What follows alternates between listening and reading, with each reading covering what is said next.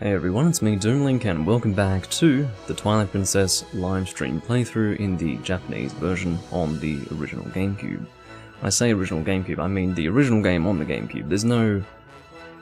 well, there aren't multiple versions of the GameCube, as far as I'm aware. There technically are. There are some GameCubes that were distributed without the component out. So I guess there are multiple versions of the GameCube, or at least two. But if you do happen to have a GameCube that doesn't have the component out, that would indicate that the GameCube was manufactured towards the end of its lifespan.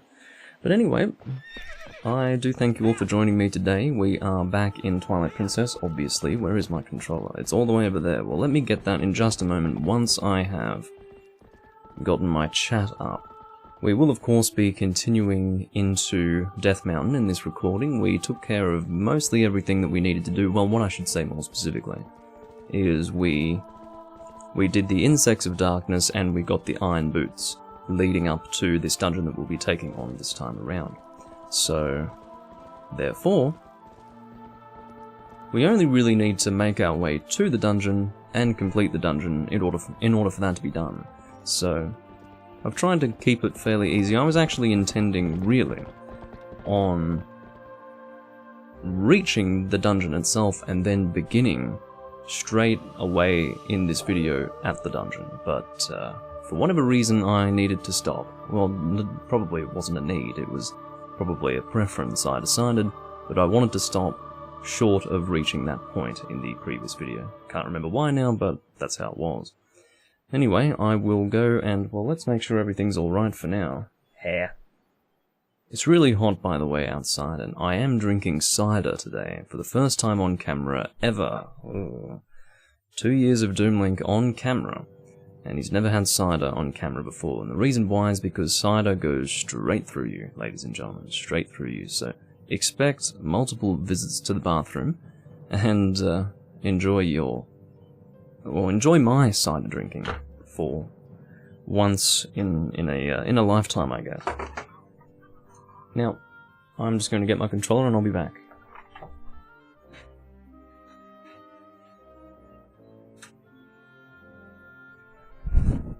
Woo. Again, I have to drop into my chair because my setup is just ridiculous. Just ridiculous. So, I'm always climbing through things. Anyway, just because my setup is ridiculous, well, rather, the fact that my setup is ridiculous doesn't really affect you guys, except for having to see me drop into my chair like a weirdo. And I would say that that's a form of entertainment, so I'm not too concerned about having a weird setup. Anyway, let's go. Entering the game. I believe we are in Kakarika Village. I would assume so anyway. Yes, we are. We are at the spring, and as you can see, we are regular Link. We are no longer Wolf Link, which is good. I do prefer to be regular Link, of course. Pull that beautiful bottle of cider out, damn it, okay. I was intending on doing that. That is routine these days, getting my drink organised at the beginning of the video. Now, I'm going to be drinking this out of my Wehen Stefana glass, or Wehen Stefan as it says here, because that's the name of the brewery, but the beer is called Wehen Stefana. But this is my Wehen Stefana glass, because it's my only tall German beer glass. I don't really drink much German beer, so I don't have... this is my only tall German beer glass. And the funny story about this glass is that I actually got it for free, because it was just sitting by itself maybe a month after Christmas last year, well, technically this year, January of this year, and I picked it up, was expecting to buy it. I was thinking in the back of my head, ooh, I might get this for free, because it had clearly been taken out of whatever box it had originally come in. Obviously designed to be shipped as a sort of a gift piece, and they obviously took out the beers that were inside the box and sold them with the glass left over, because no one wanted to pay extra for the bundle. I don't really know what the logic behind that is. I mean, just decrease the price of the bundle unless they wanted to sell the beers for a more sensible price rather than dropping down the price of the whole thing. So, yeah, English beer is pretty bad compared to German beer, and compared to Belgian beer, obviously, but I'm more of a Belgian beer drinker, personally. That's what my glasses are. Well, that's the theme of my glass collection, I guess we'll say. But, yes, I thought that I'd drink cider out of this because I always prefer to drink cider out of tall glasses. I mean, that's what most people do, right? I just don't have any cider glasses, so that's why I'm using a German beer glass. My cider today... I shouldn't even say my cider today, because that's almost implying that I'm going to regularly drink cider. I do not. But, well, at least not on camera, I should say.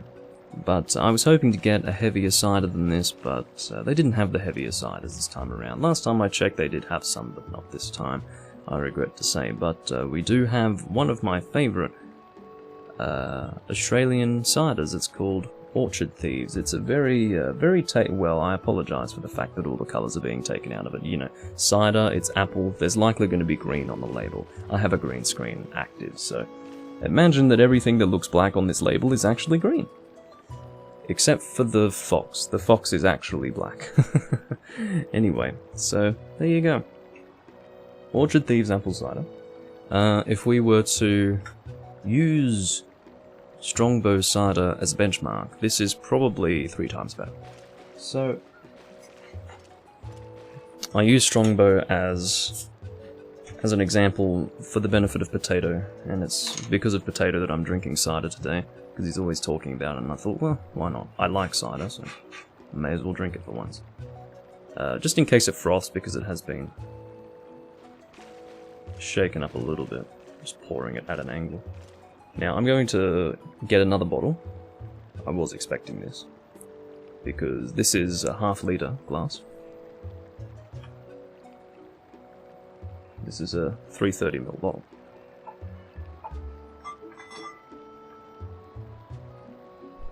What's up? Thanks for doing this playthrough, because Twilight Princess is one of my favourite games, and since I've been learning Japanese, I've been keeping an eye out for Japanese playthroughs of it, but there aren't many. Yeah, I suppose there wouldn't be. Not many people are even playing the original version these days, much less the Japanese version.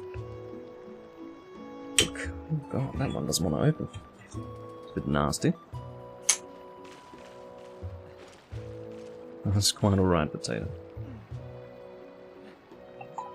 Stop you up there.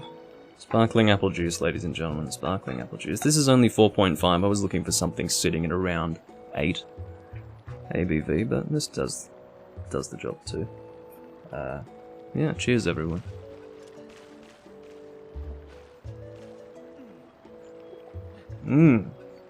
Wow, that is good on a hot day, let me tell you. People talk about lager being good on a hot day, get a grip. Drink a real ale on a hot day and you might enjoy it more. Shockingly, like shock horror, a better tasting beer, but just as refreshing. Yeah, have that on a hot day, and if you don't want beer, or rather if you want the most refreshing thing on a hot day possible, drink cider. Thank you. Now, I'm not a huge advocate for cider, but if it's between cider and lager,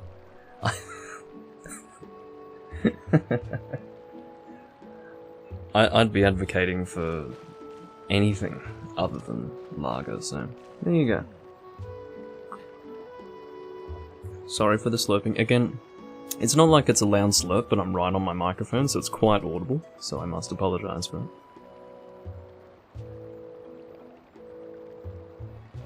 Well, I wouldn't even call this a warm summer's day, this is more like a hot summer's day, it's kind of shit. Just walking out in the sun. I can't stop drinking, it helped.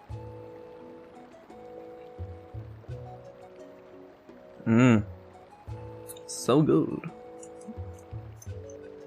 Cider is dangerous. I think what... Don't talk about that again. Microwaved lager, please stop. I would guarantee you that I would gag. I would guarantee it. I think anyone would gag, honestly. That's disgusting. Hot chocolate on a snowy morning, or well, snowy evening, I guess. Sounds very good. Although I have always wanted to try malt wine, which is what the Germans drink in the cold. It's heated wine. Presumably red wine. And sounds very nice. I'd love to try that. But it probably doesn't really get cold enough for that here. Although, you could maybe have that on a hot day, really. There's nothing stopping you. Anyway. What we're gonna do is... Why was I looking for a claw shot to claw shot up there? Do I have problems? Anyway, I can just climb here. You don't have to...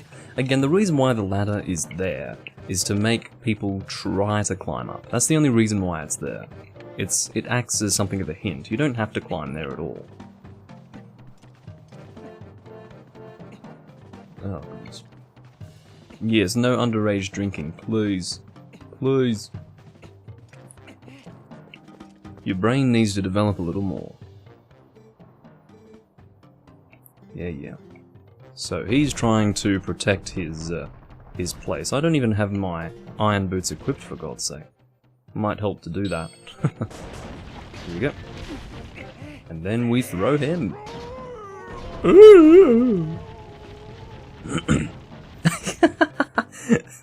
Rightio, potato. I can assure you that if you wanted to introduce beer to a person, such that they would never drink it ever in their lives, giving them warm beer would be the best way to do it. Well, some warm beer might be okay. Okay, but lager in particular would be much less than okay. Look at the angle that he rolls at just to hit me. What a prick. Seriously. How many times must I do this?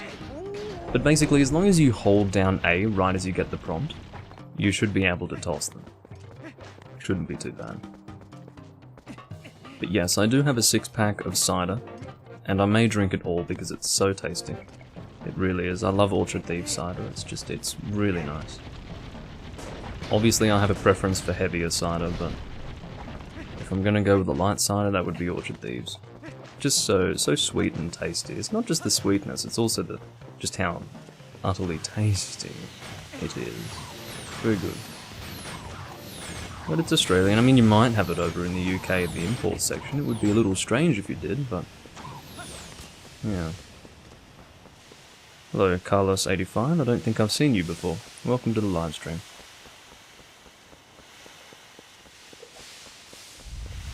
Oh, goodness me. That is going to go straight through me, I'll tell you what. Did I get the... Yeah. Just wanted to make sure I had emptied the bottle. Alright. But it works out because it'll end up being 3 glasses. So, that's about what I usually have. But in beer terms.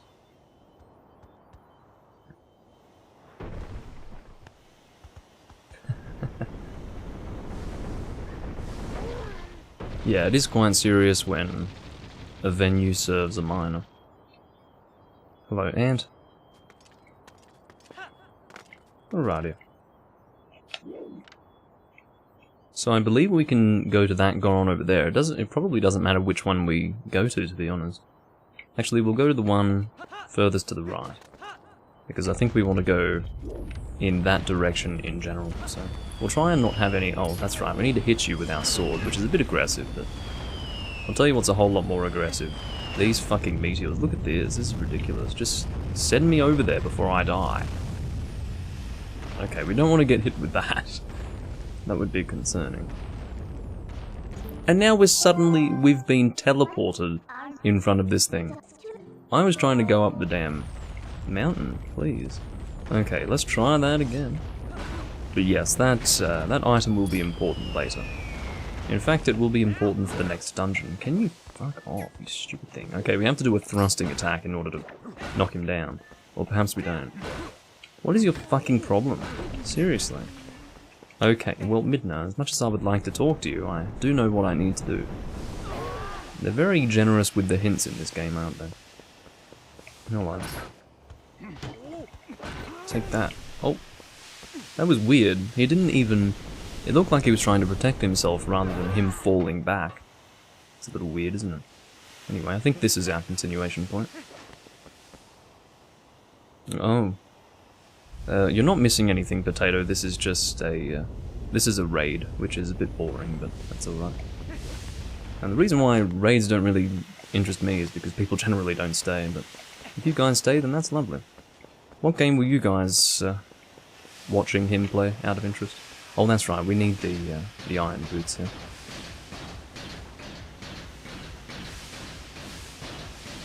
Alrighty. Yeah, I wasn't expecting that on YouTube. That's more of a Twitch thing as far as I'm aware, but I suppose I have seen it on YouTube once or twice before. We are going this way. We need to turn ourselves in that direction. Yeah, I just wonder what the streamer was playing and whether or not it even matches up to what I'm playing here. I suppose it would have to, wouldn't it? Because they're not going to be playing, I don't know, Apex Legends or something like that, and then they're being turned over to a Japanese Twilight Princess stream on the GameCube. That would be quite strange, so I'm guessing there's a crossover of some degree. I don't have any way to recover my health, except this heart on the ground here. That works out rather well, actually. But, yeah, I don't have any potions, no fairies, of course. I didn't actually manage to get a fairy before the first boss, actually. I was breaking things in front of the boss door, and I didn't get any fairies. It was quite rude of the game to not give me any, to be honest. Alrighty. We are almost at the beginning of the dungeon, from memory. You would think that my memory would be... Oh, come on, I was hoping to get in there. But you would think my memory would be quite good, considering I only just did the HD version. Oh, well. Okay, I was hoping to get these barrels. Here we go. Got some hearts. Come on, there we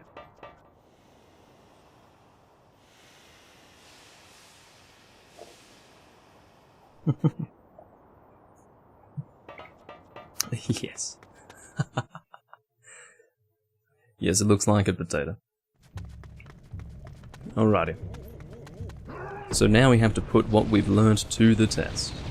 To the test. Whoa. Yamero. Man with loincloth walks in. It's kind of strange how he walks. It's almost with those massive tits hanging out, as well as the way he sways his hips, plus the loincloth, makes it look like a bit of a strut intended to sexually entice me, which is a bit concerning. I would doubt that, obviously. Alrighty. Thank you for covering those. I really didn't want to see them anymore. Oh, Link's upset that he covered them. I wanted to keep looking.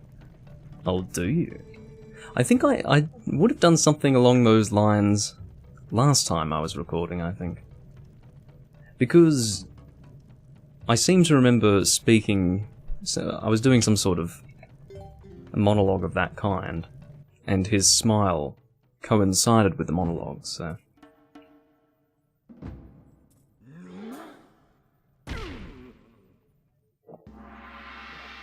Oh, goodness.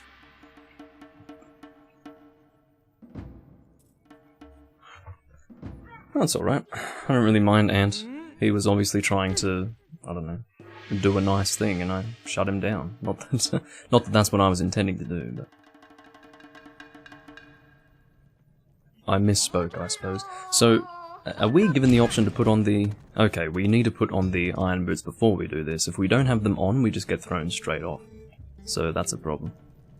I will put them on and then talk to him again. Now, of course, this is going to be... I believe this is in 2 rounds, or is it not? This might be one single round, but either way it's going to be much harder than what we did to acquire these boots. And I haven't really worked out, I suppose, the technique in order to do it consistently. It seems that I just keep doing it over and over and over again until I happen to get it right. It's a little annoying. But anyway. I don't really know any Japanese at all. I just, I pick it up over time, over a long period of time. I do intend to properly learn the language at some point. It's kind of... The time where I'm going to properly learn the language will approach soon, but... will soon approach, or soon arrive, I guess. But, maybe this is the starting point. Playing games in Japanese so that I can make sense of what I'm looking at. Here we go. Ooh, it would be nice if I did it first try, wouldn't it? Oh no. See, now, I don't know if we can avoid... No, see, even if we go to the opposite side of his arm, we still get hit by it. Oh, shit. It looks as if I just took the hit, but I was trying to wait for his strike and then move to the side. Because maybe that would... and then he turns away from me. I'm sorry. Have I disappointed you?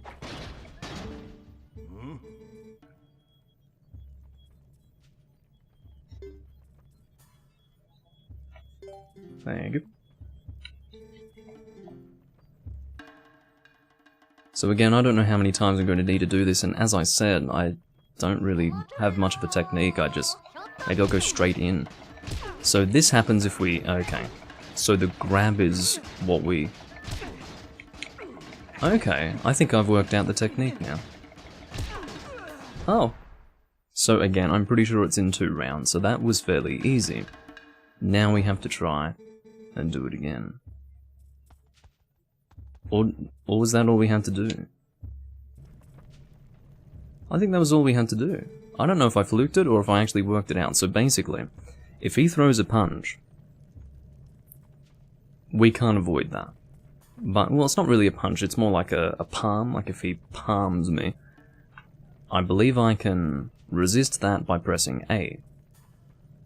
In other words, I can't avoid it by moving to the side. And if he wants to do a grab attack, we will end up bumping into each other, which would give me...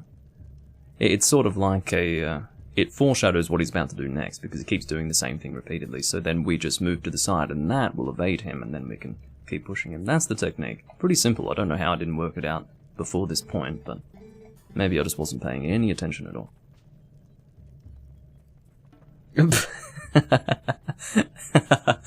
Oh dear.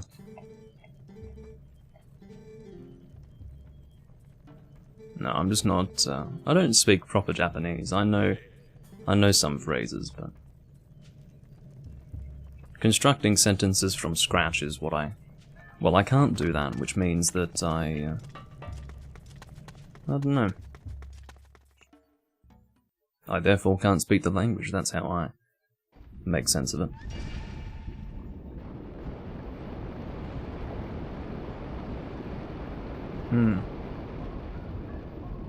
I love this beverage, I really do.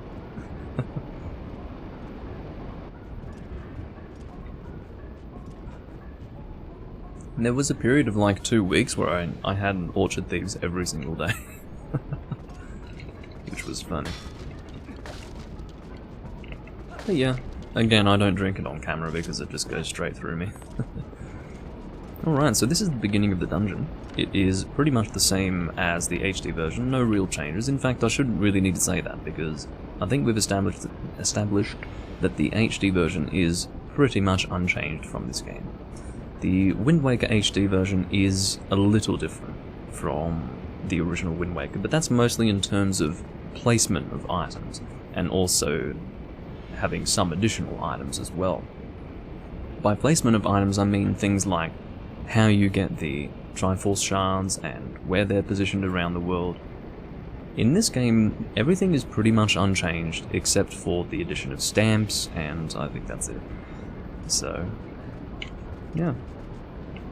I guess that means they just didn't feel the need to be revisionist with the HD version, which is good. The thing that struck me about the Wind Waker HD version, and I've said this before, is that Wind Waker... Excuse me. God. It's cider, there's lots of bubbles. The thing about Wind Waker, the original version, is that it was at the time the easiest Zelda game, and probably still is the easiest Zelda game. It's a very, very simple game to play through. And yet, the HD version, it seemed the changes that were made were in the interest of making it easier. Well, perhaps not in the interest of making it easier, but that was the effect that it had. Those changes resulted in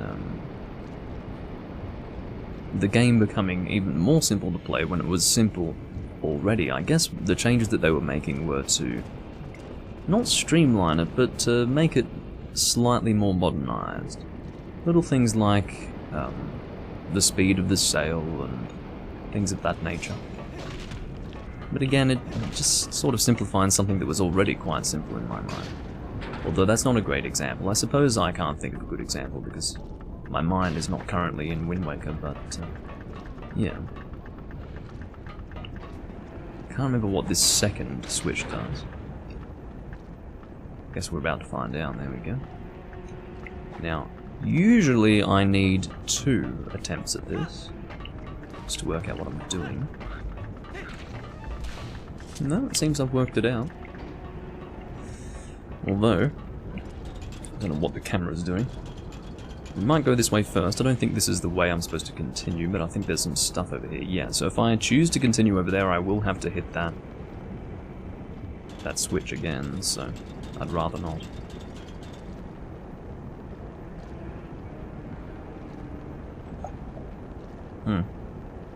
Well, I will tell you that the HD version is a little disappointing in that it does have camera issues. Oh shit. But yeah, the HD version actually has problems with its camera. There will be times where your camera just starts glitching out ridiculously. And in my opinion, an HD version, a modern HD version, it was released in like 2017. Or, no, it was 2016, sorry. The Wind Waker HD version was in 2013, but a 2016 HD remake, 10 years after the original, should not be worse in any way. It's not good enough for it to just look better. That's not difficult to do, because you've got modern technology. It's a modern resolution, easy. But for it to actually perform worse as a game, and for the experience to be generally worse, in my opinion, is just not, it's not acceptable. In other words, what you can do instead is just increase the resolution through an emulator. And by that I mean play the original game. That always happens, for fuck's sake. You have to do this much faster. Ooh. Yeah, you can see I almost missed it. I don't know if I'm going to be missing anything here, but I don't think I'm going to be doing 100% in this game anyway. So, I mean, I doubt there would be a piece of heart over there, but you never know, there might be. I just can't remember there being one. This is assuming that I did actually miss anything over there, but I felt like I was very focused, sort of tunnel-visioned into going this way, without fully checking to see if I had taken care of everything over there first. But, again, I'm not really too concerned. It seems that what we need to do here is actually... Oh, is that a golden bug? What the fuck? No, it can't be. That must be an ember flying around. Yeah, it's an ember. But it had the golden appearance of a golden bug, I don't know. It's a bit odd. Anyway. It seems that, yeah, we do need the iron boots. It looked like it was slowly moving down as we were stepping on it, but the iron boots were indeed needed. Alrighty.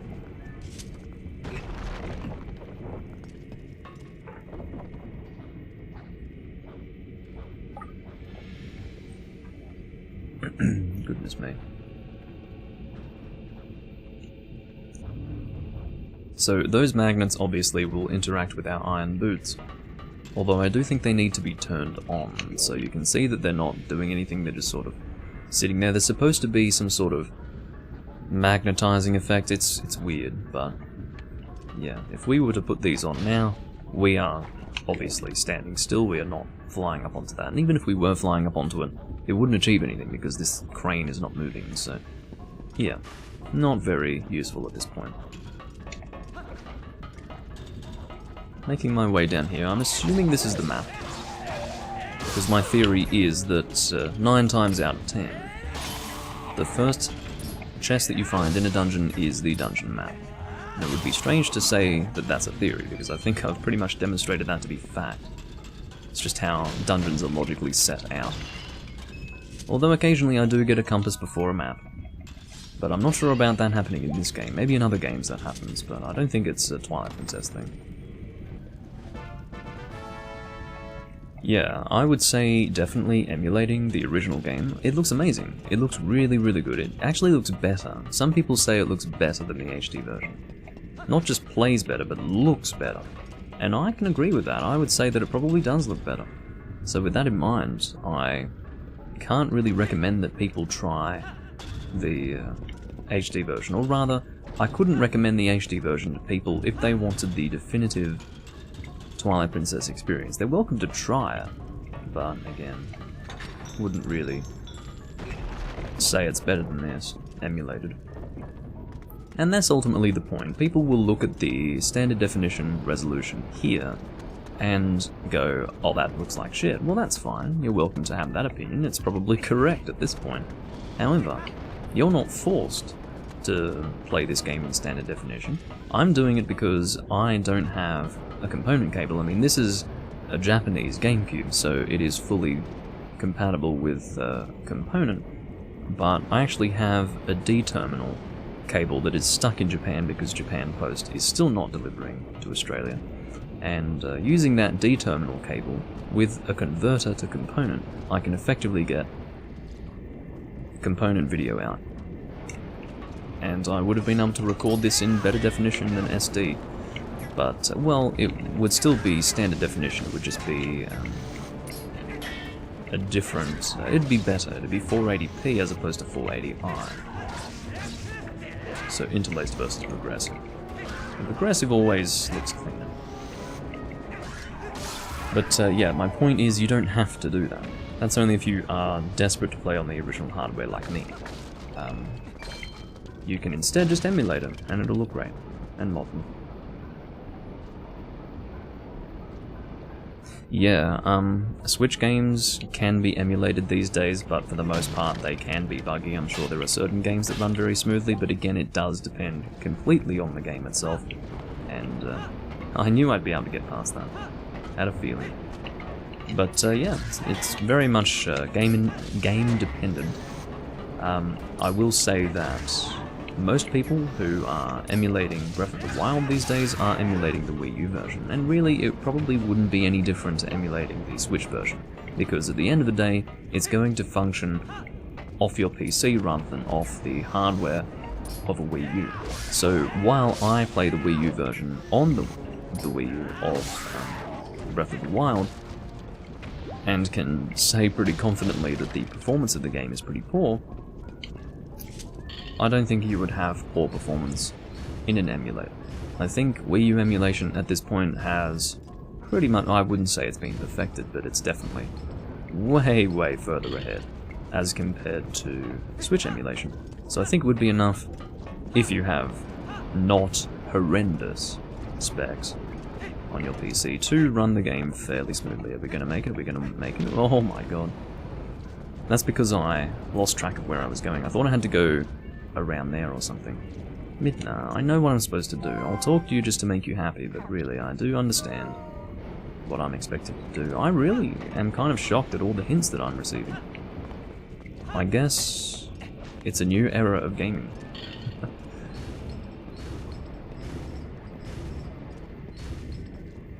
I just bought it from Japan. I bought a Japanese GameCube and I bought the Japanese game. For the entire time that I've ever been on the internet, again I'm going the wrong way, I'm such an idiot, oh my god.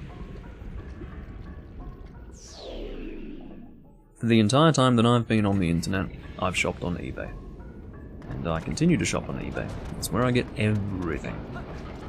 Except for music related items. I buy albums and CDs and such on Discogs. As collector's items, that is to say, not... that's not that I consume music with physical media. There was a time when I would listen to vinyl records and such. I do have something of a collection. But, no.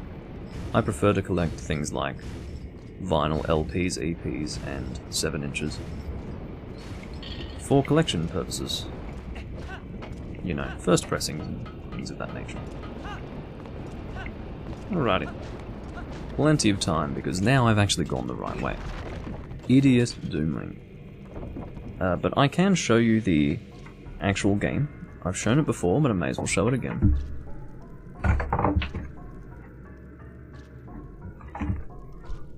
This is the game, the Japanese version of the game. It is a much smaller case, because it is designed to actually fit the smaller size of the GameCube disc. But it's basically a slide-out case. It's like an outer cover to reveal that. That is the case, or rather the front cover that we are all familiar with. It is a plastic case with the manual as the cover there. And that opens out to what holds the disc itself. So, that is what Japanese GameCube games look like. Much, much nicer than the full-sized cases that you get internationally. Again, I'm sure there's a reason why they had full-sized cases, maybe because it was easier to manage in game stores, but for me, it makes a whole lot more sense to have a smaller disc in a smaller case, which is exactly what the Japanese did. Pandora's Tower for Wii, that's very interesting, because I remember seeing Pandora's Tower in stores when it was new, and I remember making a note of it to actually try it out, and I never did. And I think it's like a 2010 game, something like that. Let me actually check right now, because I'm interested. Yeah, Pandora's Tower, I don't know anything about the game. All I did was look at the cover of the game, and I thought, well, maybe this would be interesting.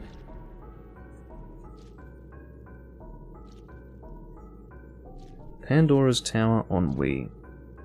It's a 2011 game. I do remember it. I'm trying to get a look at the cover of it. Yeah, I do remember this. Okay, well, yeah, I could definitely try it. I would say that I'd do a live stream playthrough of it.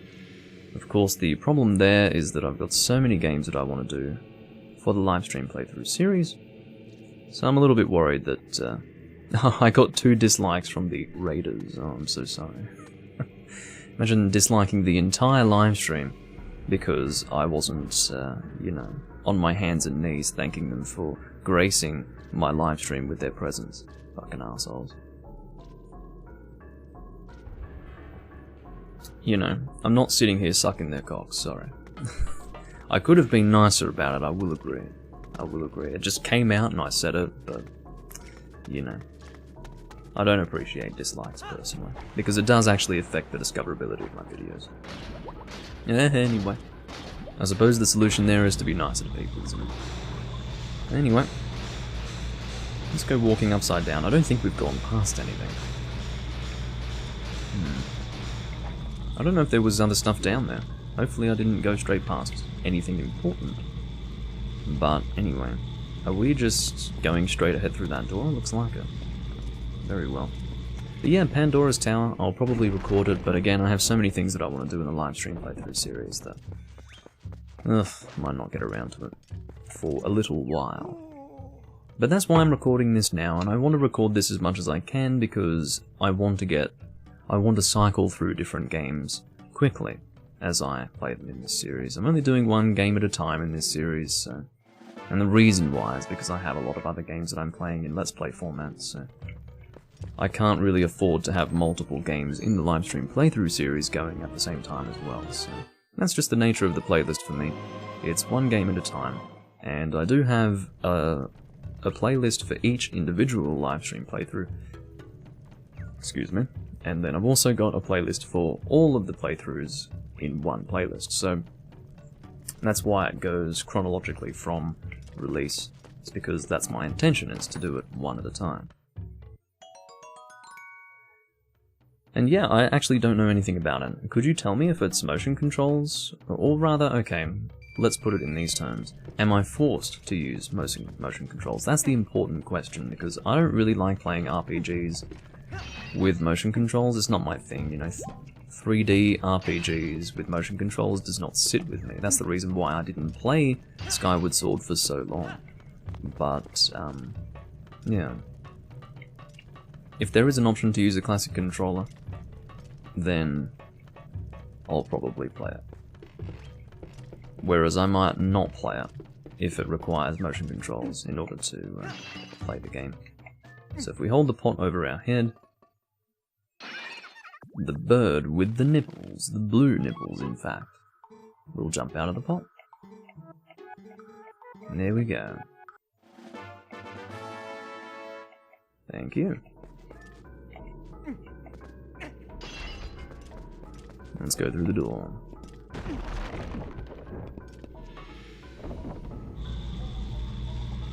Okay, now that we're at this level, we can actually go to the other side. We don't have our bow yet, do we? We actually get the bow as the dungeon item here. Although we can probably knock them off with this. Let's give that a try. There are motion controls in combat. Well, that's a concern because... Okay, I can't knock them off. That's a concern because, again, it doesn't sit right with me. I was recently playing Final Fantasy Crystal Chronicles: The Crystal Bearers, but I hate that. I just wanted to play that game again after not having played it for a very long time, just to give it a try, but I don't want to make a habit of playing motion control RPG games. It just doesn't really work for me, personally. Alright. There you go. I've got, well, you can actually see my rupee count almost. It's 267. And I believe it is a maximum of 500 that I can hold at this stage. And from memory, there are only 2 wallet upgrades. We go from 500 by default to 1000 when we get the Giant's wallet, as I believe it's called. May or may not be called that. I can't imagine it being called the Adult's wallet because well, I don't know if we are an adult here. We're definitely older than we were in the games where Link's a kid, but I don't think we're an adult. Anyway. Hey Burpee, good to see you. So, is it possible to use the classic controller? I would be happy to do a little bit of motion controlling, but I'm quite sure that... Then again, yeah, you do have the Wiimote. I've never had a situation where a game could only be partially played with a classic controller. It's either you can play it with one or not. So, while technically the Wiimote is connected to the classic controller, that's the way in which you connect the classic controller to the Wii. You do it through the Wiimote, but I can't imagine doing this business. You know, you're holding the controller in this hand, and then you're swinging your arm around like a dickhead. I mean, that sounds quite unrealistic. But it might be the case, I don't know. I certainly haven't explored... Oh, fucking hell. This is really crazy. If you look forwards, you can actually get an upside-down perspective of where you're going. Which I kind of wish was the case. I wish that I could see from this perspective in the third person. But I can't, sadly. And it really messes with your perspective here, for example. Hey, Ron. Alright. I'm trying to work out where we need to go. I do... Oh, that's right, I do have the mini-map. I always forget that. I've actually got a mini-map to check, but... we may as well head in this direction, because there's actually a chest over this way, I think.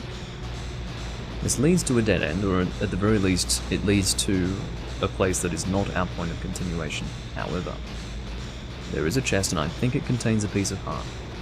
I'm not desperate to get all pieces of heart, but I would really rather not... I do intend to, not on camera, but eventually make this quest log 100% completed.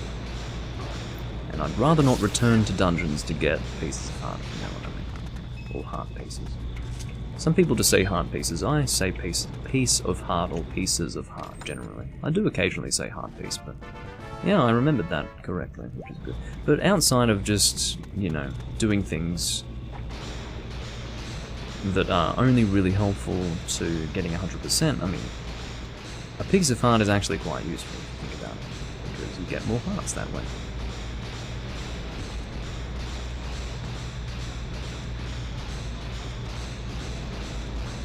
Well, a mix of Metroid and Zelda sounds good. But, by the sounds of it, if it does actually only... well, if it doesn't support the exclusive use of the classic controller, then it sounds like the only thing really holding it back is the motion controls. It sounds like a great game outside of that. Which is a real shame. There's no reason why a game should be subject to a gimmick like that. It's a real shame. Because obviously, third-person RPGs are designed to be played with a controller. I'm sorry, it's just how it is. You can play with a mouse and keyboard if you really want to, but controller is the way to go. And swinging your arm around like a dickhead and using a single analog stick in your free hand is not an option, really. It's only an option if you want to do gimmicky things. As I've said many times in the past, there's a reason why Nintendo didn't continue with that idea of the whole Wiimote motion control thing. It served its purpose when it was a novelty. The novelty wore off, people lost interest, and Nintendo knew it. So they stopped wasting their time with it.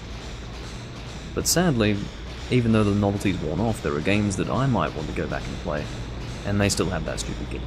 So, unfortunately, I can't change the past, and tell these people, no! Don't force us to use motion controls. Definitely give us options. It's always harder, you know, because it takes more effort. Imagine putting all this effort into motion controls and then, let's say, 80% of the people playing the game don't even bother with them. It would be annoying, right? So that's why they make it motion controls only.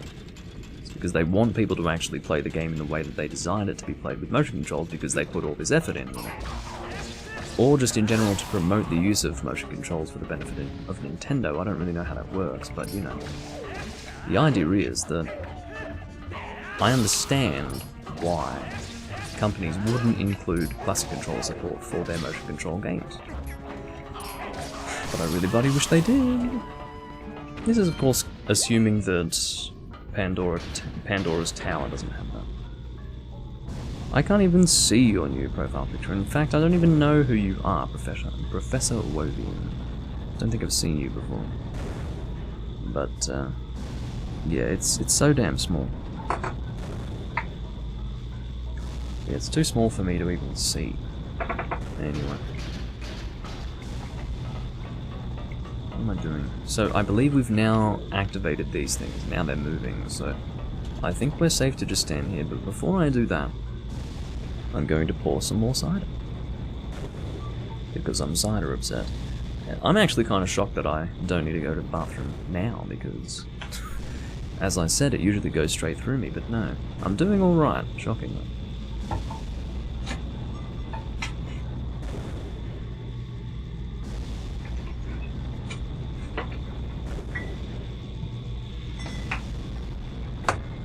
I'm sure it's going to hit me like a ton of bricks, or maybe the better analogy would be a tsunami.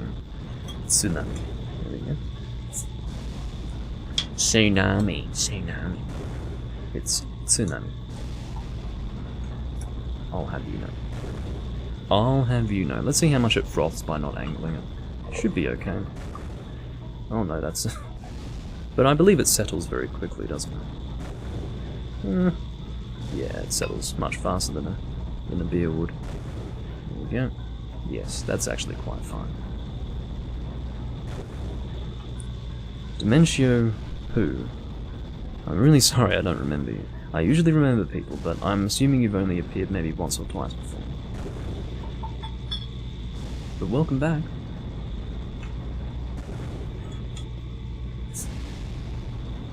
Why is this one so hard to open? Like, these bottles, like, I don't know if you can see the angle at which I've... No, you can't really see it. I'll put it next to my head, so maybe you can see the angle of it. No, you can't. But basically, I pull it at such an angle and it still doesn't fucking come off. It's quite concerning. Anyway.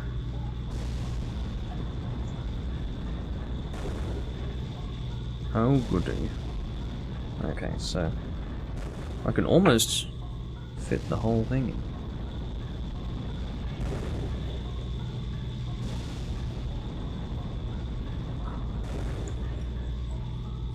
Excellent. I wonder if you can hear the sound of the bubbles. No, probably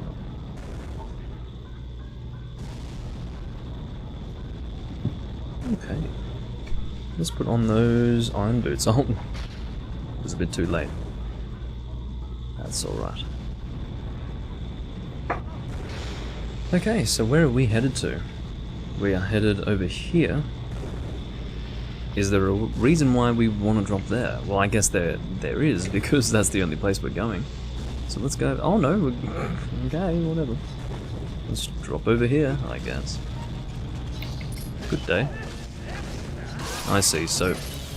Yeah, once we activate this switch, we will likely want to return to the center of the room. See what this does. I'm guessing this activates another crane? Yes, it does. And looks like we don't have to backtrack to the way we went.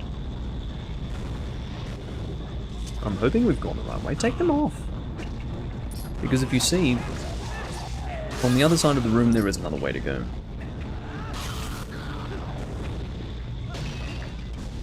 Here we go.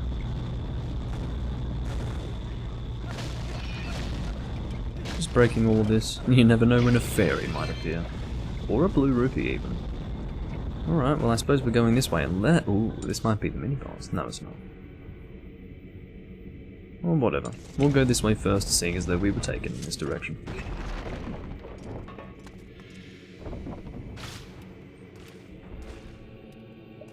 Ah, right. You're the one who was ranting about Breath of the Wild.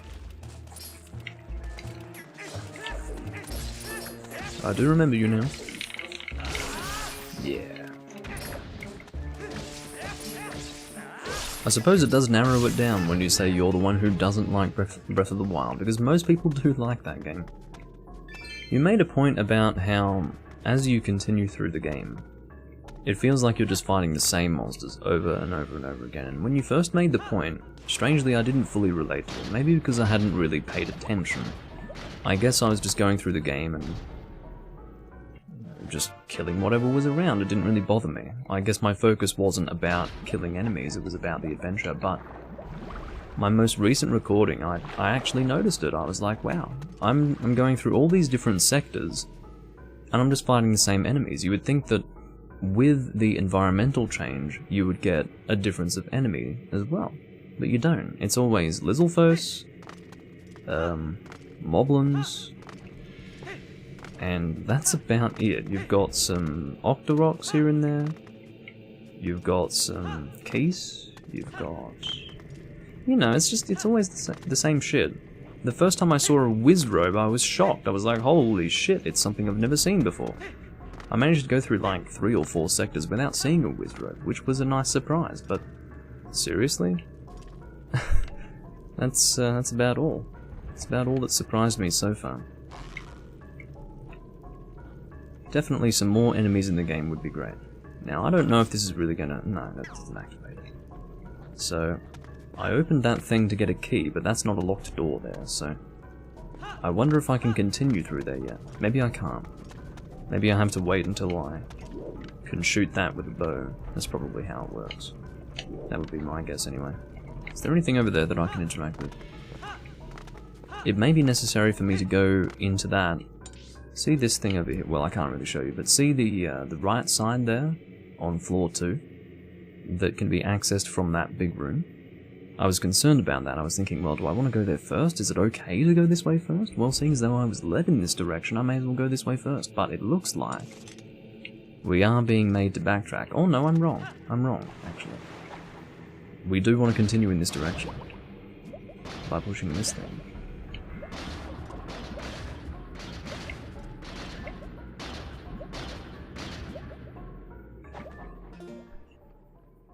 Whoa. I forgot that I'd filled my glass and I went to grab it and I'm like, whoa, that's heavy. Do you ever get it when you go to pick something up that you think is light? Something relatively small. And then your arm's like, whoa, what the fuck? Because you're not even putting any effort into it. And then it's like, oh god, that's heavy. It's almost, you get this feeling like, shit, I'm glad that didn't slip out of my hand or anything. Could have happened. Would have been a fucking mess. Hey Milkshake, I never see you around anymore. Good to see you back.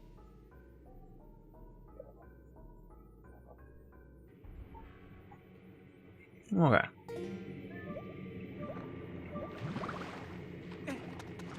Now,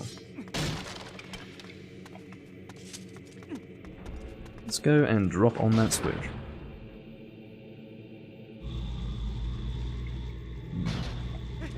Looks like that's where we have to go. There's nowhere else to go. Throw on the boots. And off we go. Up to this higher level.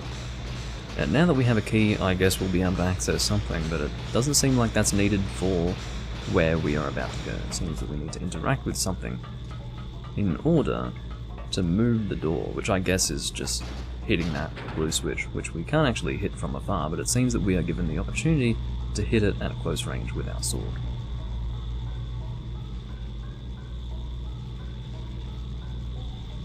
I believe Cyberpunk launched a little while ago. But if you're that desperate to play it, if you want to know, Potato, it's extremely buggy. They're releasing a 100 gigabyte patch for it. Did you know? 100 gigabytes for a patch. Blows my fucking mind. But that's what Jenny told me in my Discord. Bit shocking, to say the least. Cyberdick 2077, says Jenny. Yeah? There you go.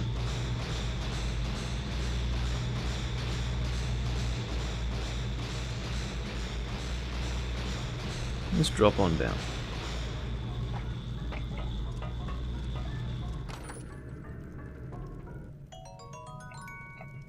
Alrighty. Oh, it just launched in the UK. Enjoy your buggy video game, Potato. Enjoy it. I hope you have the time of your life.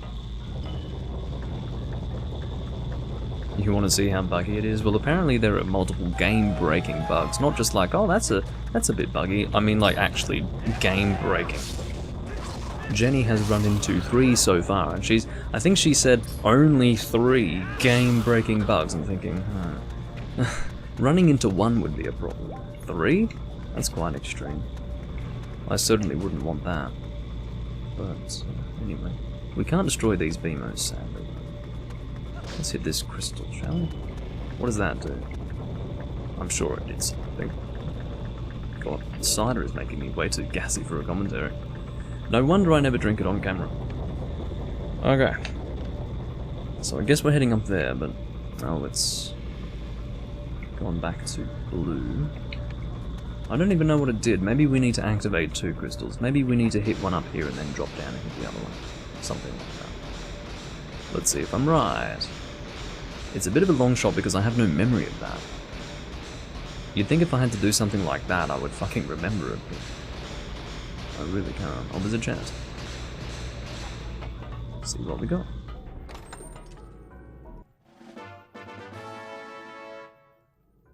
That's nice to hear. Fine Italian wine. That sounds very nice. We got a second piece of harm. I'm actually kind of shocked. Oh dear. I remember everyone was quite concerned when they changed the heart piece system in this game to 5 for a single heart container. And I was kind of concerned as well. But I guess they make it so that there are more heart pieces around, and we can see that quite evidently, given that we've just received 2 randomly while playing through this dungeon. It's pretty good. Pretty good in the sense that I'm actually getting them and not missing them, because I did say that I wanted to get them. But,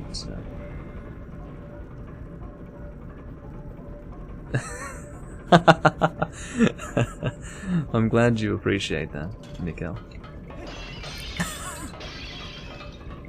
Yeah. It's, oh shit. I was hoping that I wouldn't overjump that. But, yeah, I appreciate why that would be funny and enjoyable. But it's just the way my voice is, I guess. Oh.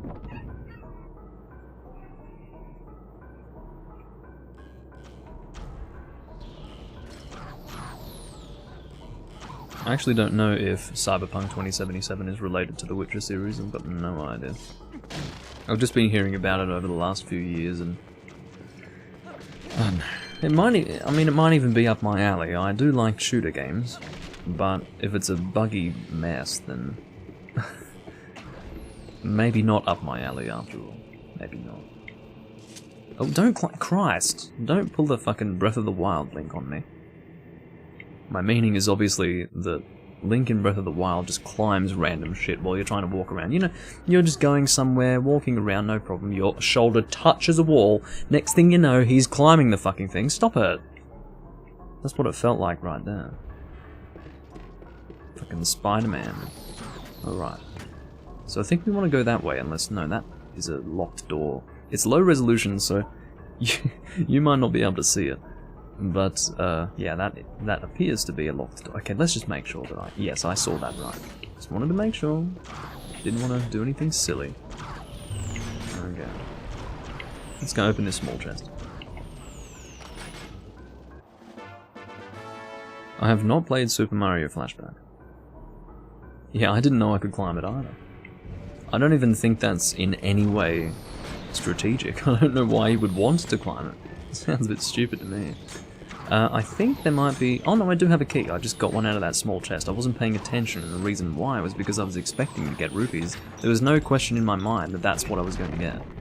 But I didn't get that. I got a key instead. And as I said, it's a little confusing because sometimes small keys are in big chests, and sometimes they're in small chests, and I wish they could be consistent with it. I don't know what the purpose behind sometimes having it in a big chest and sometimes having it in a small chest is, but that seems to be the way they want to do it. So power to them, I guess. I just wanted to check what's down here. Just want to see if there's anything of interest. Doesn't seem there is. At least not yet. Do I want to drop down there and maybe get something? Let's kill these Tektites to start with, because they're bothering me. What I'm going to try and do in this video, guys, is get through the entirety of this dungeon and then do everything leading up to the Lakebed Temple, without actually starting the Lakebed Temple. That's my intention. I mean, that's going to be the idea. Previously it was... the video would start with everything that I need to do before the dungeon, and then I'd do the whole dungeon and then stop there. But I've sort of set it up a little differently this time per video, in that I begin straight at the dungeon and then do everything leading up to the next dungeon and then I stop. So it works out well because it's a little different to what I was doing before, and if anything we need some variety because... or I need some variety at the very least, because I'm doing the HD version and the original GameCube version back to back, so there you go. What are we doing? I guess we're jumping across here. Very well. If that is what you desire, game.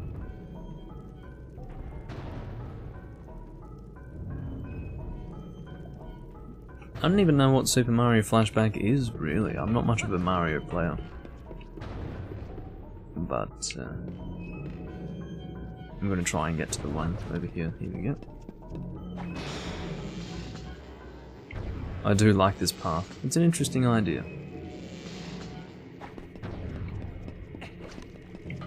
Okay. We didn't miss anything, did we?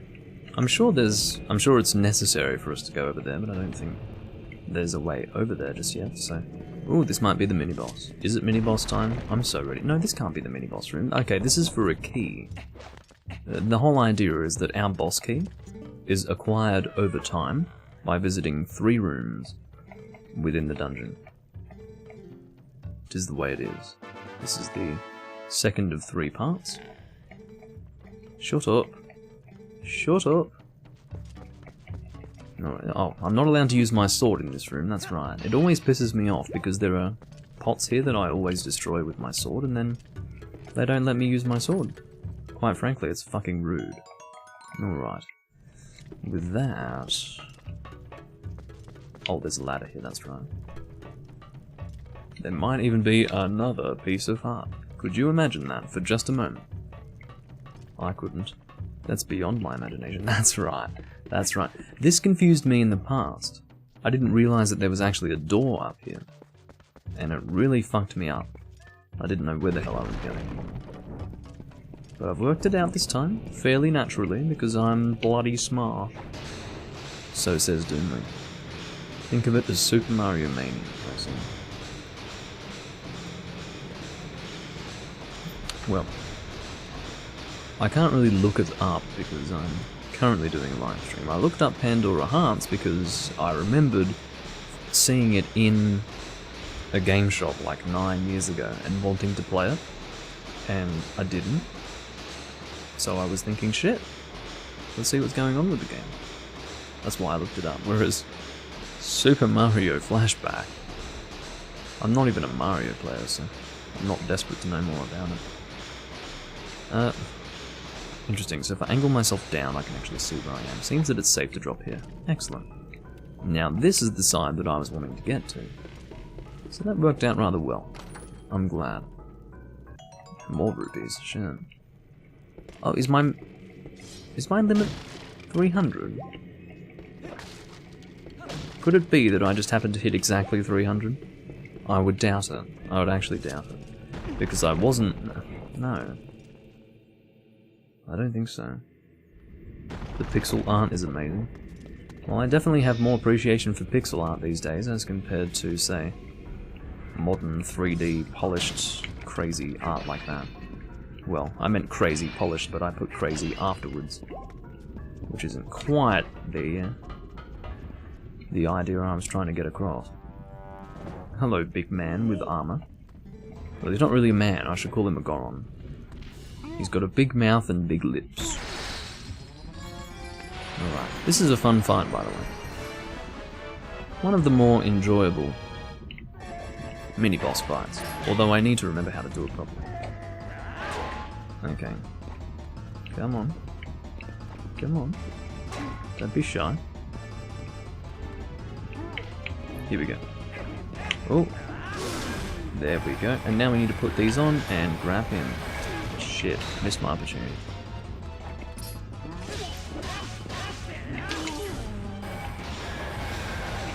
And we want to try to throw him off the edge if we can. Sometimes you can throw him and not get him over the edge, which is annoying.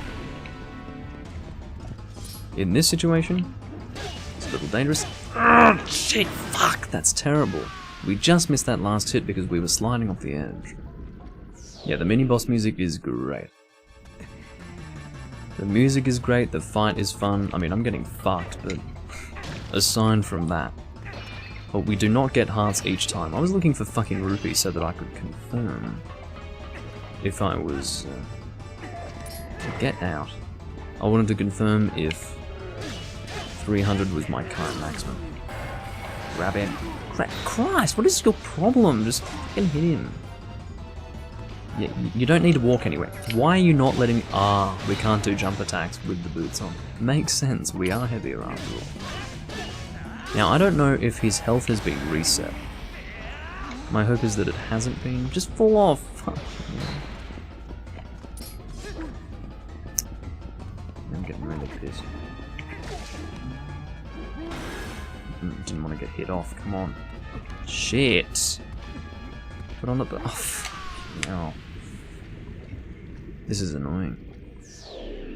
Oh, goodness. Get your boots off. Am I being given more hearts? I hope so. No? Oh shit! That's a problem, guys. That's a serious problem, and I hope you realize how much of a serious problem that is, because I'm probably gonna fail this. To the extent where I actually die. Grab him and then throw him. Now, again, I'm hoping that he hasn't had his life reset each time I've died. I'm guessing that it hasn't, because that's not really how it works. I fall in the lava, so I return to where I was before, but it doesn't reset the instance. It's really dangerous to do. Don't do it. Stop, stop, go, get out of there. Don't even do it, dude. Don't fucking risk it, please. Put the boots on. Get out of there. Go, go, go, go, go, go, go, go, go, go, go, go. Just get back into the middle. You're not falling again. We're not allowing this to happen. You've actually got no more health. Grab him, grab him. Grab him, idiot! You don't have the health for this. If you fuck this up, this should be the last attempt. Or the last try. Go, go, go, go, go. Try him off? Of course not. Of course that wouldn't work. Sounds about right to me.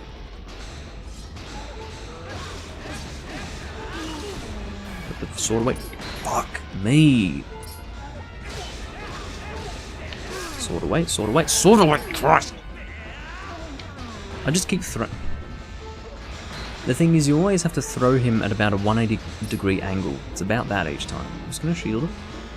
Oh, it's straight through the shield, whatever. Quarter of a heart left, guys. Quarter of a heart. Is this the fucking moment of truth? Come on. Are we gonna fail to throw him off again? Again! Again we fail to throw him off. Just delightful, really. Just delightful. Can I try to throw him a different way this time? Pick it up, for fuck's sake, I'm dead. Ah, shit.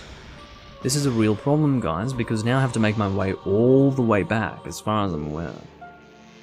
And I'm going to need some more health, because I don't know how I did this last time, but I didn't have this much trouble.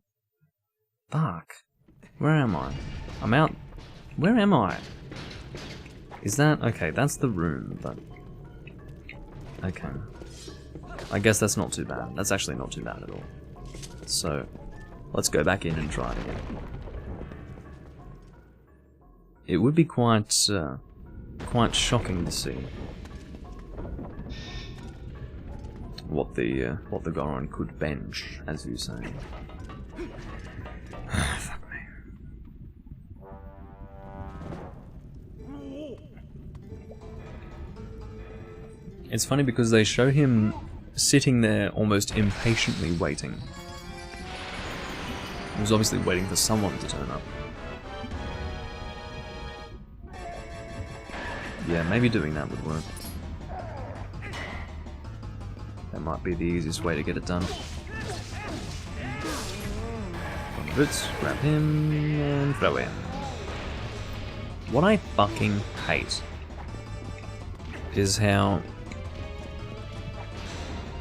he doesn't get thrown off each time I do that. It's really frustrating. Alright, come on.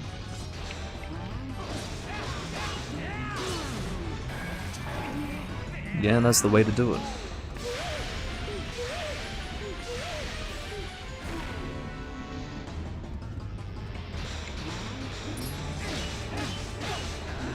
You say stay in the middle always, but that doesn't seem to be helping me at all.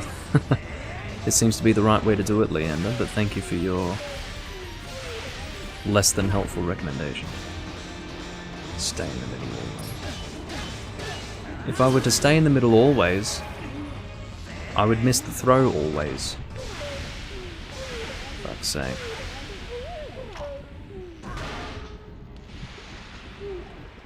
He looks so stupid when he doesn't have his helmet on anymore. Alright. I guess what it comes down to is that he looks like a sad onion. Look at his head. I'm a sad onion.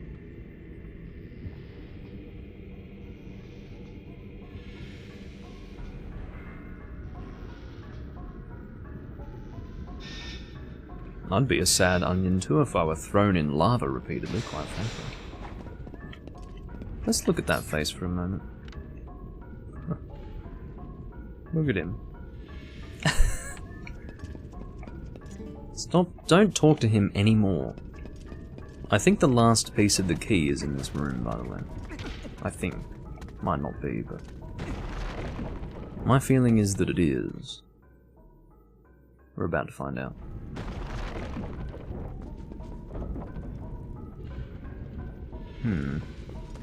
Well, it's not this room, but it might be an adjacent room to this one.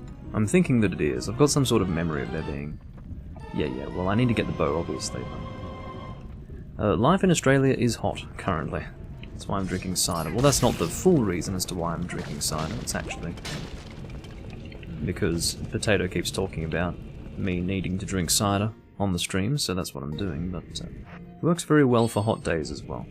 Yeah, it's fairly hot. I mean, it's not ridiculously hot today, it's just hotter than it has been recently.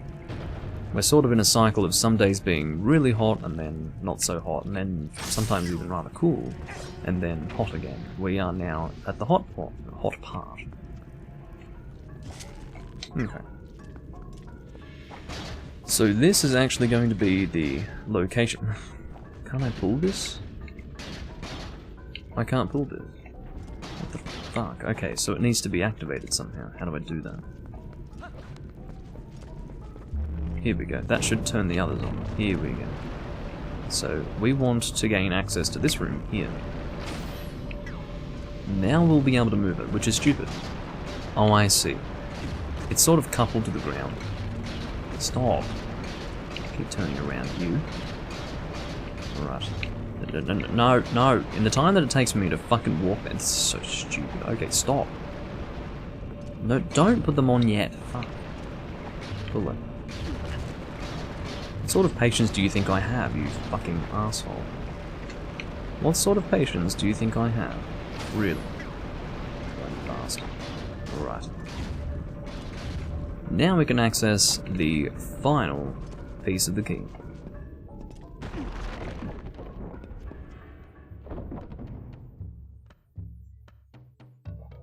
I think it's probably in game manuals and like in magazines and things like that. I don't think they need to look through the game asset files to find the names of the monsters. I don't think they're really hidden, it's just they're not displayed in-game. So... but if you target something, Midna might actually say what it's called. It's possible. Because that's how it was in Ocarina of Time and in... I believe in Majora's Mask. Piece of help? Okay. I was going to be quite shocked. Okay, it seems that 300 is our limit, but I believe it goes to 1000 afterwards. Anyway, I believe that's all we needed to do here. we've got the key that we need to access the boss. Very linear dungeon, very linear.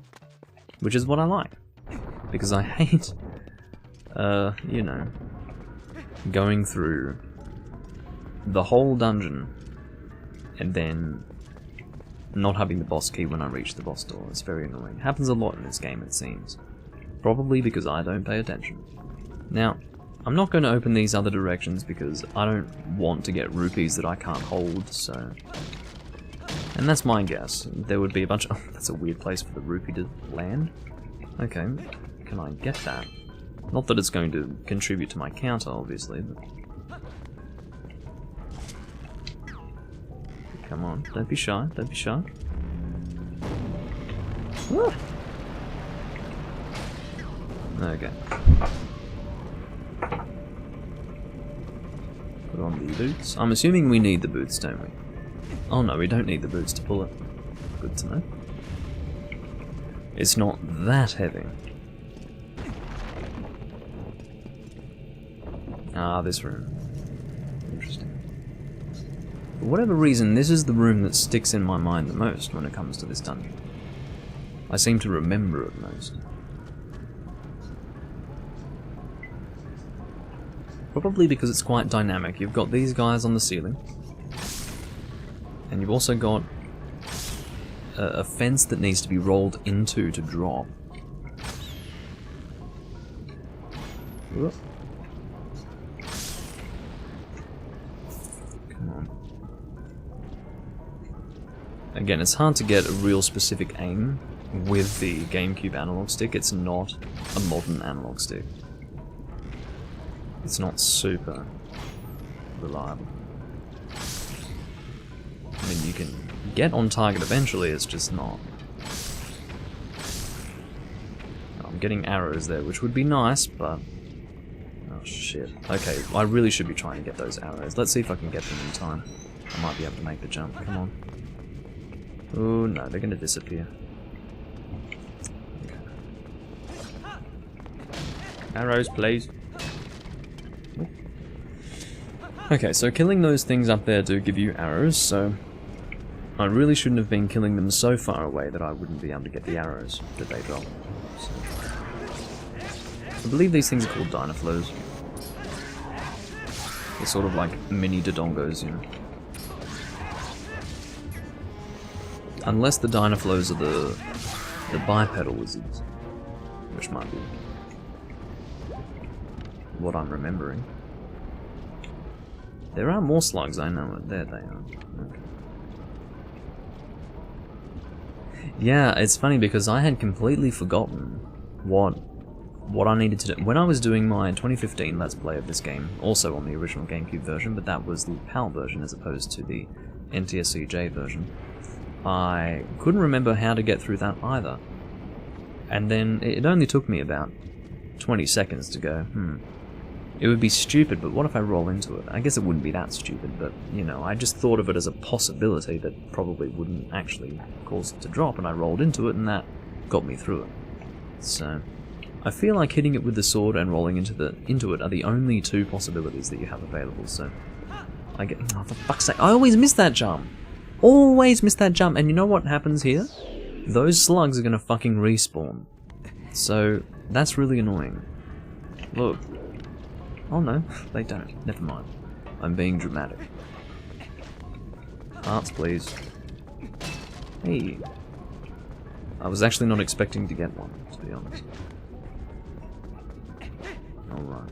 Let's jump on it. Basically, you need to be you need to be directly facing the flat part. Alright. Arrows, please. Excellent. That's what I want. And I love that the sound is the same as the item pickup sound from Wind Waker. One thing that I have to say is that Wind Waker had great sound effects. It might not be the exact same sound effect, but it's definitely very similar. Oh, fuck off. I'm trying to hit the tail. Fucking hell, I know it's possible. I know it's possible. It's just hard to be bloody accurate. You dead. Give me hearts, thank you. Alright.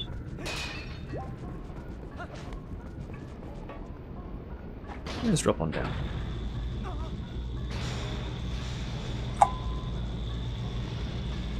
Wow, that was a bit of a splash. Cider drinking ASMR, as they say. Again, I don't know what the fuck ASMR is, or why it's even a thing. Like, what is that? This is... okay, I understand the concept. I understand that it's, you know, relaxing, whatever. That's great. But... there's nothing relaxing about some of the things that people do ASMR of. It's just stupid. I don't know what ASMR even stands for. Is it like atmospheric recording? I don't know, but to me, something that would fit within the category of ASMR is the sound of rain. That would be really nice, but it seems like recording anything in a microphone is suddenly ASMR. It's really fucking weird. I don't understand it. Someone needs to explain it to me. Like, me eating a fucking sandwich is ASMR, apparently. No, it's not.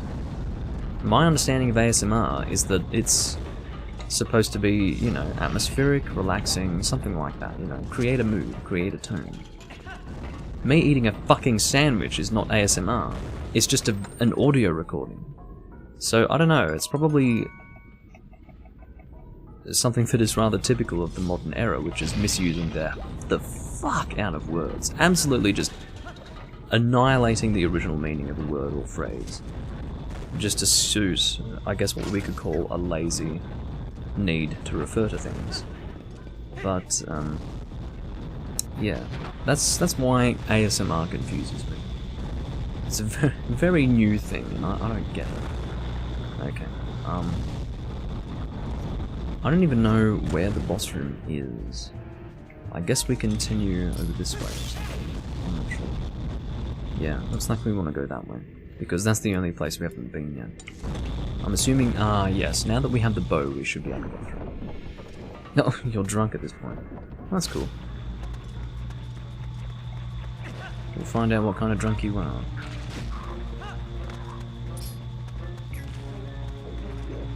There's nothing good with a little bit of inebriation. Ah, yes. I was a little bit confused as to where the hell I was. I didn't really realise, but... come on, get on the fucking thing. Now. Let's head on straight through. Or head straight on through, depending on how you would want to say that. Oh, okay. Catch you later, Mikael. I hope you enjoyed your wine.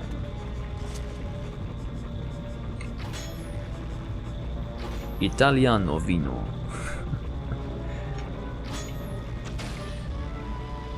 Fuck! Thank you.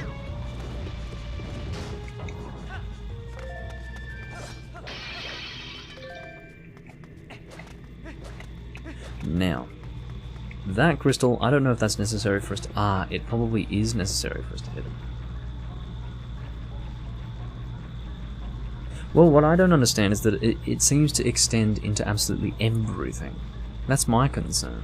Yeah, it makes sense that you could refer to rain as ASMR in the sense that it's atmospherically relaxing, but what's so fucking relaxing about some of this other shit that people record? Like, anything, any sound that is created in this world is recorded under the classification of ASMR today, and I don't fucking understand it. Like, there are people who, for a living, I swear to fucking God, for a living, will get a microphone and record anything and call it ASMR.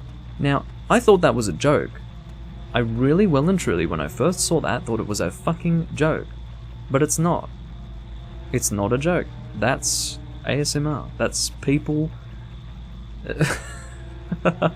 that's people doing something that there's a demand for. What? It's really weird. I don't even know what that crystal's doing. I can feel my controller vibrating. What is going on? What does that do? Oh, it opens the door. I see. That way we're not forced to stay here. Okay. That means we can just continue on. I'm glad. I was really concerned about that crystal. I was like, what the fuck is that thing doing? It turns out that's just to let us out.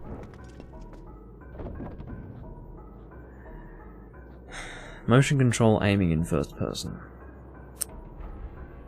Okay, I guess that's fair, because you are more accurate. But I think the solution there is the gyroscope function of something like a Wii U gamepad or a Switch. That would be the solution at that point. Because it's the sensitivity of the movements of your hand at that point. But you still have the full functionality of a controller in your hand. That's basically the... I guess in that way, motion controls did remain on the Wii U and the Switch. And that's the way they should be.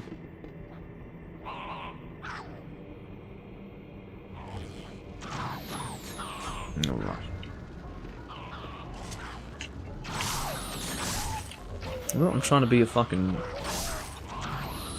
marksman here. Come on. Yeah. Anyone else? Anyone else? Huh? Yeah. You've got some shit accuracy, my friend. Ah, there's another one. You can get out of here. Alright. Anyone else? I think that's everyone. Okay. With that, I think we can move on. I believe we can go into the water, and the ultimate point is that our continuation point is off to this side, and if we can get on land, which I think we can, well technically we can, no, I think that's rupees over there. There's a chest under the water, but I think it's rupees.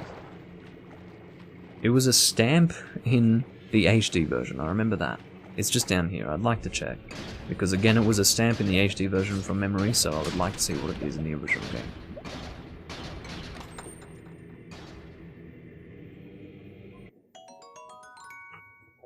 But yeah, the gyroscope functionality is basically the perfect implementation of motion controls, in the sense that you're not forced to do everything with motion controls, but it is still ultimately a part of the same device that you would use to control the game, like you would with a controller. In other words, integrate it in the fucking controller. And that's what they did, and it works well. I can't shoot a bow here. Where do I stand? Seriously, where am I supposed to stand for this? I can't even remember. Must be a way. Let's work it out. I believe in myself. My name is Doomlink and I believe in myself. I identify as a person who believes in themselves. Oh, there's the ladder right there. Let's not drop in the water like an idiot. Let's climb the ladder. Yeah, get up it. I'm not that good.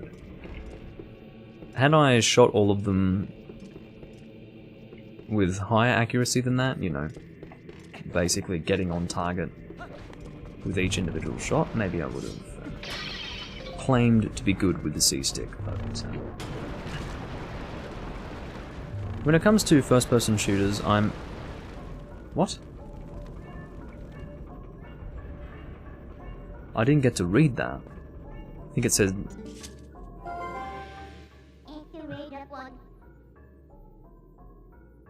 Oi, oi.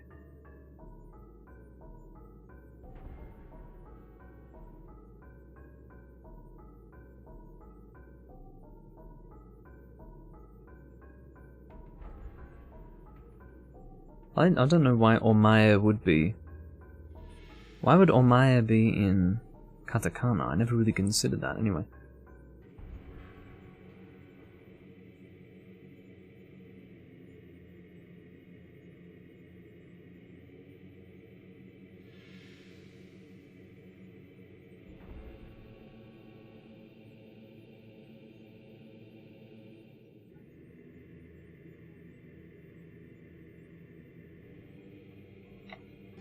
She's asking if...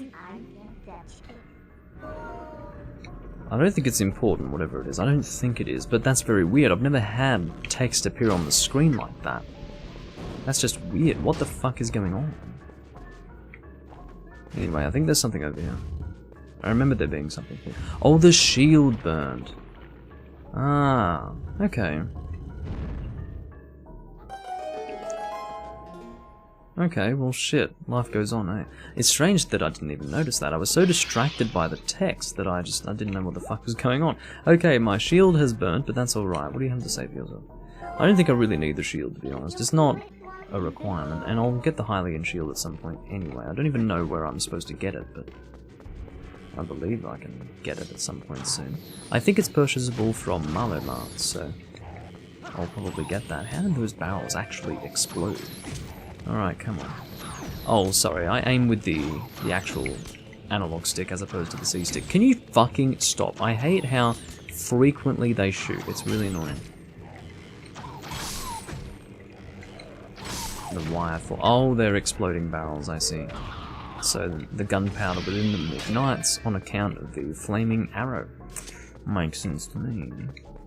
Here we go. This is how I get over there.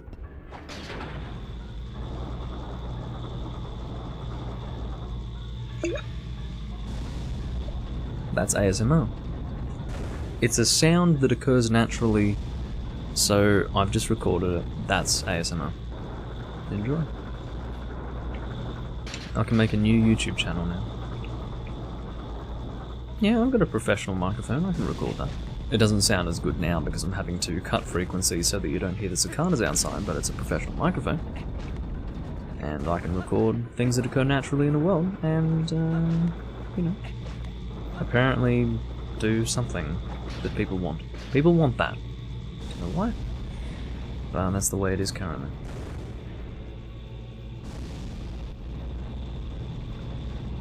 Oh, here we go. It's about damn time.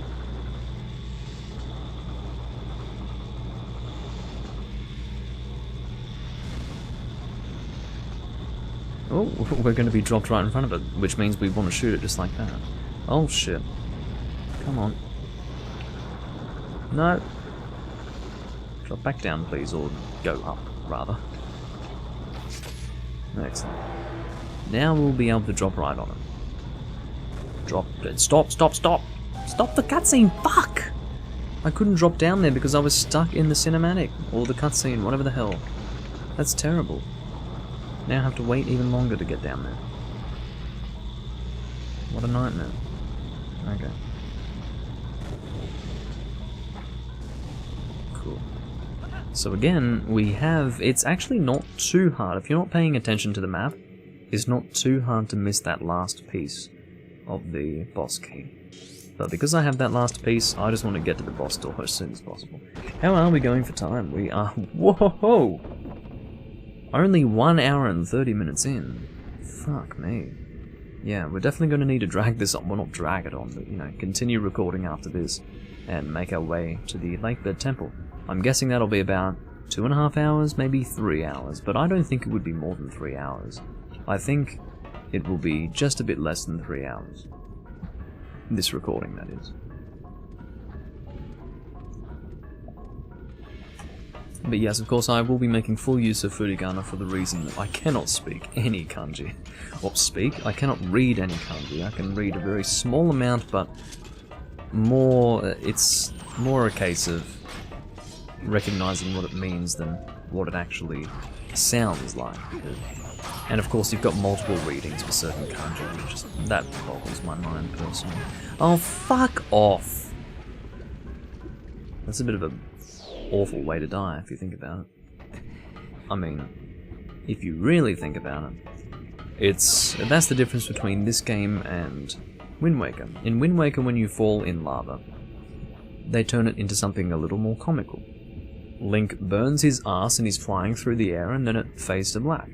Whereas here, Link goes into the lava and he's sinking into it, and you can just see his arm, and it sort of goes limp. It's like, ugh, that's actually quite graphic if you think about it. I mean, imagine an actual person doing that. Imagine if you watched a video footage of a person thrown into lava. Could you fucking fathom how horrendous that would be? I couldn't. I've never seen it. Can you stop shooting me, for fuck's sake? What I hate about these guys is that their fire rate is way too high. I can't handle it. Can't handle it. Give me hearts. Not arrows. I mean, arrows are important, but I need hearts. And why are you out of my targetable range? Fuck me. Yeah? Yeah? No, I'm off target, am I? It's fine. Fuck you. You have to be so fast with these guys. Fuck me. Okay. That was stressful. That was stressful.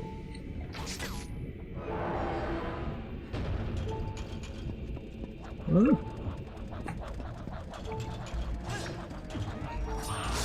Hey, very good. I'd like to throw you guys in lava, really. There we go. And there's one left. And I'll be able to do a finishing move on him. No, he's already dead. That works out well. To be fair, I can get hearts from them after killing them without throwing them in the lava, whereas if they fall in the lava, I miss out on my hearts. And hearts are what I need. Let's get a bottle on the go. We've only got one. That's alright. We need to be careful not to activate the fairy. Well, rather heal ourselves with the fairy unnecessarily. Is this going to be another case where we do not get a fairy before the dungeon? Before the dungeon? Before the boss fight, that is to say.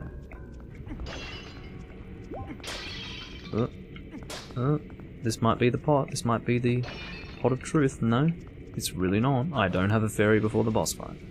That's not that I need one. I just would like to have one in general, and I haven't had one yet, I don't think.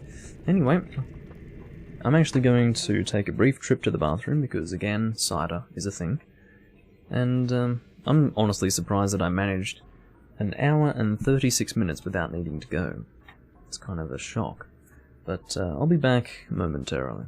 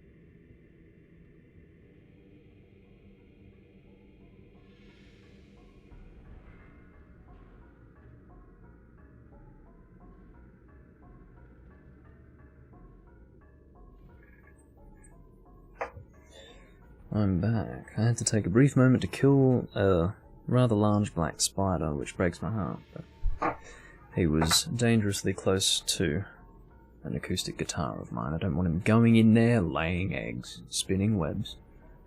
None of that, thank you.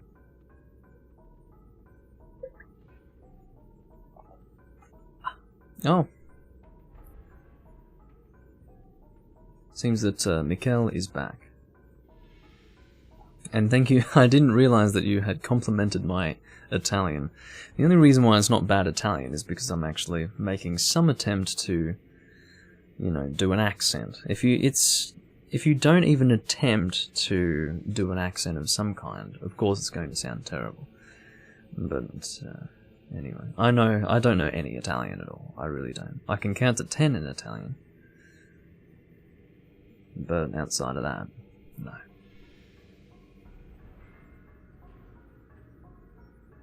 Not really. Alrighty. So, are we ready for this boss? Again, I would really like to have a fairy, but it doesn't seem like I'm going to be getting one.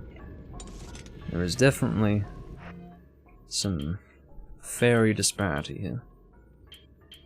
But I believe we need our iron boots, but I'm not sure. Oh no, we need both the iron boots and the bow. I do remember this. Now, one thing I have to say is that I do take issue with the fact that we only are able to equip 2 items in this game, as opposed to Wind Waker, which allows us to equip 3. For the reason that in Wind Waker we actually have the Z button as a button that we can equip an item to. But in this game, our Z button is to speak with Midna. Now, as much as I love to talk to her, I really would also like to... like, we could have speak to Midna be down. Wait, what? Oh. I just realised that down is also for items. That's weird. Okay, so this is confusing. So, left actually minimises the map. Right opens the map. But down is the same as up, to give us access to the item wheel, but that's weird. Down could be to speak with Midna. I don't know the logic behind it, but whatever. Let's find this boss.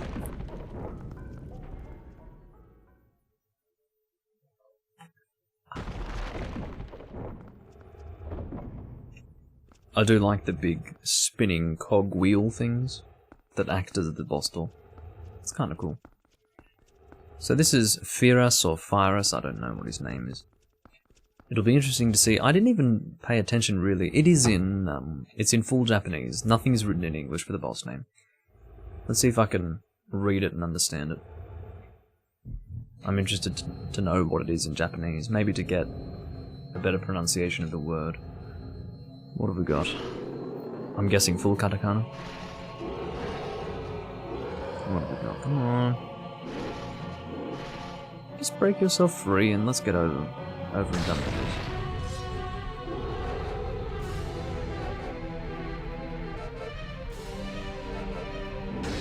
There you go. I know all about it. He was a cool boss back then, though. Oh, okay, so there was... I didn't get to read the first part. Oh. Have we already hit him? Okay, so let's go and grab his chains. No, grab his chains. Fuck. Just get it in your hand. Get it in your hand. Grab it. Fucking... Oh, we need to hold it. That's right. We need to hold R. And that will do it. So we pull it like that. Come on, come on. It's alright, I messed it up because I forgot to hold R. You're supposed to hold R. I had issues with that in the HD version, actually. So what you really want to do is have him walk around, and he trips himself over, because what you do is you become an anchor point. Fucking, just come on. There we go.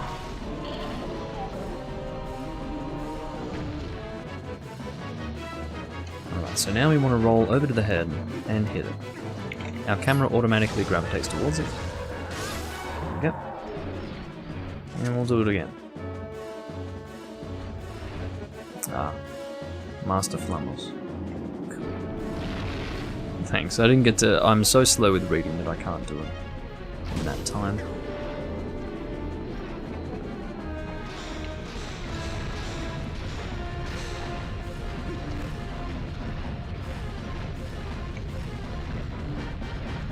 Fucking pick it up, you fucking idiot, Link. Seriously, like, I'm trying to pick it up and he just refuses to pick it up. I've got the R prompt and he's like, no, I'm not gonna pick it up. Fuck me. Alright, get it in your hand. Get it, pick it up, thank you. How hard is that? Fuck.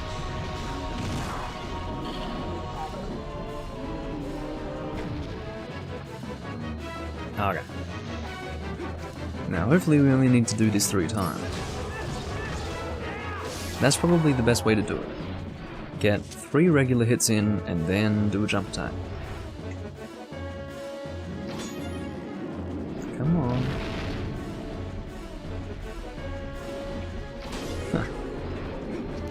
Fucked him right up there.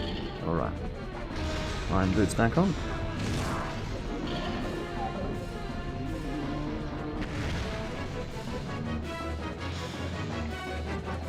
And yeah, I'm alright with hiragana, like I can...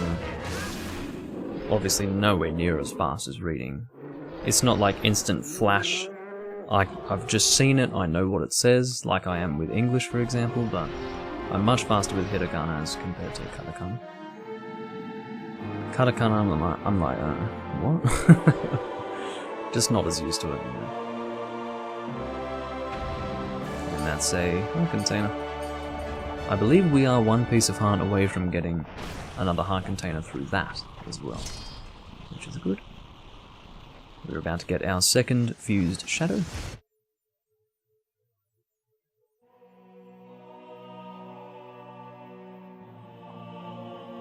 Alright.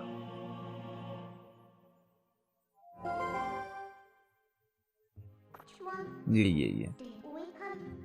What might come you fail? What's gone wrong?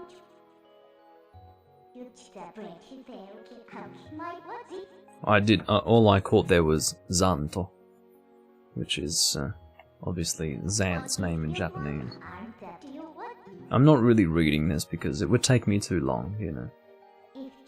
But I did see Zanto.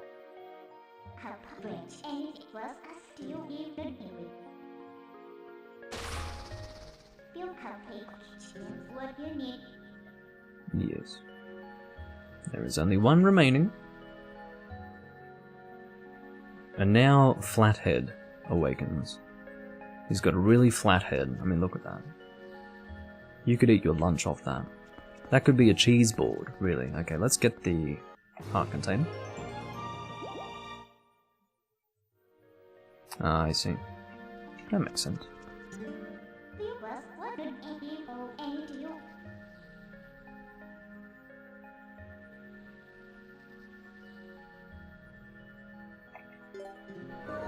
Hi. I was reading Konomama ni Soto or something around. I stopped at about now.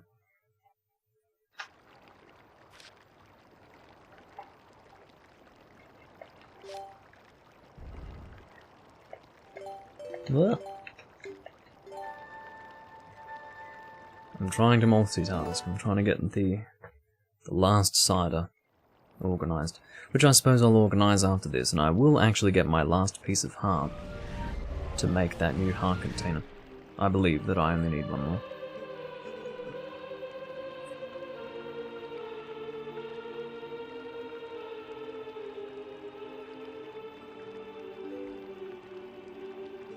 I believe that was you, Sharinku.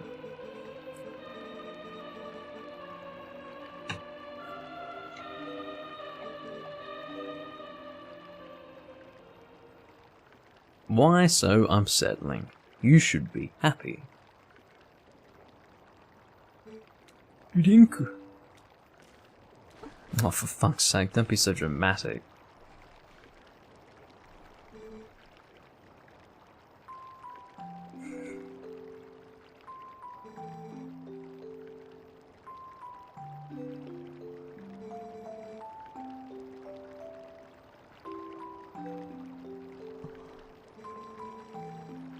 I do enjoy how the text is organised on the text boxes though.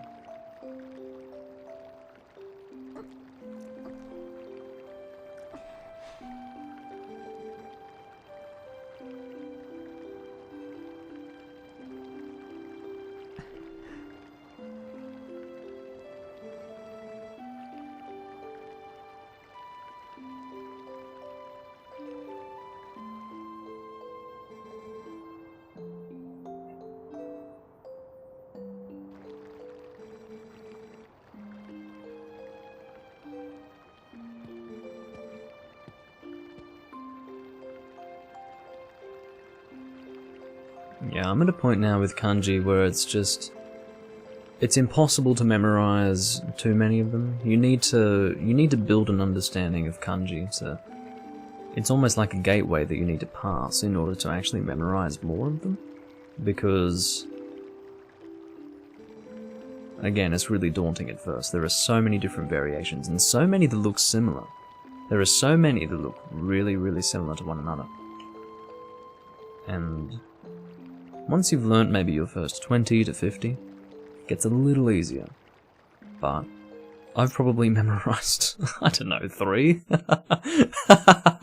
So, yeah, not too good. Kakariko Sato.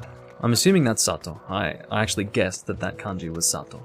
My knowledge is that village is Sato, so I'm assuming that said Kakariko Sato. But anyway, I will get my my cider ready again. The last 2 bottles that I have in my possession. Again, I got a 6-pack. Come on. Fucking oh, come on.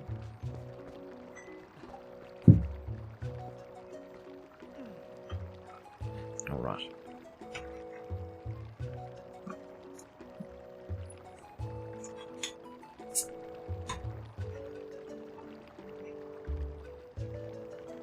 I would say that Sato as a kanji character would be one of the most important ones to learn. Because obviously it's not literally village in all cases. For example, you have the phrase Furusato. It's getting a little darker. It's not too bad though. There we go, nice and bright again.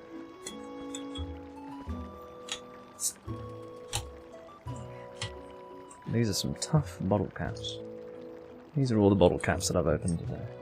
I don't know if you can really see them all. My hand is phasing out of existence anyway, so it's not a big deal.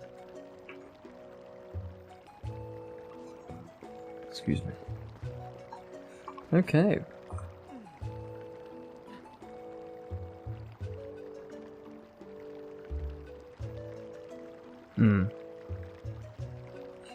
But anyway, what we are going to be doing, now that we have taken care of that dungeon, our first port of call will be getting a piece of heart. I may as well, just for the sake of it, get 2 pieces of heart here.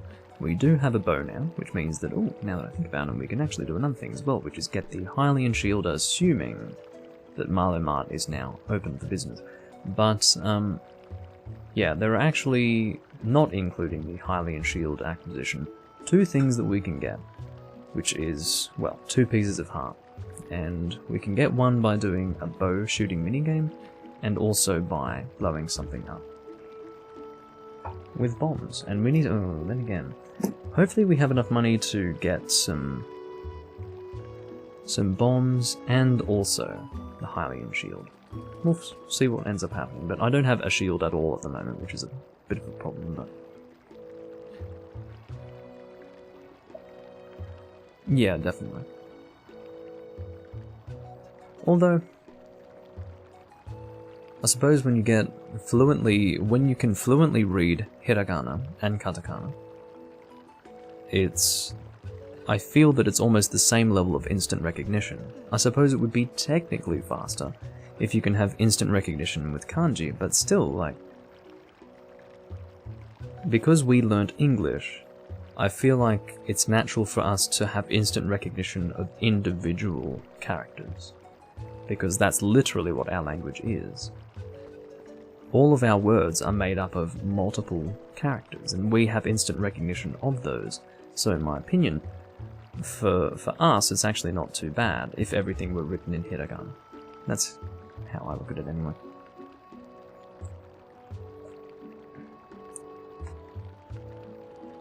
Alrighty. Now, first port of call is Marlow Mart. Looks like Marlow Mart is open. We've got the stupid baby thing there.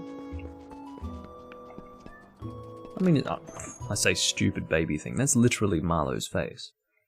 So maybe that's a little rude. Here we go. We've got a Hylian shield for sale. And there's actually a wooden shield that differs from the Auron shield, interestingly. But we don't want that. Ooh, 200 rupees. That's a little steep, isn't it? But this is a shield that we're going to keep forever. So it's not that bad. I'll stop it. Is it equipped automatically? Let's find out. No, it's not. Let's go and equip it. There we go. We now have the Hylian shield. We don't have to worry about anything burning anymore. You've been waiting for it to finish patching for the last hour. Well, what did I tell you, Potato? I said that it was a 100 gigabyte patch that had just released. I will be doing, I believe, unless I change my mind, I will probably be doing Castlevania Legacy of Darkness next in the livestream playthrough series, so we'll see what happens. Maybe I'll be really desperate to do a livestream playthrough of the first Monster Hunter on PS2, but I'm going to have a lot more fun with Legacy of Darkness. I mean, both are going to be a little miserable, maybe more than a little miserable for Monster Hunter 1, but yeah, Legacy of Darkness I really want to play. I've been wanting to play it for the last year, actively wanting to play it, and I just haven't done it, so it's been a little annoying, but anyway, I don't know who I'm supposed to talk to initiate this game that I am familiar with. It's the...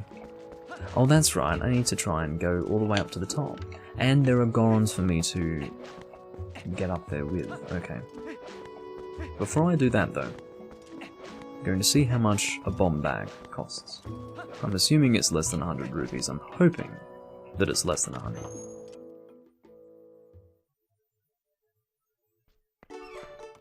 Yeah, I guess because there's no spacing in Japanese, it's a little different. That's a good point. Didn't really think about that. Okay. I would like your bombs. Fuck! What's going on? I need to buy a bomb bag from you, is that what you're saying? I don't have one! Well, fuck, what do I do? So... You're selling me 10 bombs, but... Are there? Well... Okay, so the bomb bag is 120, I see. I only saw the price of 30, and that's for the bombs themselves. So I need another, what, 20 rupees? It was 120, right? So... What we'll do first and foremost is take care of the minigame that I was talking about, that we should be able to get to by using this guy. Hi. Let's get on board. And fly up here. Excellent. Would I subject myself to that? Yes, I would, actually. I would do that. Because there's no other way that I'm going to actually record Monster Hunter 1 except through the livestream playthrough series, and I'd like to do it. I mean, basically, it was a long time ago, but I actually did a recording of the demo disc for Monster Hunter 1. There is a demo disc that I have for PS2 that I recorded. It was just one video, and that was supposed to be like a precursor, like a prequel.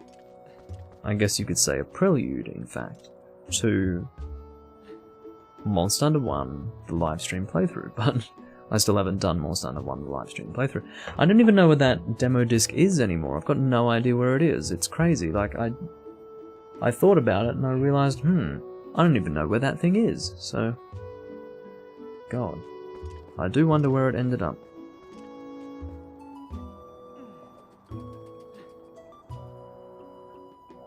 Then again, the highest chance is that I will be. If you want to see all the games that I'm planning on doing in the livestream playthrough series, you can actually check my Discord. I have a channel listing the games that I plan to play. Alright. And again, if anyone isn't on my Discord and is watching now and wants to be on my Discord, let me know, and I will put a join link in the chat for you to join the Discord.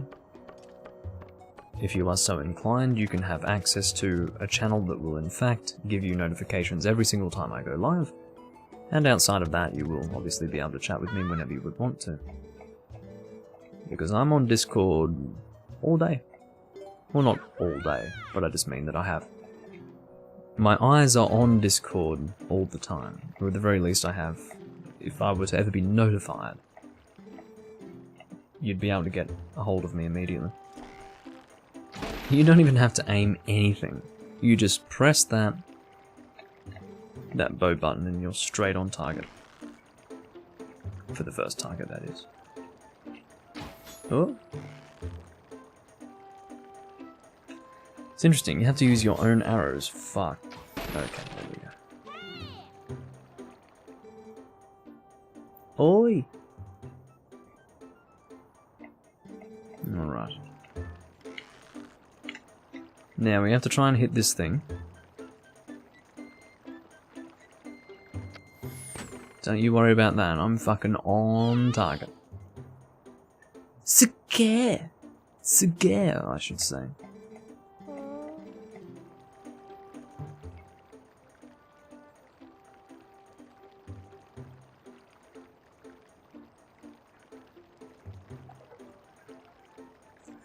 Well, I don't think Japanese would be willing to give up kanji for the reason that it does have a lot of uses. It's really good. I think that, for example, people's names in general, like names in Japanese are hugely based on kanji in terms of what sort of meaning you can get out of them. I think kanji is amazing. I think it's good to, I don't think it's good to simplify it. I think there's a good thing in having it be a little more complicated because there's more meaning behind it.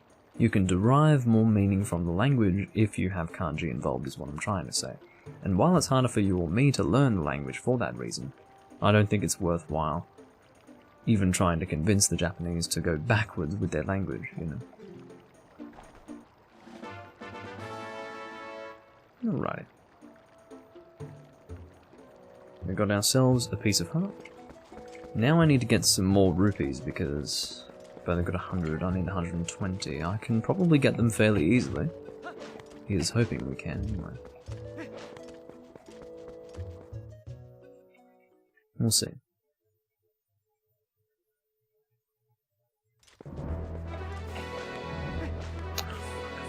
Of course, I need a pony.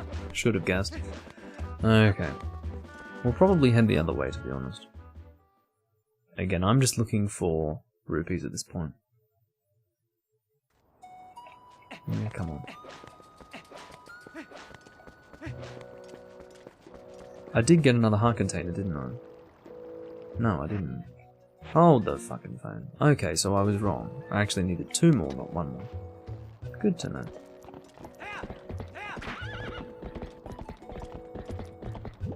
Oh, well, South Korea might be a decent alternative. Japan is... The thing with Japan is that they are a little xenophobic, but what you need to realise is that the vast majority of Asian countries, including South Korea, are xenophobic by nature. The reason why is because they have a strong culture. And as well as that, they look a little different to you or myself. So it's just natural. We feel more inclined as Westerners to be more inclusive because we have more multiculturalism present in general, so it's obviously necessary to take on these people while not having a prejudice for them. But Asian countries, they're a little different because they don't have as much multiculturalism over there.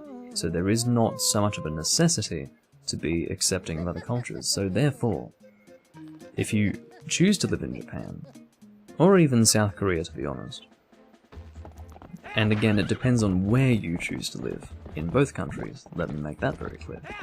But ultimately, you need to be prepared to be treated to some extent as a second-class citizen. Because you will be. You're not Japanese, you were not born there. So you are not equal to those people who are indeed of the ethnicity of the country, and indeed you are not someone who is born there, so you will always be second to that. And as long as you're comfortable in that fact, then you can go live over there. Really, and that's how I feel. Like, I'd be happy to go live over there with that taken into consideration. Seriously, like, I wouldn't mind.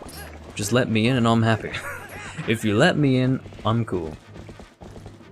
I'm an outsider, and I always will be, and I'm okay with that. So, now not everyone would be willing to, I guess, put themselves down in that way, but I don't even consider it to be me putting myself down. I don't really think of it in those terms. I'm trying to get rupees here, I really am. Rupees? Rupees! Okay, let's get off the horse, get off the horse. Come I want to kill these things. Come on. But again, it does make a big difference depending on where you choose to live in these countries. Depending on where you live is going to determine how accepting they are of foreigners.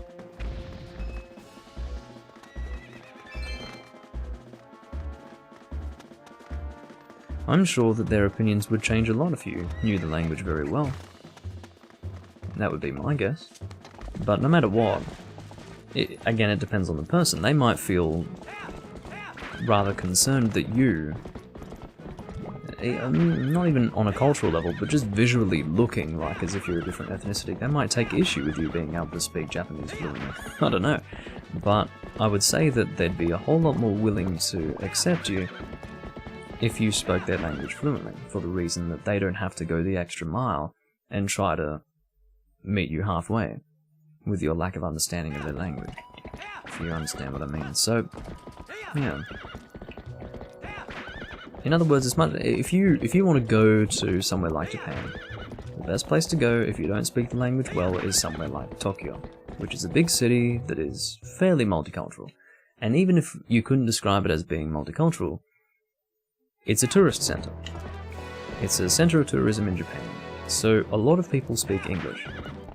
The police over in Tokyo and other people in certain areas speak fluent English. Like, I remember I was trying to catch the Shinkansen to wherever the hell I was going in Tokyo, and you go to the train system and it's fucking impossible to know where you're going, really. It's so complicated and vast that it's very, very confusing. And I asked a police officer where the hell I was supposed to go, and he spoke fluent English very comfortably. And he explained where I needed to go. And, you know, he really went above and beyond to help me out.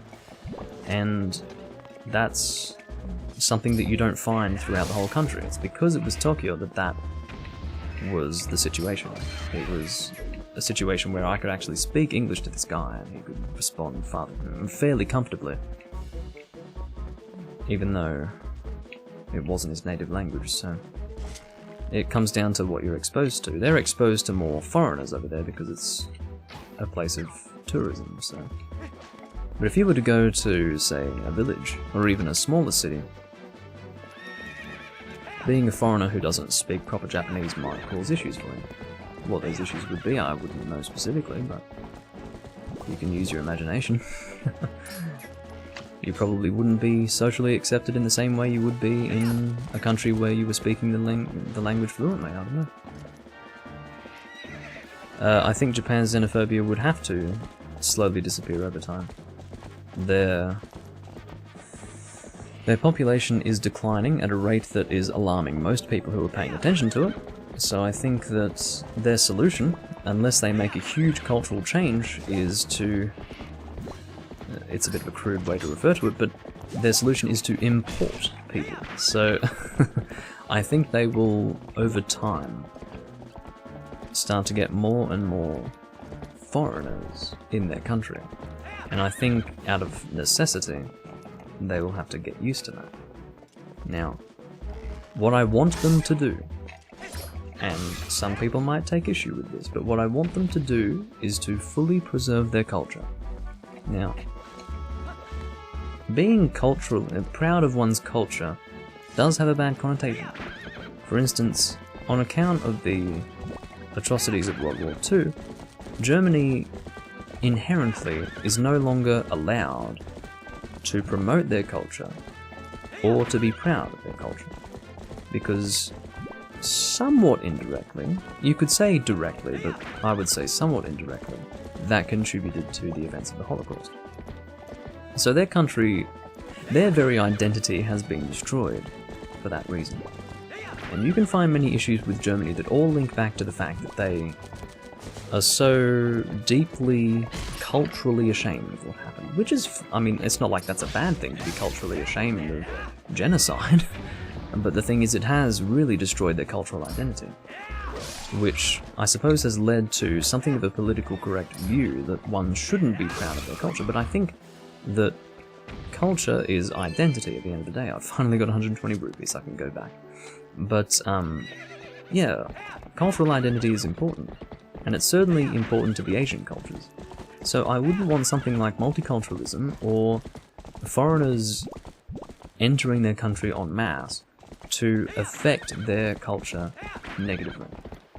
I want that to be preserved. What I would like is for people who enter the country to be willing to adapt to the culture that is present in the country.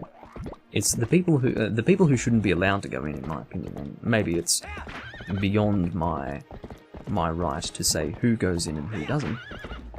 But my opinion is that those who enter a country such as Japan, or really any Asian country, those people should be willing to adapt to the culture, rather than impose their way of life on the people living there. And under those circumstances, the integration of other peoples and cultures, not so much cultures, but more like ethnicities, the integration of other ethnicities happens much more smoothly, and with less negative effects.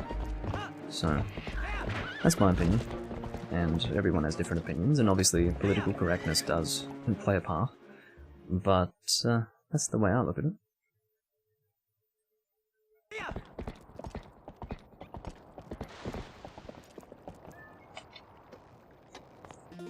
So, I can now go, well, I really should take Epona to the door. It would save me some time.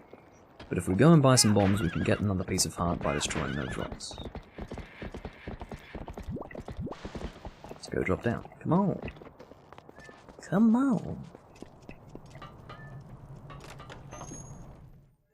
Well, I can tell you that South Korea and China is somewhat the same. They're very accepting of Western culture. Let's look at K-pop for just a moment. I'm not going to talk about K-pop very much because I don't like K-pop. But if you actually listen to the music, it's just American pop. That's it. The only difference between K-pop and American pop is that K-pop's a little worse, but they've got a different cinematic appreciation. So what I mean by that is that if you look at the film clips, there's a lot more going on in them, and, you know, they're just generally nicer in their production as compared to, I guess, an American pop film clip. So, yeah, they're starting to lose their identity there, which is a concern, and I'm not personally concerned because I don't have much of an attachment to the South Korean culture, but, you know, I don't think any culture should become Americanized or Westernized or anything like that. I think we should maintain our culture and they should maintain theirs, and it's... I can't really remember the phrase or the saying, but it's along the lines of the more difference you have in the world, the brighter the world is. And I think that should be appreciated on a cultural level. That's not to say that people should be oppressed, but it does mean that people who move to another country, for example, should be willing to adapt to the culture, because I feel like that should be part of moving to another country. Some people move to another country out of necessity because the country that they come from is a complete and utter mess. But those who come from a decent country, that go to another country and then create their own little cliques, their own little communities, that are basically the same culture as the country they originated from, it makes me wonder, like, what the fuck are you doing? It's those people who move to other countries and never really learning the native language. You do see that in Europe, for example. I don't understand that. Just integrate. I don't know. You've moved into another country. Respect that fact. That's the way I look at it. Anyway. Oh, God. I feel like that wasn't deep enough. I think Link might have broken his neck. But yes, it's the production value of K-pop that differentiates it between, or differentiates it from, American pop. But if you listen to it, it's the same shit, but in Korean. And when I say the same shit, I mean uncreatively the same shit. Not like, oh, I'm inspired by American pop. It's more like, okay, take the most generic American pop and then sing it in Korean, and that's K-pop for the most part. But they've got incredible production value that is unrivaled, and that's really what has allowed it to take on a different form. And it's allowed it to take on a different level of popularity. For those who are familiar with K-pop, K-pop is actually much larger than American pop. But YouTube has a track record of actually suppressing views of K-pop content. They actually reset the view numbers because they don't want it to overtake American pop. It actually happens, it's documented, there's screenshot evidence, and anyone who pays attention would know that to be the case. So the point is that K-pop is actually a bigger thing. It has more of an impact than American pop these days. Which is very interesting because K-pop really owes everything to American pop, musically speaking. But YouTube has a bit of a bad attitude about it. I love J-pop. I love J-pop. Not all of it, I guess, but the more moody stuff, the more, you know, hard stuff, I guess you could say. I love that. And that's mainly because I love the Japanese language. I think it's the most beautiful language among the Asian countries by a long shot.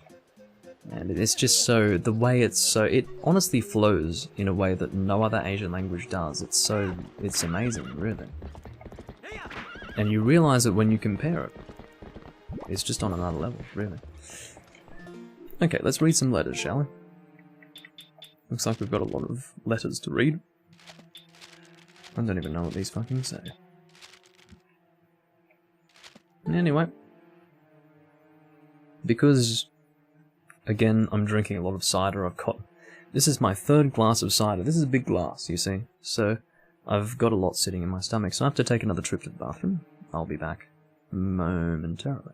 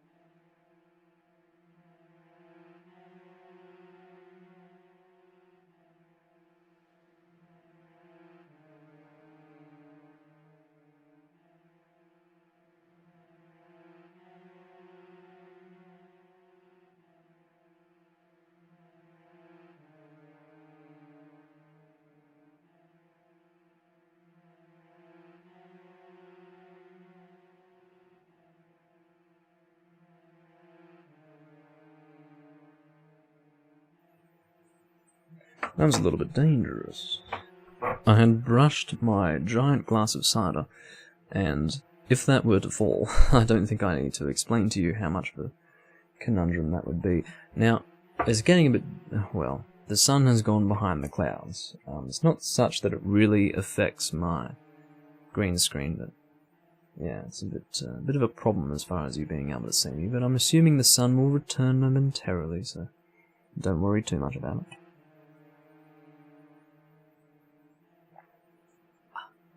Cider is better than every other drink. I would have to disagree, but fair enough. I haven't really heard of Korean rock. No, I don't think I want to listen to that.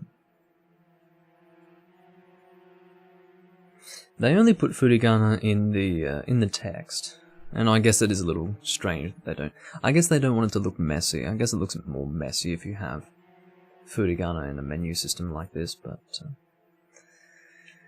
that's how they've chosen to do it, I guess. Ah, the sun is back. Hello, sun. Okay. So, I've realised that I'm going the wrong way, so let's go back to where we were before. Come on. We're going back to Kakariko, and we are going out the, I guess what you could say, the northwestern exit, so. Alright. I said the sun was coming back, but I was clearly bullshitting. Oh well. At least I got most of the recording with good lighting. That's good enough, I suppose. What did I just run over? I ran something over, I swear. Anyway. Also, it's much easier to control Epona in this game as opposed to the HD version. I don't know what they did with Epona and her control system in the HD version, but it's terrible. Basically, she moves perfectly with your analog stick, whereas it's very delayed on the HD version. I'm guessing they're trying to... This sounds really stupid.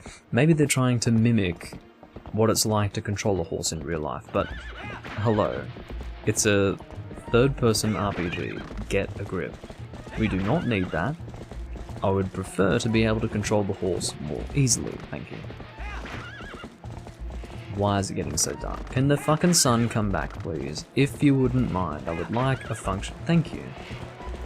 Just as I asked. Very nice of you, sun. Anyway, this bridge is about to be removed, I believe. Which is why I wanted to take care of the Hylian shield and the 2 pieces of heart while I could. Go away! Just fuck off, for the love of my ass. Alright, I'll get off the thing. Actually, get back on. We want to go closer over that way. Come on. Thank you.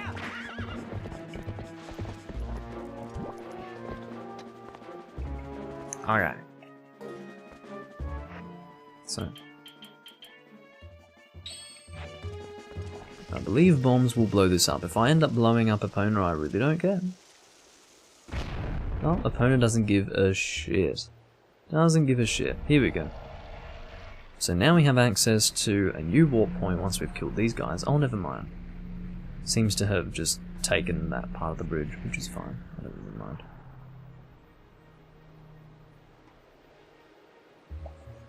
I decided that I had done everything that I needed to over there anyway. Alright. Let's go and fight these guys.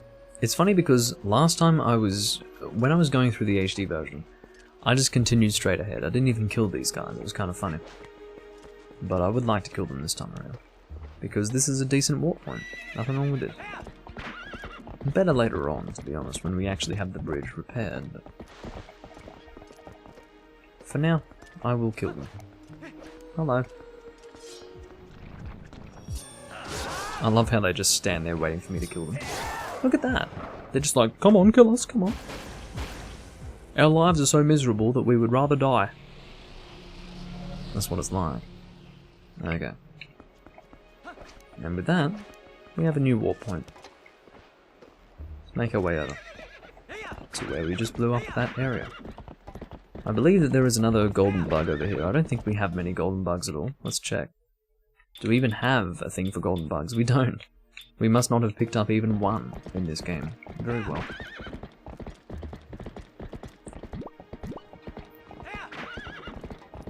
Nay, says the horse.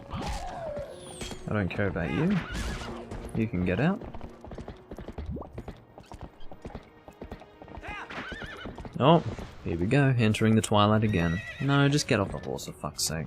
I'm ready. I don't like doing it. Oh. There's a good shot of the saddle there. A rather popular pub on the Isle of Man, incidentally. I went to the saddle. It's a fun place to go after midnight. Even after 11, really. Oh, the saddle. It's not that great of a pub, to be honest, but it's lively, we'll say that. At least it used to be, pre-COVID. Grab me!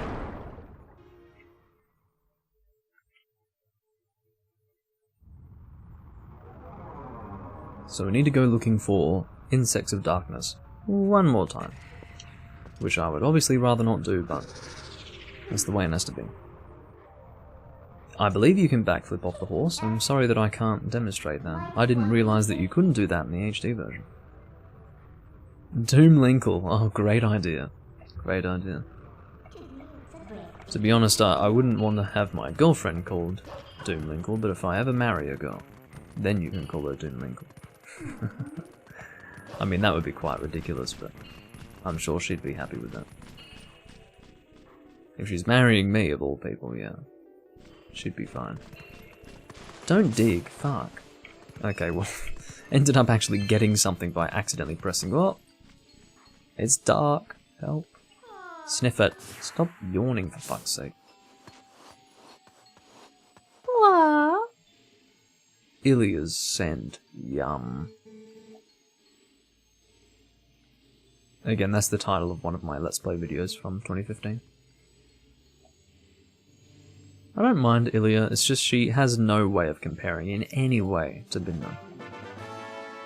If Midna weren't in this game, Ilya would be great, but Midna, by comparison, just makes Ilya look like a waste of time. So, that's the way it is. Midna is the one for Link. Alright.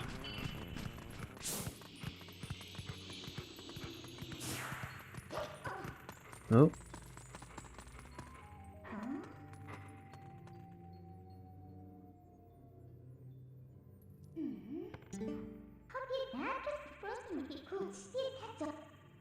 And that is indeed Hyrule Castle. But we will follow the scent. I believe we followed the scent to Telma's Bar. That's my memory of it. Not really interested in any enemies that we need to fight here. I guess we'll continue to sense our way to Hyrule Castle. Hello, trumpeting bird. Trumpeting bird.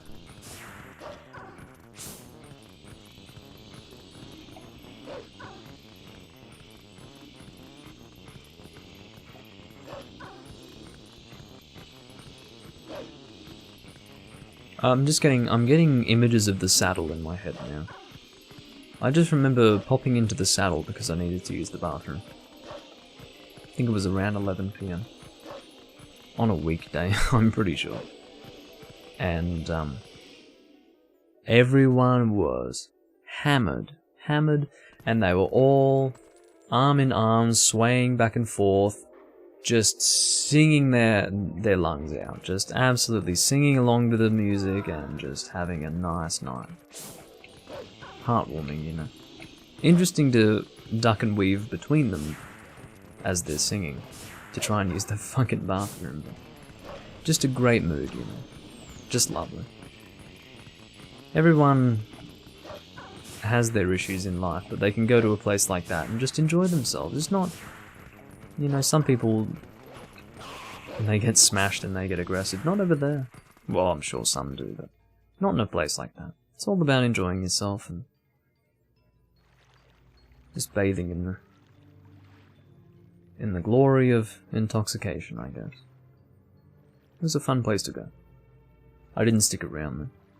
I wanted to go to sleep, I was tired. Well, in truth, I was staying at a pub while I was over there last. I've been there twice, but last time I was over there, I was staying in a pub. So, what I would tend to do was I would have a brandy or two downstairs and then go up and sleep. But, anyway. We can follow the scent if we would like to. Here we go. I know where we're supposed to go, but I may as well follow the scent. We can see that he goes, or rather the scent goes into the doctor's place, and then we go this way.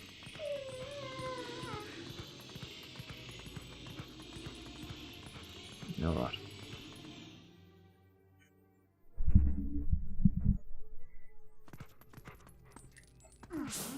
Onward we go. What is that person running around? Anyway. Again, this place is covered with Twilight, so we need to deal with the insects of darkness at some point, but I don't quite remember where we get the light vessel or whatever it's called. But we will be doing this in this video before completing. Oh wow, we're already 2 hours and 30 minutes. I said that it would be less than 3 hours. I'm now at this point a little, you know, skeptical that I'll manage to get this done before then. Before the 3 hour mark. It's a Zora. Yeah, I don't know why they decided that they needed to have a fixed camera in Hyrule Castle Town. I feel like they were doing that to be more traditional, because obviously Ocarina of Time had a fixed camera in Hyrule Castle, but this isn't the Nintendo 64. We don't need a fixed camera. We can actually explore around the place. I'm sure it was because they wanted to be more traditional, but that does not equate to good gameplay in this era. Because traditional for them is the early era of 3D, which sucks, okay? Early era of 3D sucks.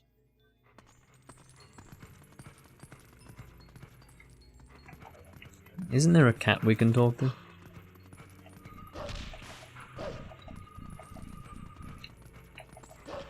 Fuck. What do we do? There we go. Oh, there's a fucking insect of darkness here. So this is funny because we can actually access the orb of light before getting the light vessel. So we can't actually in any way interact with this orb of light, however. We can get it later. So we will do that, but we obviously need to sneak around in this room first and foremost. Maybe we get... No, we don't get sent out because they can't really see us, so...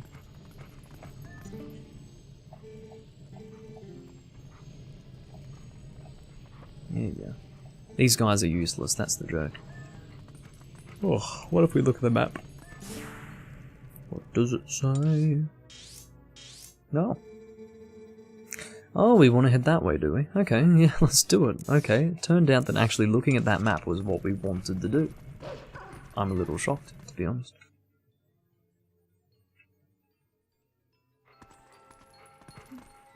No plans on playing Mario Odyssey. Reason why is because I'm not a Mario player. Not at all. Oh, what the fuck? Come on! Something about being assholes. That's what you guys are. Okay. But yeah. Mario Odyssey? No.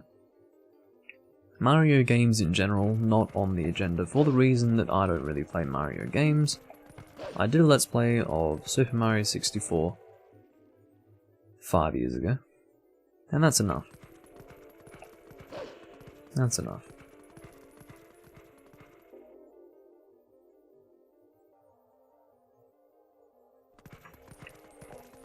Okay. Get out of my way. I don't even want to kill you, I just want you to get out of my way. That's all I need, really. So if we go that way, that's a dead end. We can't continue that way, but if we go this way, we'll probably get to where we want to go. I'm hoping. I can hope. I believe we can. I'm pretty sure we'll go onto that bridge, and then we'll be able to push that box, and then we'll jump off, and then... yeah.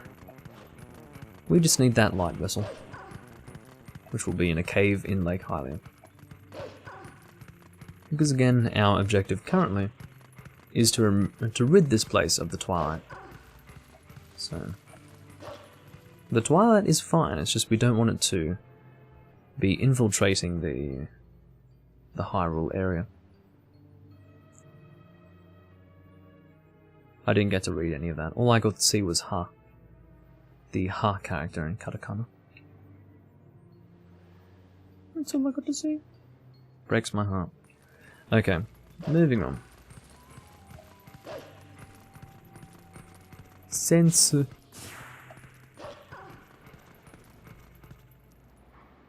Come on. Yeah.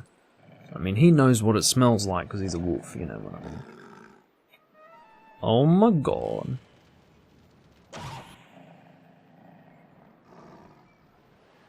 It's a good shot, by the way. Check this out. Look at that arc. Imagine being so accurate that you get it right on the edge of that. These guys were trained well. Very well. Oh no.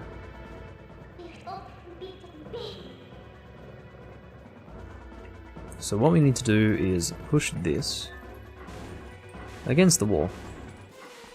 Then we need to climb and jump off. And then, are you ready for an Owu? Owu. He's a wolf, what would you expect?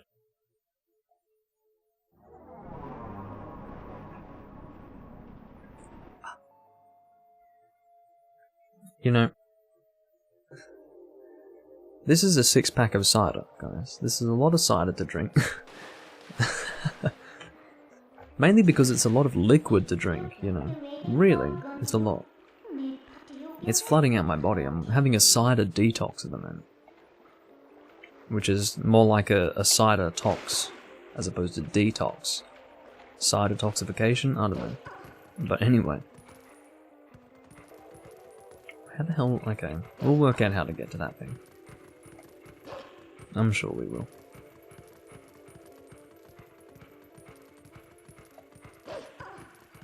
Hello.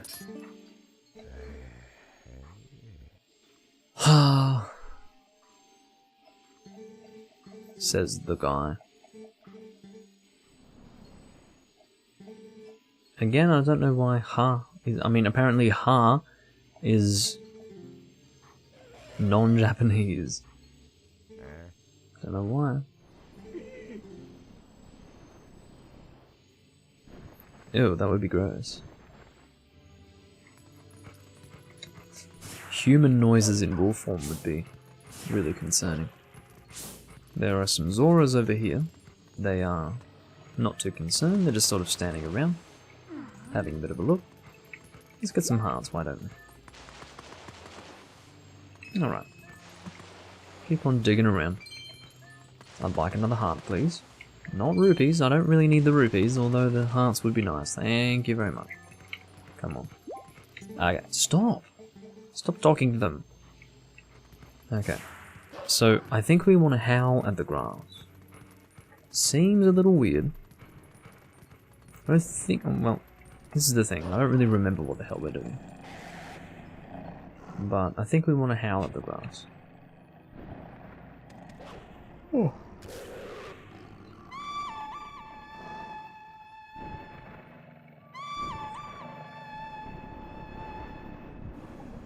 I just remember getting the light vessel here, so I'm not too sure. Well, they would have actually recorded the noises of a dog or wolf howling. Now, the thing is, whenever I hear the sound of a dog yelping in pain in a video game, I always think, you know, they probably got that by actually recording a dog or wolf in pain. Probably a dog, and that hurts me. Hurts me to think about.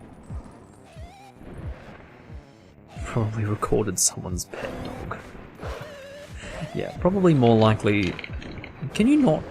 Okay, you can just carry me if you want. Okay, never mind. But yeah, more than likely it's just a dog. Janpu. Janpu. Just Janpu at it, please. Come on. Yeah. Come on. Get over here. Do you think I have this patience? I don't. I know you might think that I do, but I don't.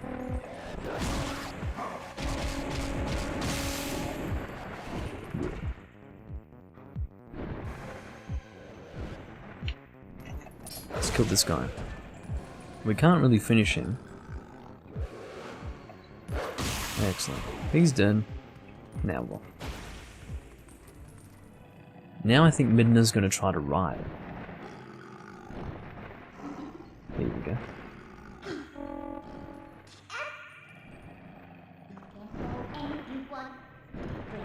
Cool. And now we begin a rather fun minigame, which we most recently did in the HD version. It is again almost entirely unchanged in the HD version as opposed to the original. So, I'm looking forward to demonstrating it for you.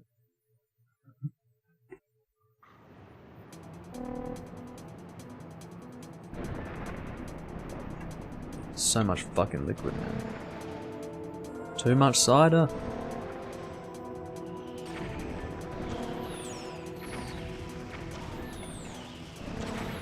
Okay. I guess we want to go up. Let's do that.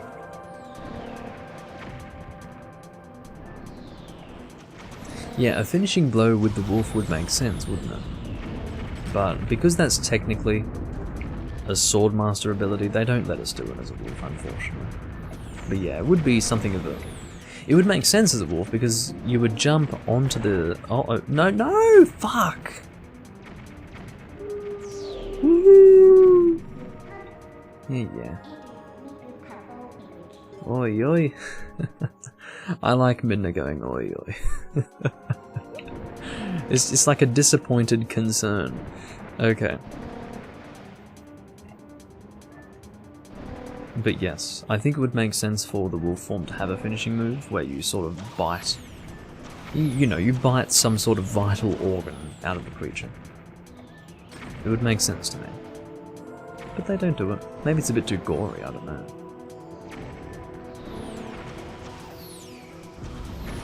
My thought is something along the lines of the Poe Soul acquisition in wolf form, where you pull something out. Something like that, you know. Because that's effectively a finishing move, but with the pose specifically. So... where do I go? Okay, we'll go to the side. Go to the side! Fuck me! Don't get hit by that, please. And don't hit any walls. We don't want to hit walls at this point. Clearly.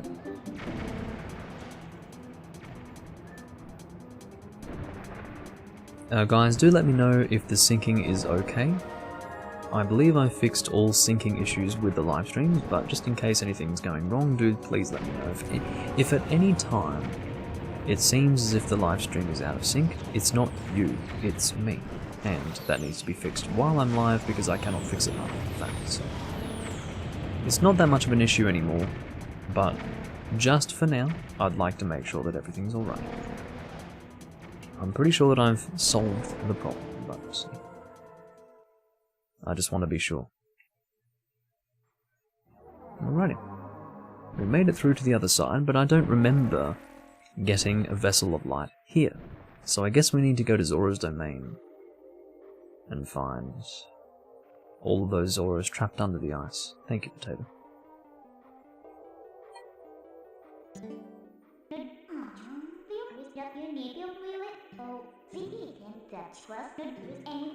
Well, I guess this is still a higher rating than, say, Wind Waker. Alright, thank you very much.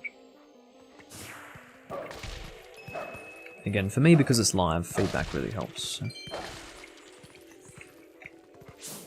This woman with the big hair. Not so interested in her situation. Actually, there is a howling stone around here. It might be on the other side. Yeah, it's on the other side. Don't know if we can jump to the other side. Maybe we can swim to the other side? Can we? Can we possibly? Come on, Midna, can you do a jump over here? Come on, girl.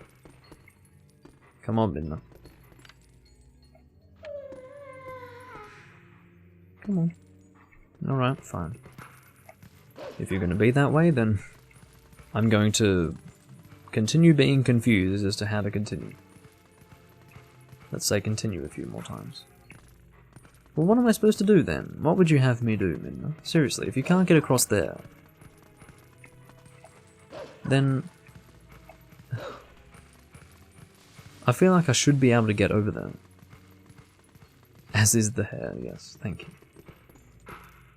Why can't you get over there, Midna? Why can't you just be like, okay, let's use our special ability where you can somehow jump over to me. Alright, fine, I'll go down here. I've got nowhere else to go.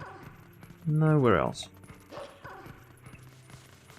There's nothing over there, is there? No, I can't get through there. Alright. Onwards. On we go.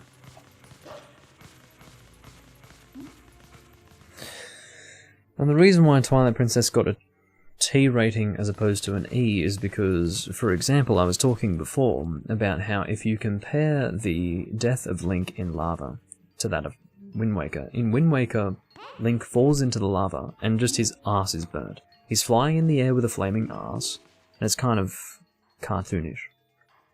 Whereas here, when Link falls into lava, you can actually see his body sink, and you can only see his arm holding the sword, and then his arm becomes limp, like he's dead, and he's just melting into the lava. Like, that's more graphic than what we saw in Wind Waker. So that, as an example, should give you an idea of what the difference between a game like Wind Waker, which would have no doubt have been rated E, is between, or is to, a game like Twilight Princess, which is a little more graphic. Not much more graphic, but yeah.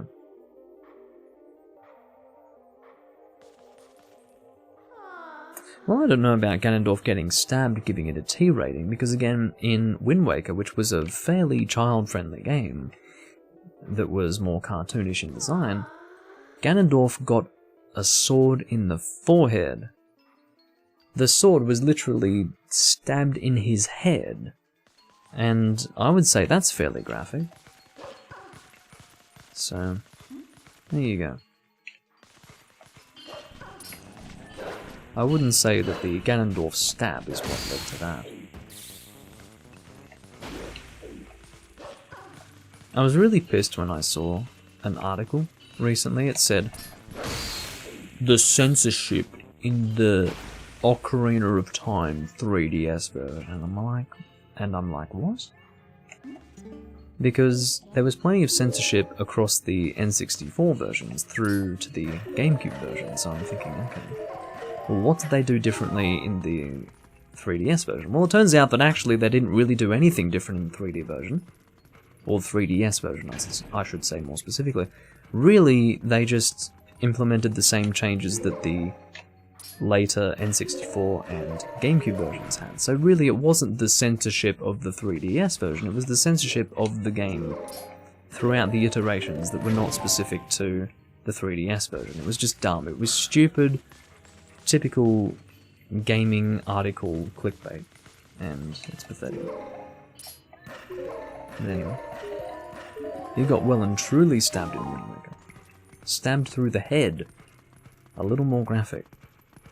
So, that's just how it was.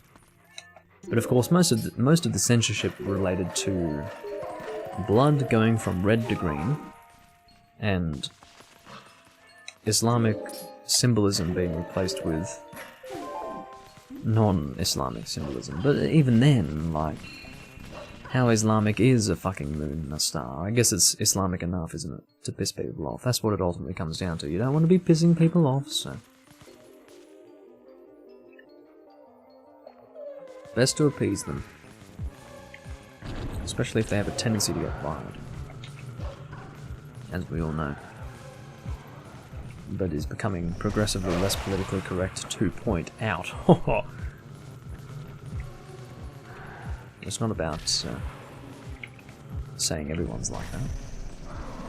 Extremism is called extremism for a reason.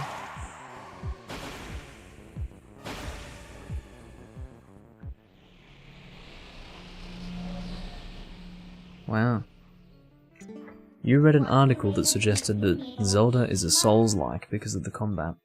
Well, that gives you an idea of just how stupid. Well, to start with, that gives you an idea of how little of a clue you need to have in order to write a gaming article. Second of all, that gives you an idea of just how clueless people are about video games in general that they would even suggest that. It's fucking pathetic. It's fucking pathetic.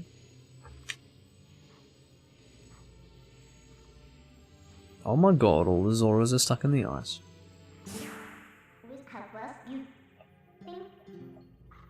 Okay. So with that, I don't know what we're doing. I guess we're returning to Lake Hylia. That is a throne that is completely and utterly unoccupied. So, what are we doing now? We are 2 hours and 50 minutes in. I do not believe that we will be going too far beyond 3 hours. Again, our current objective is to acquire all Insects of Darkness, although I would really like to get the vessel. We'll see what we can do. But I think we want to go back to Lake Hylia now. I think. I believe.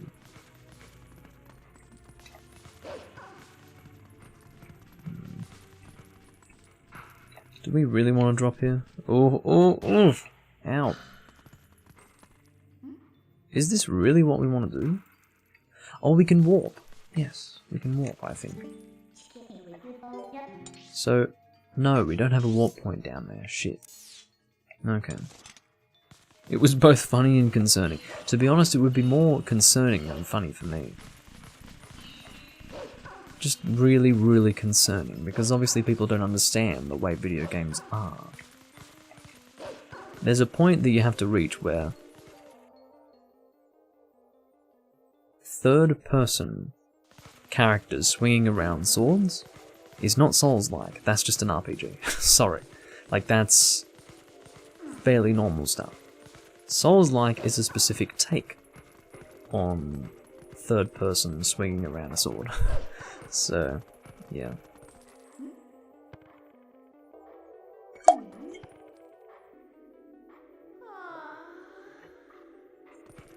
Oh yes, I do need the thing from Death Mountain. You're right, thank you.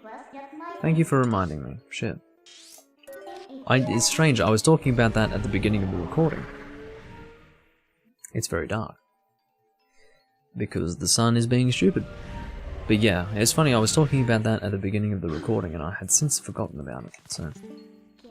I guess the hint was the fact that I had the ability to warp around the place, but I had since forgotten.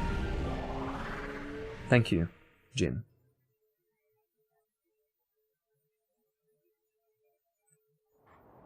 I appreciate that. So let's go and melt the ice and gain access to where we really want to go.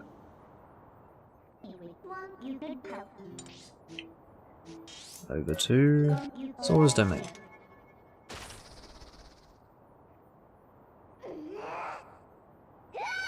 I can't even do it. I can't do it. Because I have to go too loud. To reach that height, I have to go too loud, and I don't want to rape your ears.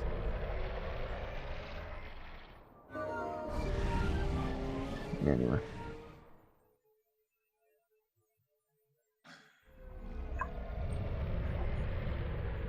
I've come to realise just how much liquid a 6-pack is. It's too much. Because, like, again, is... Ugh. It's a lot of liquid to consume. A lot.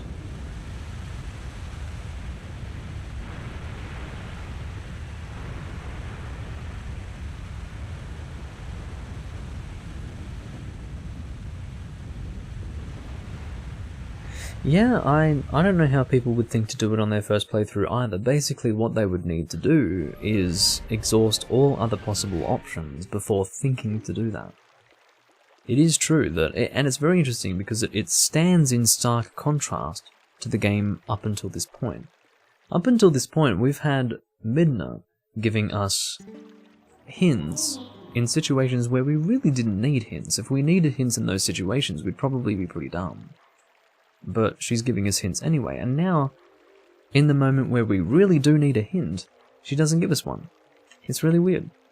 But, yeah, maybe she does give us a hint, and I have since forgotten, but it's one of those things. It is nice to see all the snow melting. Although you do wonder if the impact of that thing would harm any Zoras. Oh my god, it's the ghost of the Zora Queen, hello. Nice hair.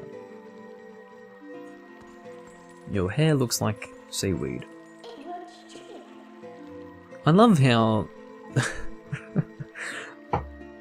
Wolflink approaches the Queen of the Zoras, and Midna goes to speak. And as soon as Midna starts speaking, she's like, you know, yawning like it's totally uninteresting. Hello? It's a ghost of the Queen of Zoras. Show some respect, goddammit. I love you, Minna, but come on. I apologise that I'm skipping through all this. I just can't really communicate what it says. At least not in any sort of reasonable length of time. Well, Cyberpunk is done patching, but I'm annoyed enough not to play it yet. I warned you, Potato. Like I said to you, there's a 100 gigabyte patch. Did you think I was joking? Did you think I added an extra 0 because I'm crazy? I don't know, but yeah, I told you. It's a big ass patch, and the reason why is because the game was fucking broken. But be glad that you downloaded the patch, because I'm assuming that will solve whatever possible issues you would be having with the game had you not downloaded the patch, so yeah. But by all means, continue to watch. Oh my god. Excuse me. So again, I'm going to keep recording until I get all Insects of Darkness, and then we will finish up. So probably another 30-40 minutes, something like that.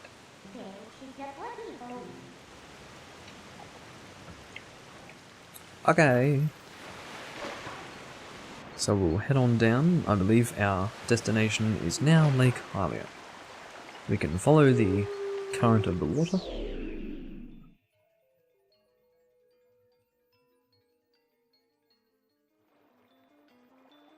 And now we can, with the water returning to Lake Hylia, access the cave that I was talking about.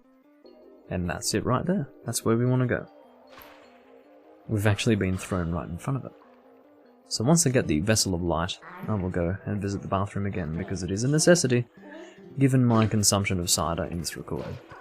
Regrettable, yes, but unsurprising, no. It was my greatest fear, and is indeed the essence of the reason as to why I generally do not consume cider while recording. Okay. That is like totally out of key, but anyway. Yes.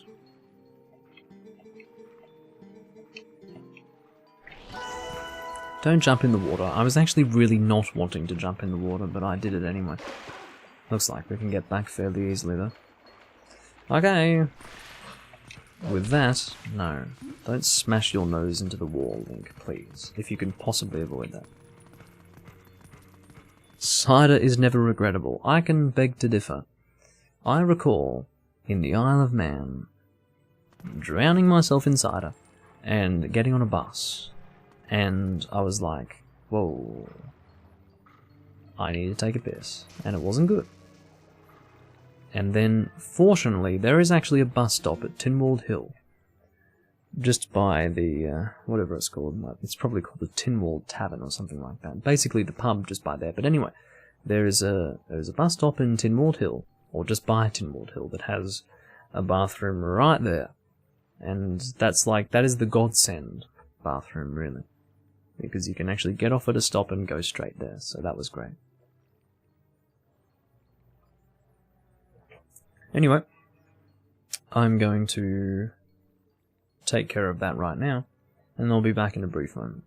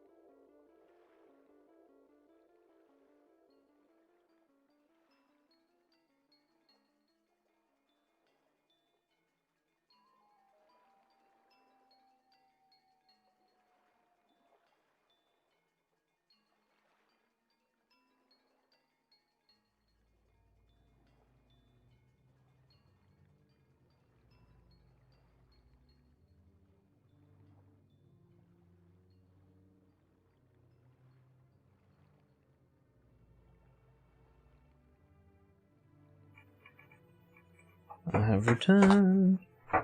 You never drink cider when travelling. Yes, well, I suppose that's the idea, isn't it?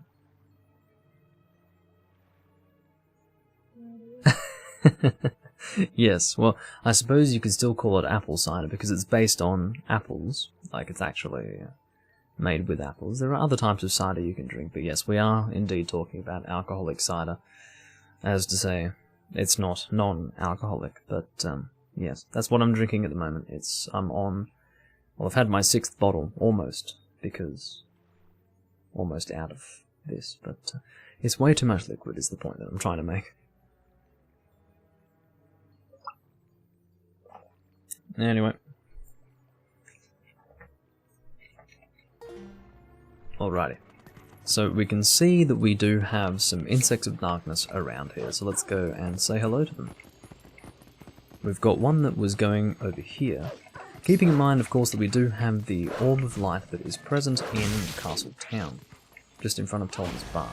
That will still be marked on our map, so we're not really forced to remember it.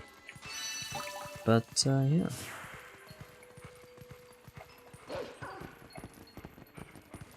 Let's see if we can get to... Oh, what point? You can... Okay, thank you.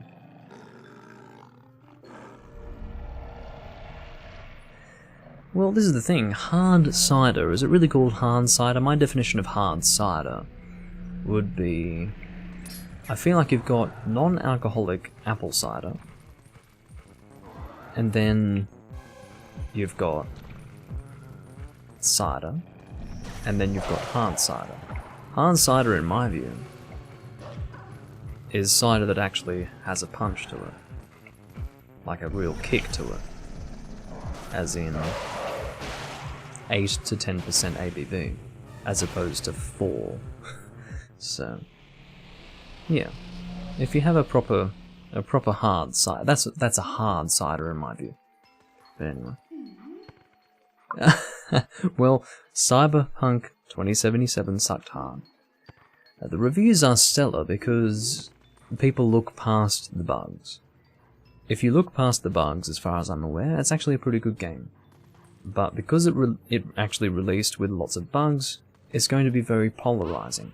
Because some people are going to judge the game based on its bugs upon release, as opposed to looking at what makes the game good without the bugs. But again, your gameplay experience will ultimately be affected by the bugs, so I don't think it's unreasonable to take issue with the game for the reason that you might have game-breaking bugs that make it really hard to play, so yeah.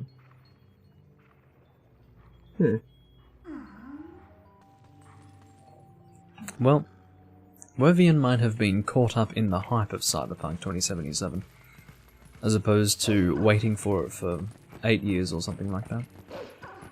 Because Jenny was waiting for it for about as long as it had been announced, so... Whereas I suppose some of the Cyberpunk 2077 hype is fairly recent. So, you know. Try to wait for you to come down. Come down, come on, don't be shy. Don't be shy, come on.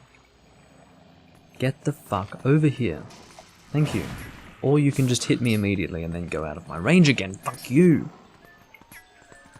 I hate this thing. Come on down, come on down. Don't be shy. I attacked it! Fuck! I hate this thing. I can't reach it. I hate this bug. It's fucking insect of darkness. Insect of wasting Doom Link's time. Alright. There's another one, isn't there? I guess there isn't. You've mostly seen negative reviews, is that right? Oh yeah, Deus Ex. I never played that. Alright, so there should be another insect of darkness over here. Make our way up. Don't miss the jump, please. I could tell that I was going to miss the jump before I had even made the jump. And yes, Metacritic are the important reviews to look at. Anything outside of Metacritic is not really to be trusted, but even then, that's assuming you even trust reviews in the first place. I think most people would make their own determination about what makes a good video game, rather than focusing on something like Metacritic. But yeah, Metacritic are the people to check, and have been for the last 20 years when it comes to video game ratings. So, yeah, I would recommend that. Don't check Steam reviews, for fuck's sake. Those people are very silly. You know, it's not 2004 anymore. You can't trust Steam reviews. Okay, where are you? I think you're under here somewhere.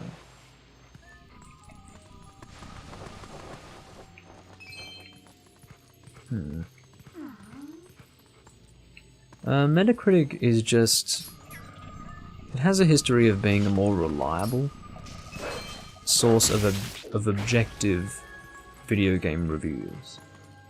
And also you have public reviews and I believe professional reviews. It could be a separated thing. I'm not too sure, but Metacritic has been for a very long time now the staple for what makes a good game. If it's got a higher Metacritic score, mainly because they have a higher standard, then it's probably a good game. But even then, that's only for the people who focus on game reviews. I'm not one to focus on game reviews. I'll play the game for myself, and if I don't like it, I don't like it, and that doesn't bother me. I don't try to validate my opinion. I don't try to work out whether or not I like something before I've played it for myself. So something like Metacritic doesn't really affect me. But I'd say if you do want to focus on reviews, Metacritic is the way to go. That's my understanding of it.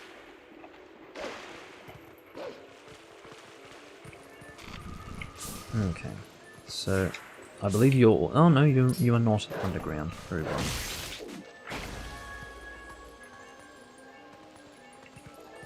There you go.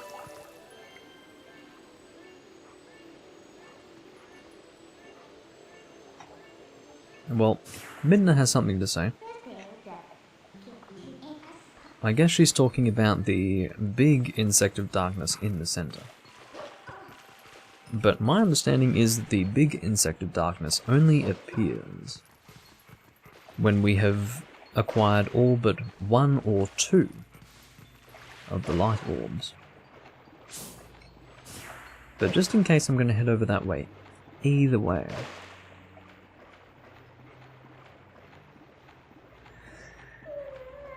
This is the funny thing, Wovian. I was talking about how I wanted nothing more than for people to be disappointed, because what happens is, most of the time, maybe not most of the time, but at the very least a lot of the time, anything that is heavily hyped will fall short of people's expectations, because that is the nature of hype.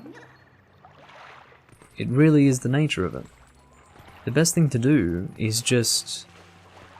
wait for it. Don't get overly excited, just wait for it. And if it ends up being good, great. And if it ends up being shit, then well, too bad. But it's the hype that creates disappointment, and that's what I love. I love it when people get disappointed after getting all hyped up. Because I hate hype, I really do. I hate it, I think it's dumb. So, I enjoy watching people's disappointment. It looks like I was right. I'm pretty sure that the giant insect of darkness only appears when we have acquired the other light orbs, so... I don't think he's got a deep opinion about it, Potato. I'm pretty sure he had some sort of misconception about how the game would play, or what the game was about. And, yeah. Didn't quite meet up to what he had in mind. Didn't quite match the expectations, so... there you go. Oh, there's an insect of darkness over here, actually. Silly moo.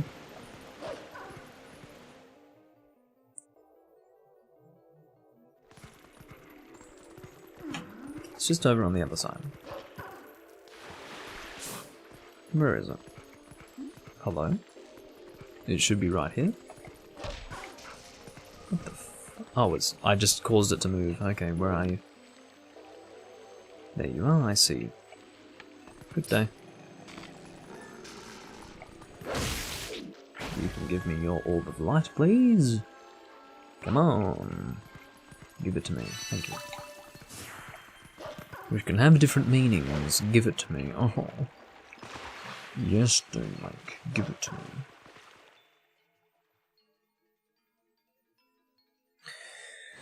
Breath of the Wild was a letdown for the reason that it was not Zelda.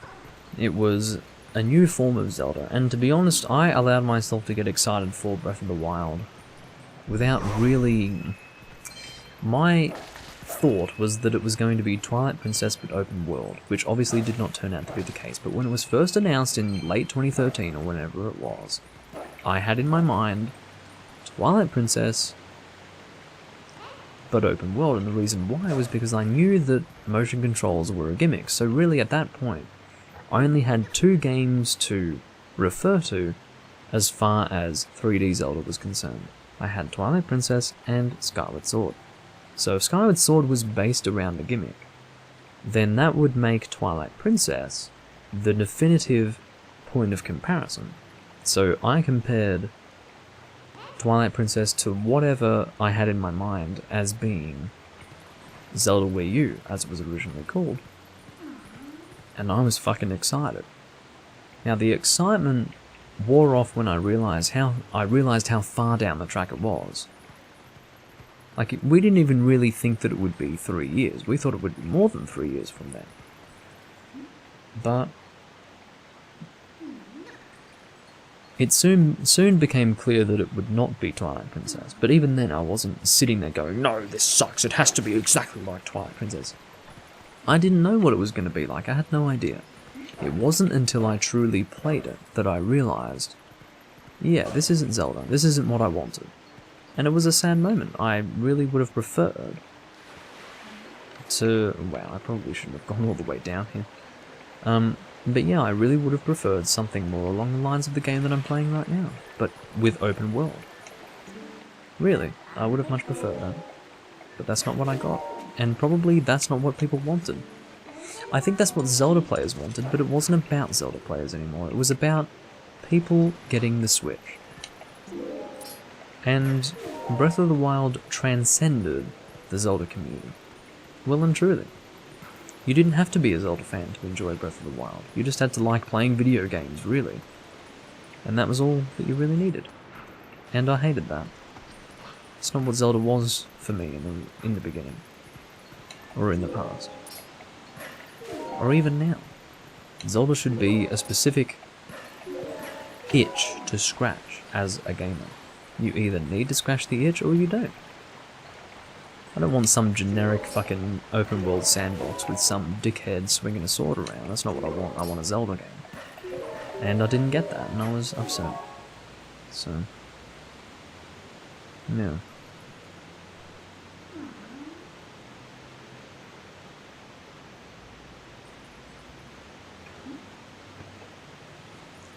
Well, I don't even know what the NX was. I don't remember seeing information about the NX. I think the NX was never really confirmed to be something different to the Switch. This is the thing. My understanding was that people's impressions of the NX were that it was going to be some sort of new GameCube in the sense that it was just a straight up console. But that was something born of lack of understanding or lack of information at the very least. I've done it again! Fuck! I just spent all that time going up there and I just sent myself back down. Fuck! Maybe the Insect of Darkness is down here. Imagine if it were down here. All this fucking time. Where is it? Is it above me or is it on another level entirely? Fuck this shit. Okay, must be above. Okay, that's fine. But yeah, I don't think people's impression of the NX was accurate because it was based on limited information, so yeah. They weren't going around saying the NX was going to be this ultra-portable console. That wasn't what it was. It was just the new Nintendo console to come after the Wii U. And in our minds, it could have either been portable or home console. but yeah. Stop. Fuck!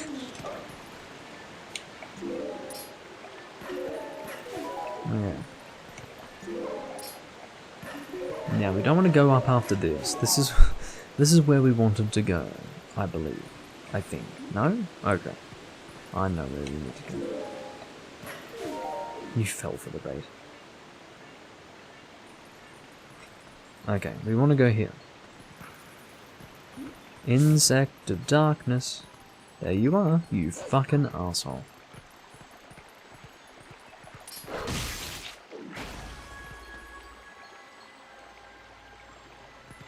Breath of the Wild is not for Zelda players, I'm serious. It's for people who are not Zelda players. And for people who didn't need another Zelda game, they're happy with it. But people who did need another Zelda game, and were let down... This is the thing. This is the thing. If you were like me, and you loved Twilight Princess, and you wanted nothing more than for Skyward Sword to be the new Twilight Princess, the other Zelda game that you were going to love in 3D,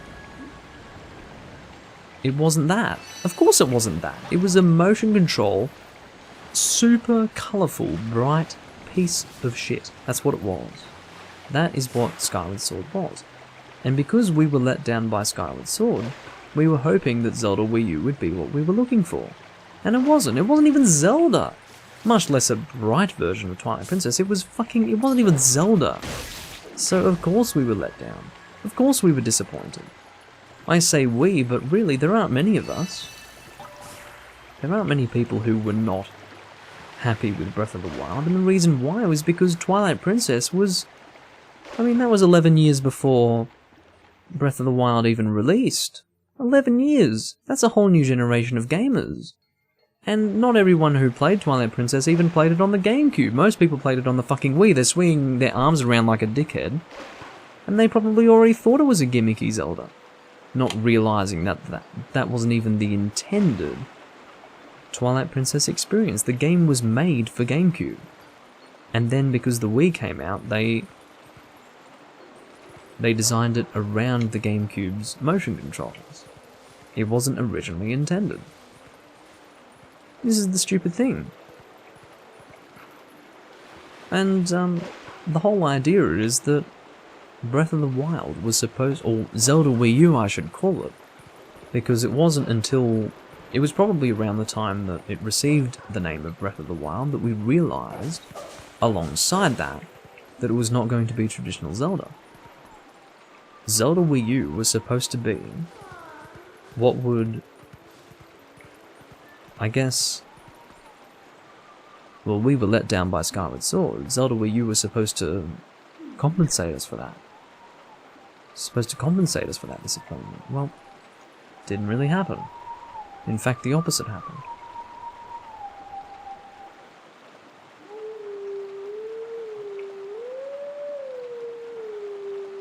First try.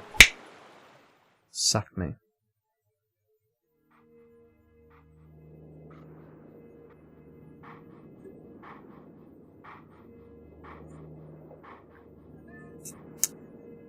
I regret scarfing down an entire 13-inch pizza. Regret it very much. If I stop commenting, it's probably the pizza-induced heart attack. Blame the weed. That's what happens when you smoke weed. You eat too much fucking pizza. You know this, Potato. I've never touched weed in my life and I know that. So you know it. You should know better. God damn it. I'm finally finished with my cider. Finally. It's getting very dark again. Stop that, son. Come back, please. Come back. Come on. Come on, come on, come on. Come on, don't be shy. Get back here. Yeah. He's slowly coming back. And it's back. It's back. It's back. Very good, very good. Golden Wolf, go somewhere, please. This is the thing, Potato. You know what happens. You know that you can just keep eating and never stop. So use that big brain. Use that big brain. All right, let's get some more. Insects of darkness. There's one over here. I believe. Wherever the hell it is. What? Where is it? Oh, it must be under the ground, yeah. Or is it in here?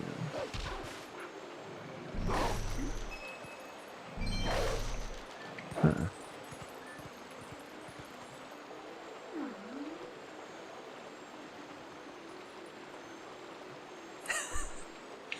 Pineapple on a pizza? That's disgusting. I mean, seriously.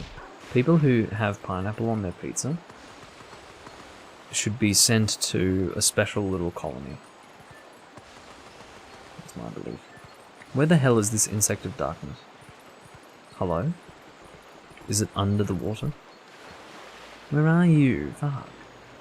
And why is it dark again? Come back, son. Thank you. Thank you. In case you didn't know, I have influence over celestial bodies. But seriously, I don't know where this insect of darkness is. It is apparently over here. But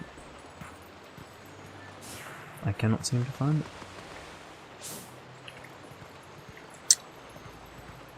Thing is, I cannot progress until I get it, so...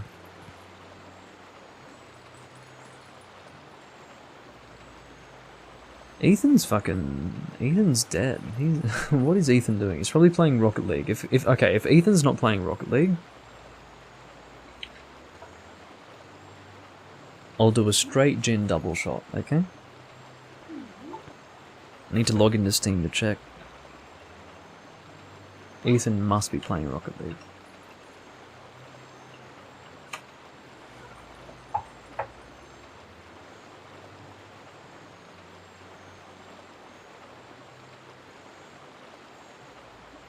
He's playing Rocket League, so that means I don't have to do a straight gin double shot. Thank God. That is to say, you know, drop the whole thing down my throat.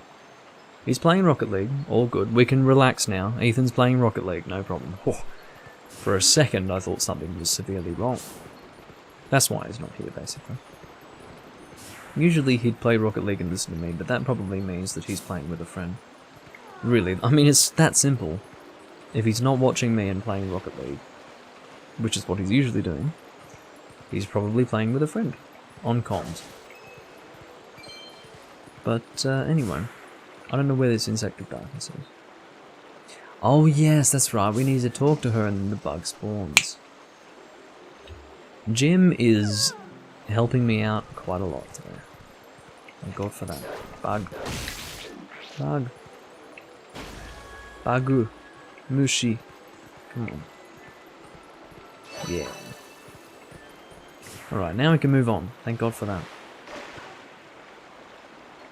Avocado on pizza? What the fuck? I didn't even know that was an option for a pizza topping. I really had no idea. You've opened a door to a world that I really didn't want to enter, to be honest. Avocado on a pizza. What a joke. What's wrong with people? I guess the idea is that you can put anything on the pizza. Anyone that puts avocados on pizza needs to be flown out to the Pacific and just left there. I agree. It's a bit of an extreme measure, but I agree. Extreme measures for extreme situations. Honestly. So we've acquired that, and there's another fucking... Oh shit. How do we get the... Huh. Oh, I know how to get those. I know exactly how to get those. We need to do the flying thing again. Yeah, where we get taken by the trumpeting bird creature. Yeah. Awesome. I know exactly what we're doing. Okay, I need to get to the other side somehow. There's a bridge over there. Let's go.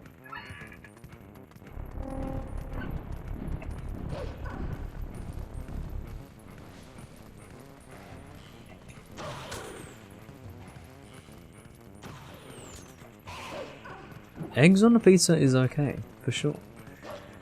Because the thing with an egg is that it's very neutral. Egg mixes with things nicely. Egg on a pizza is fine. Pineapple? Pineapple doesn't mix with it. I mean, pineapple is so, flavor-wise, different from everything else that is going to be on your pizza, that it turns into a fucking pineapple pizza. Doesn't matter if you've got... Doesn't matter what you've got on the pizza. It turns into a fucking pineapple pizza if you've got pineapple on your pizza. So, it's just stupid. Like, take it off. Pineapple on a pizza. It's disgusting, and it's usually called tropical. Oh, tropical pizza. Fuck off. Get it off my plate. Anyway. Unbelievable. Like, what's wrong with people? Depends on what kind of egg. Oh, sorry, chicken egg. Preferably free range. Depends on what kind of egg. Of course it depends on what kind of egg. The assumption is that it's chicken egg. Christ. Okay. So we're heading to Castle Town because we have an orb of light to get over there. And then we've got 3 more, I believe. 4 more over here. Huh. What the fuck does that mean? Because we actually need to kill the giant bug thing. So... Wovian has retracted a message. That is the nature of pizza-based arguments. It's very serious. We don't want to have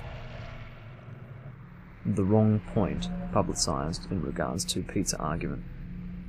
Serious business. Okay. Let's kill this guy here. You can die, and then I'll kill you too. Come on, don't be shy. Oh, fuck. Okay. Stop it. Stop that. Stop it. Hey. Get over here now. Get over here.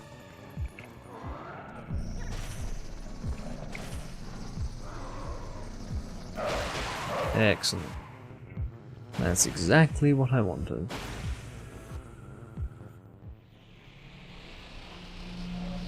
It's tangy. Tangy potato, I believe, would be the term that you're looking for.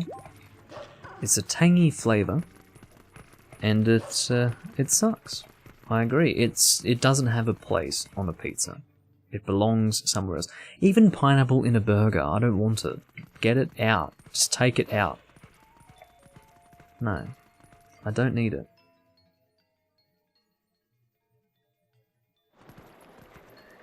Oreos on pizza. No. No.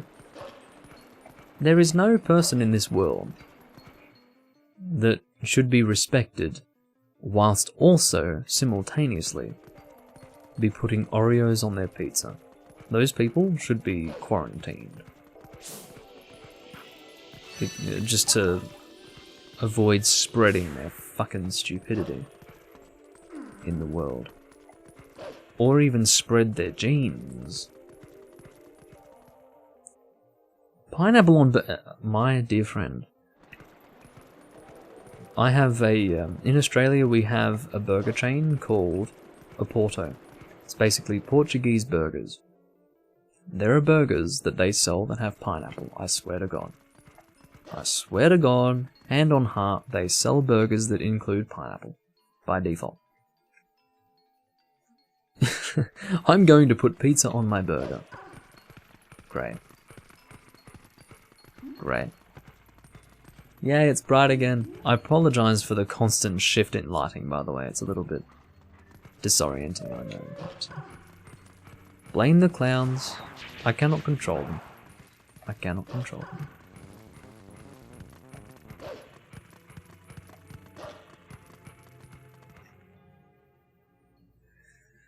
Oh, goodness me. Alright, so we're heading to the... Wow, I was getting some slowdown there. Did you see that? That's interesting. Haven't seen that in a little while. It just goes to show that this is a game that was intended to run off the GameCube. And that's what I'm playing off. So occasionally you get some slowdown. Even right now the frames are kind of not great. Interesting. Anyway. My C-stick is a bit... Oh, it's not too bad, actually. About 15 years ago, I was using a Power Wave Accessories GameCube controller. And And I got a new one recently. It's just a really nice, reliable controller. I had to replace my Power Wave controller, my original one, because the Z button just died on it. How do I... oh. Doom Link. Doom Link. You could have walked there the entire time. Yeah, of course, Americanized pizza... well, this is the thing. The assumption is that people's understanding of pizza is based on Americanized pizza, but not everyone lives in America. Yeah, actually, in reality, those outside of America are fairly familiar with pizza that is actual real pizza. Because, you know, we're not in America. But, yes.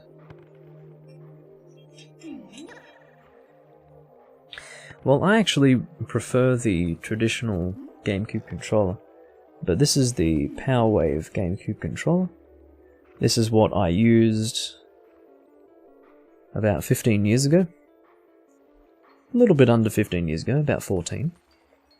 But that one, as I said, got old, and I was lucky enough to get a brand new one, which is this one here. I had it untouched in the box, and that replaced my original Power Wave controller. And it's the only difference between this and a GameCube controller, an original GameCube controller, is that as you can see, the D-pad is a little different. It's more of a circular thing, more akin to what you'd find on an Xbox controller. And it also has a turbo button and a clear button. Now, I don't know what the clear button does, but it does something. I'm glad you guys like the controller. I'm kind of surprised. I thought you wouldn't like it because it's not a traditional GameCube controller, but yeah, I like it too.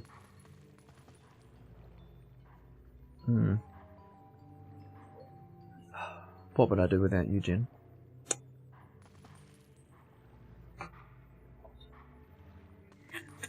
Gin is life. I mean, I like whiskey, but I think gin might be my favourite spirit, you know. There's something about it. It has a beautiful fucking flavour. It blows my mind. Anyway, so let's go and find some of that grass to howl at. Where should we go?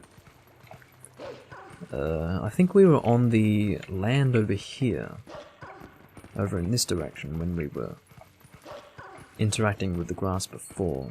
I think we can get over there fairly easily. Like, we don't need to get to a certain level to reach there. That is to say, from the water, we should be able to climb onto it. There is another Zora. Diners suck. I don't know, man. We don't really call them diners over here, so I don't really know what you mean, but I guess you mean it probably is between a cafe and a restaurant. Diner. And by that definition, our diners are probably quite fine. From what I can guess anyway. Here we go, this is the grass that I wanted.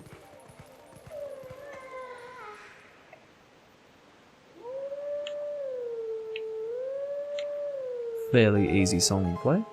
Fairly easy. It's like, what a nice fucking song. Sounds like a siren. Come on.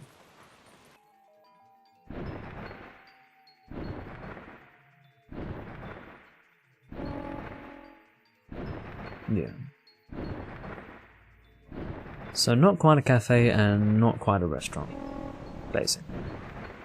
And more food oriented.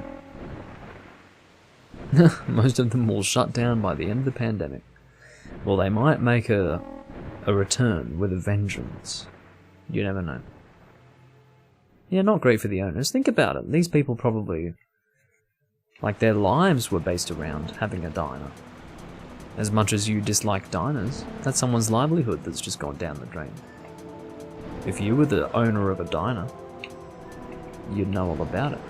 You'd probably be quite upset. Oh fuck, we've gone past it. Okay, we just need it to catch up to us. Come on, come on. Hit it, hit it, hit it. Hit it. It's so hard to do this, I swear to God.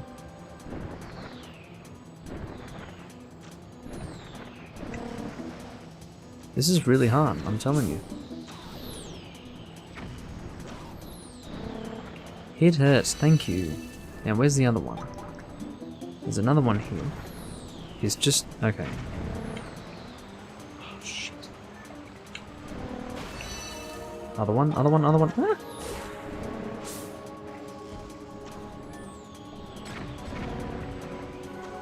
This is harder than it looks because the thing is, we are a big thing that needs to get on target with this. Here we go. Here we go. One more to go. Come on, baby. Excellent. Excellent. We now have one more light orb to acquire. And that is going to be from a giant insect of darkness. And the idea is that it acts as the final boss of the insects of darkness. Hilarious to think about, but that is the way it works. Because we've been doing 2 insects of darkness quests before this, we've now done the 3rd and final one, and our last insect of darkness is the boss monster of the insects of darkness, so... Oh, it's Tron. This is the funny thing, Potato. Tron was the king of quoting me before you were even watching me live. Potato, Tron is not a frequent viewer recently, but Tron used to be the guy who would clip every single live stream that I would do on Twitch. He would clip like 6 clips of me just quoting stuff. So by design, Tron is the guy who is the Doomlink quoter. But I guess he's lost the position because you have not recently been quoting Tron. Potato's taken your job. That's the idea. I mean, Potato might have been watching, but I don't think he was. This is going back to, I don't know, very early this year. Warp, please.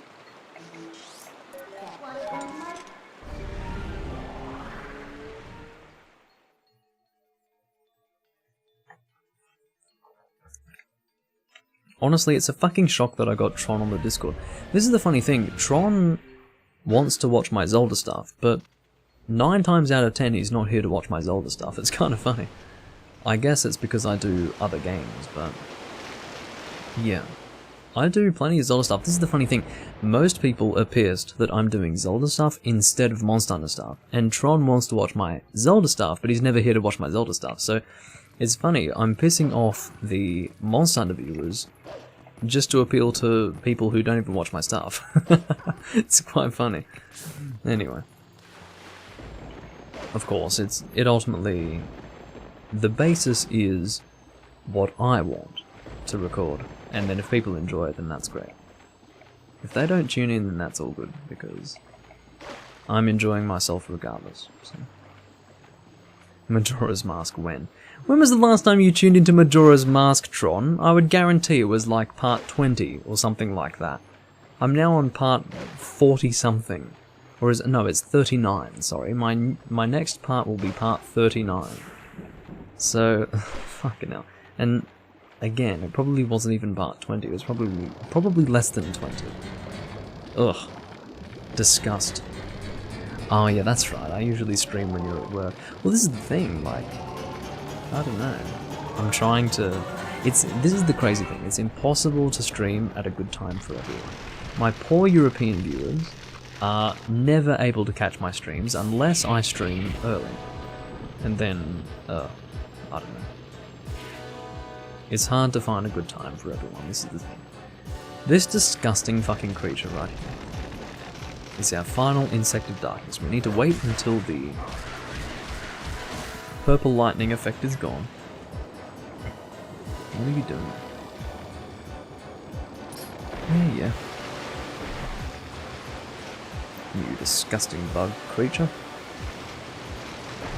It's getting dark again. I'm going to try and not talk about it, because the thing is you guys can see that.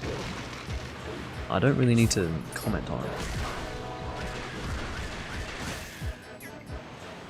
Ah. The first video of mine that you watched was Monster Hunter Online shutting down. This is the thing, like, I always think about how many people are brought to my channel thanks to those videos that have a lot of views. The videos that have the most views are my Monster Hunter 4 Ultimate video on Citra and Monster Hunter Online shutting down. There are two that I have for Monster Hunter Online. There is the imminent shutdown of Monster Hunter Online, and there is the farewell to Monster Hunter Online.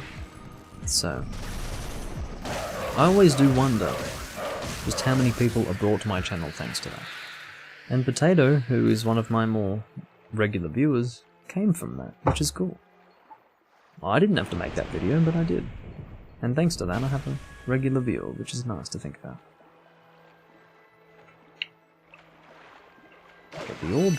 That is the final orb, and it is well and truly the final orb. We killed the last Insect of Darkness, which is a giant, tentacle-wielding insect creature bug thing.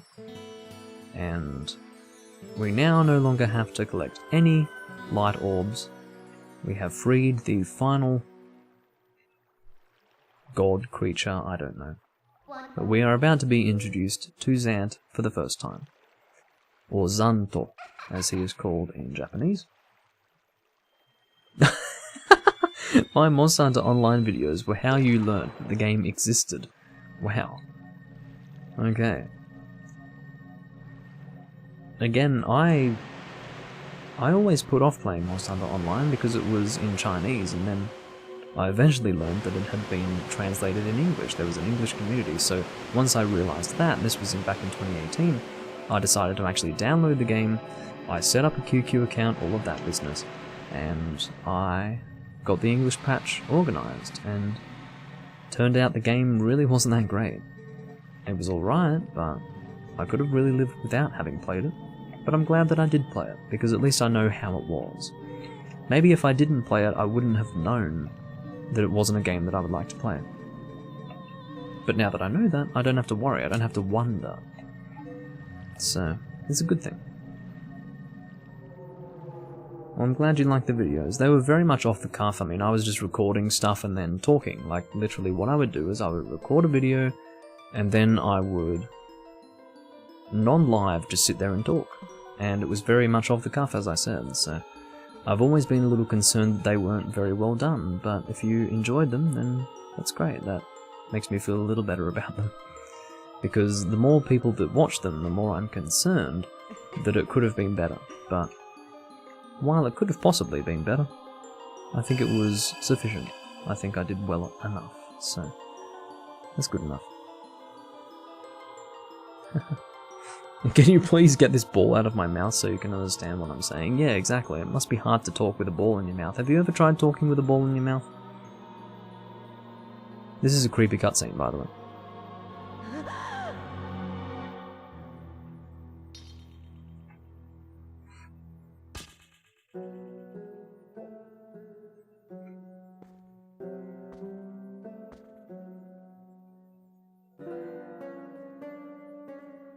Link is being all creepy and running towards the Triforce, and there's some Shadow Links, and then we get this coming up here is the creepy thing.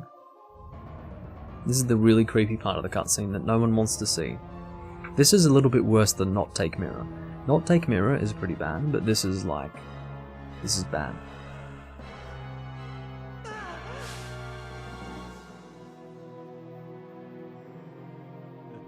Well, thank you, Potato, I appreciate that.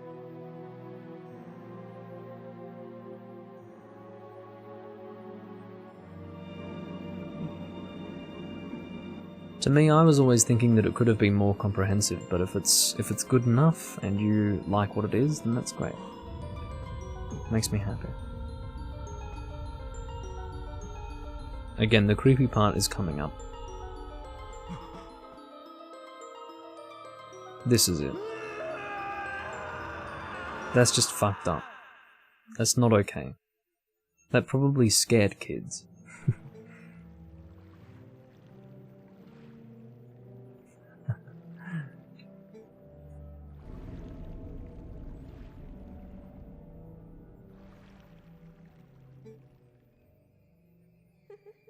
Well, I suppose it's talking about and I never really paid attention too much to the story, but I believe it's about the temptation of the power of the Triforce.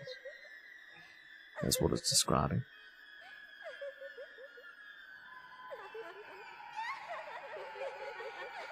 Creepy. And then Link's got a creepy smile, and then he wakes up to himself. When Link goes to the dentist. Yes, indeed.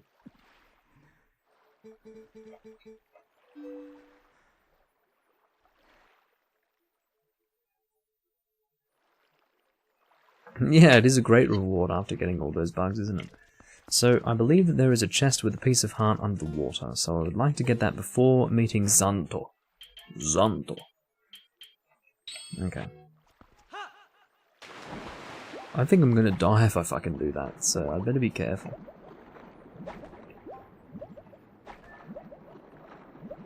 This is an interesting way to get to this chest. This isn't the piece of heart, but I'll open it anyway. There we go, 5 rupees. Okay, what's down here? Ah. We need to blow up some rocks. Get up there. Okay. We don't drown instantly. I believe we just start losing health. That's how that works. But anyway, let's make our way out, and I believe at that point we will encounter Zant. Or something. Maybe not. Maybe I'm remembering this wrong. It's possible. Yeah, the NPCs with the creepy face models are definitely a concern. For example, you do have to deal with the girl from Ordon Village, who has the really spooky face. She has a very spooky face, in fact. Okay, I need to work out how to get the Zora tunic. How do I do that again? I think I need to go to... I think Prince Rallis needs to be saved or something like that. That's my memory of it. I don't really remember how that works. Anyway, before I work that out, I'm taking a quick trip to the bathroom. Because, again, cider, it's catching up to me. I'll be back in a moment.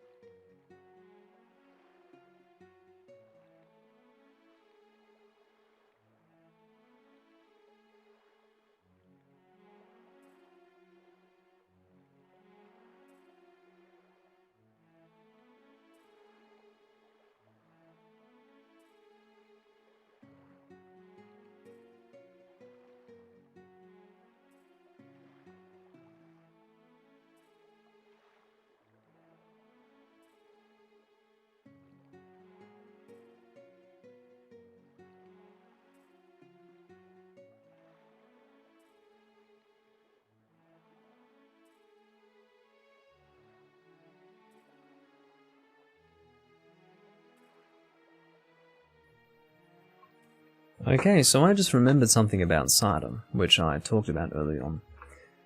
And it's really the main reason why I don't drink cider. Cider is not something that you want to mix with other drinks.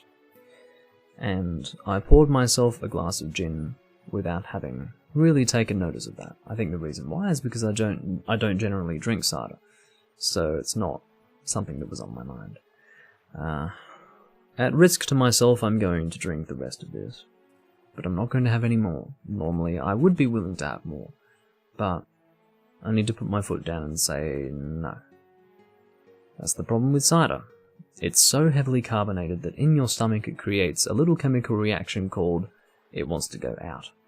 And it sucks. But, yeah, hopefully that doesn't happen, even though I'm drinking gin.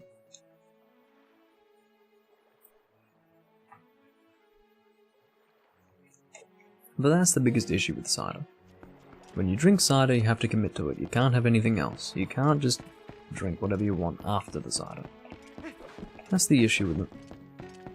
I hate it, really. But maybe I'm not going to have that problem. We'll see. The thing is, there is the potential for that to happen. What I mean is that when it normally wouldn't happen, it will happen with cider. So it's a little annoying in that way. So what we want to do now is try to rescue Prince Rallis. Now, oh, you have something to say. I don't really know what you have to say, but let's make our way to... Oh, we can't really walk now, I see. So what we have to do is shoot ourselves up to the higher level. We'll donate for It Wants to Come Out Live. Okay, well... I'm not going to force that out for a donation, but... Anyway. For fuck's sake. And yes, avocado in sushi is very nice, actually. Because it fits with the softness of sushi.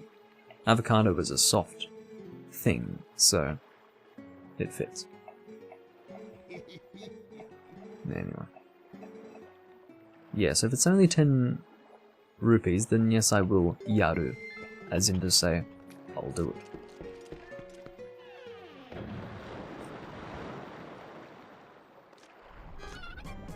Series 12 of Doctor Who discusses you. Okay. Series 12. I think my favourite Doctor Who was the one with the bushy hair. He was the one that I grew up with. I think he was season 3 or season 4 Doctor Who, something like that. He was the 90s Doctor Who, in other words. I remember the first time that I watched Doctor Who, it might have been in about... I think it was around 2003. I watched one of those episodes and there were dinosaurs and I was like, holy shit, what the fuck is going on? It was crazy to me because I didn't think that television, as in television with actual people acting, could have something like, you know, a guy dealing with actual velociraptor looking things, and even from memory, strangely, I can remember them looking terrible, CGI wise. But at the time, I didn't consider them to look terrible. And it, you know, that was a bit of an epiphany for me because I didn't realise that you could have that going on in a live action sense. I thought you would only really be able to do that convincingly with drawn animation. But there you go. That was my early experience of Doctor Who. And then, of course, after that was my experience with Davros. Exterminate! Exterminate! I mean, that's great. I mean, that has to be the... that was a defining aspect of my childhood, Davros and his exterminate! Because, I mean, that... yeah. It's very, very iconic. Mentally iconic. It sticks out. Yes, possibly Tom Baker. I would say that was probably the person. Let me actually have a look. I will check. Tom Baker, Doctor Who. Let's have a look. I will confirm so that you don't have to wonder. Let's have a look. Yep, that's the one. Tom Baker. Oh. Excuse me. The first episode was in 2005. I'm remembering this wrong, clearly. So March of 2005. Well, that's fine.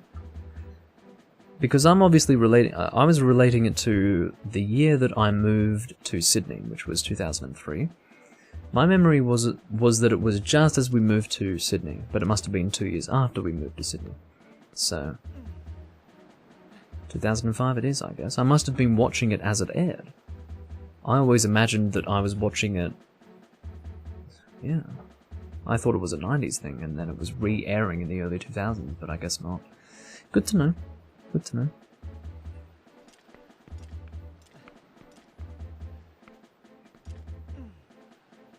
Yeah, the one with the scarf, for sure. For me personally, and I suppose it's because that was the person that I knew to be Doctor Who, he is Doctor Who to me. So, and he had a nice personality too. He felt very soft, and he didn't feel like he was out there trying to play a character. He felt very genuine, you know. The actors that I've always appreciated are the ones that appear genuine, rather than overacting their part. I never like the characters that overact their part. There are certain personalities that need to be overacted, but sometimes you feel that overacting doesn't fit certain personalities and certain parts. And I've felt that with recent Doctor Who actors. It feels like it doesn't work right. But anyway. I was watching classic Doctor Who. Okay. If that's how it works, then that's great. That's the Doctor Who that I like. Anyway, we are currently headed for what I believe to be Telma's bar. Because I do know... Wow, it's getting very windy outside. I do know that Prince Rallis is currently in the care of Telma. And Ilya, I guess. Not so much Ilya, because Ilya has issues of her own. But, yeah, we'll see if I'm right about that. I'm pretty sure I'm right about that. 2005 is New Who. Well, I don't know if I'm... Well, let me check. Let me check. When did Tom Baker start doing stuff with Doctor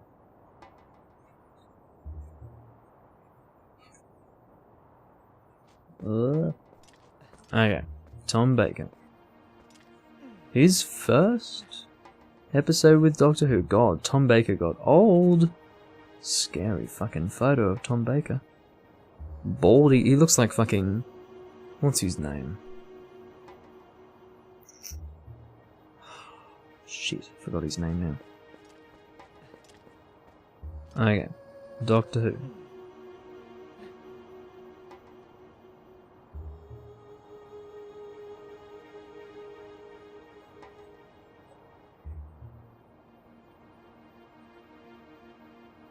Okay.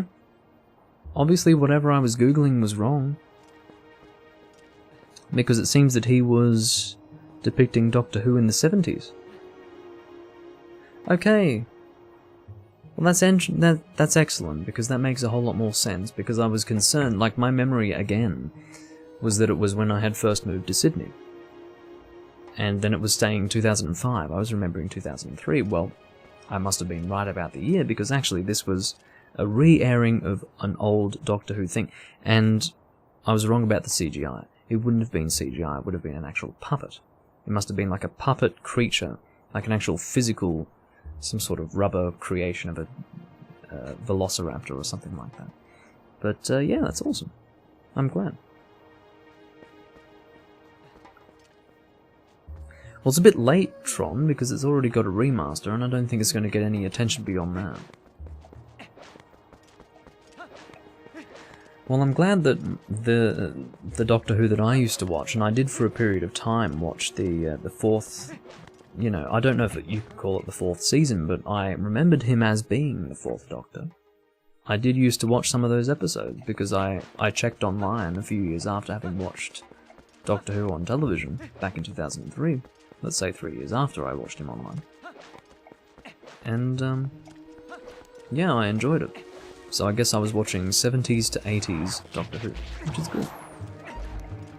I'm glad. Fellas, don't ever scarf down a 13-inch pizza by yourself. Well, guess what? You can eat it slowly and you'll be fine. I can't see anything what is going on. I'm sorry about the sudden shifting lighting conditions, by the way. I cannot control them. Yeah, I can't wait for the PC2 either. In fact, I think the PC... No, excuse me. The PC2, I don't think it's going to be that innovative. I'm excited for the PC3. I think the PC3 is where the biggest jumps in graphical fidelity are going to be present. I can't wait. Cannot wait. Okay, let's go back to Telma's Bar. I believe that's where we are currently headed. I really do need to end this recording soon because the lighting is absolutely it's just completely off the charts. It's going all over the place, it cannot remain consistent. Fucking sun. Fucking sun. How does Link roll so smoothly? I don't know. He's very good at it though, isn't he? Imagine if you could roll like that. He's the king of rolling. The thing about his roll is that he doesn't lose momentum at all. It is utterly consistent with his walking speed. It's incredible. He goes slightly faster, but it's so smooth, it's incredible.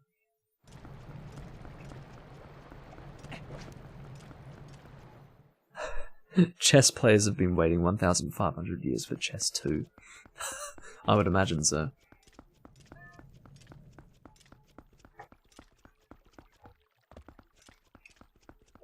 That's what I was thinking of, Alfred Hitchcock. So, Tom Baker looks like Alfred Hitchcock now. In fact, he looks like a cross between Winston Churchill and Alfred Hitchcock.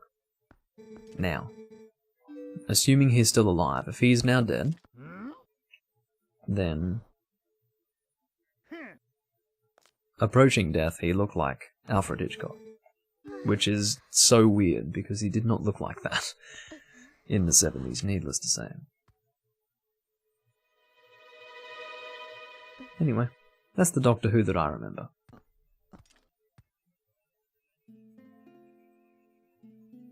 The cat is noticing that we somehow recognise Ilya.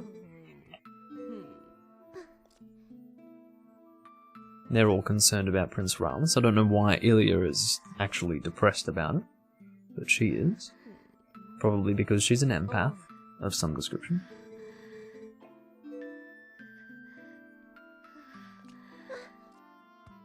Of course, we do need to do the whole thing where we escort them, much like you would in Majora's Mask with Malon and her sister. Or Marlon, I don't fucking know, or care really. These guys are useless, actually.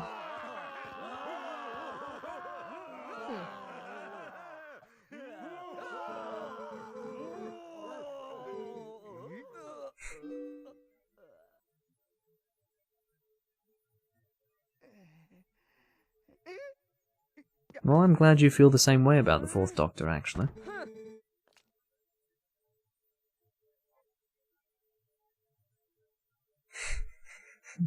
The PC one really needs an upgrade.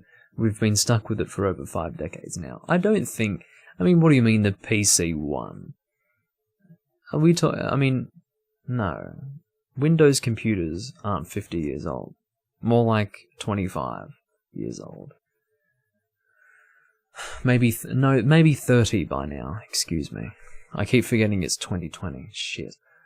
Yeah, more like 30 years old, but, PC, assuming you mean personal computer, as of the Microsoft definition, more like 30 years old. Unless they were still calling it personal computer in the early 80s, I can't remember, but, not that I was there, I just mean as far as my memory serves me, insofar as my research on the matter.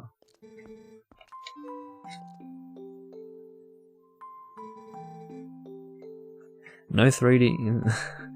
no Majora's Mask spoilers. Okay, well... To start with, I would wish dearly, Jim, that you would play it on the Nintendo 64 first. Because what happens is, if you play it on the 3DS, it's very dark. Pretend it's not very dark right now, as I'm explaining this to you. if you get it on the 3DS, you're not going to be able to appreciate the original version, because you will be used to the graphics of the 3DS version. It will be what you establish to be the norm in your mind, and if you ever go back to the Nintendo 64 version, or if you ever play that, it will look super outdated. It will look really old and really gross, and you're not going to like it. But for myself, and for many other Zelda players, we experienced that first, because that's all that existed. And I think it would be best if you played that first. And then you can enjoy the 3DS version. If you choose not to do that, then fine. But let me say that it is very easy to play the Nintendo 64 version. You just emulate it, play it with a controller on your PC, and there you go. I would much prefer for that to be your first experience. So, it's over to you. Sixth Doctor was a complete jackass. What? I think the unfortunate thing about all of the Doctors being so incredibly different is that they're supposed to be the same person. Which is stupid, but anyway. Fight you? Yeah, I'll fight you, Potato. Fourth is best. Get out.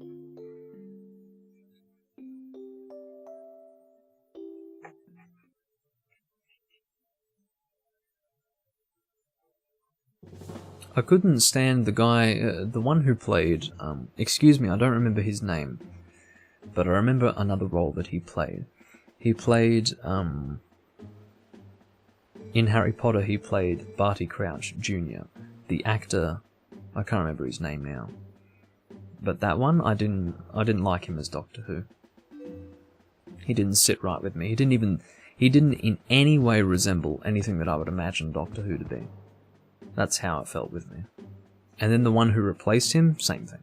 I just, wasn't right to me. Ah.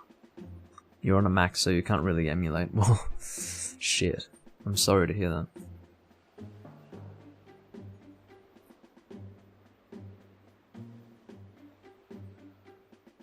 I'm glad that you've been able to compare Ocarina of Time to Majora's Mask in their original versions. I think that's really important.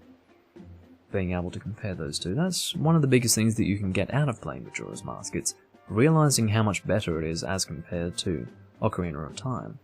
The idea being that in 2 years they made a much better game, a much better 3D Zelda game for Nintendo 64. So, that's really the biggest thing for people to learn.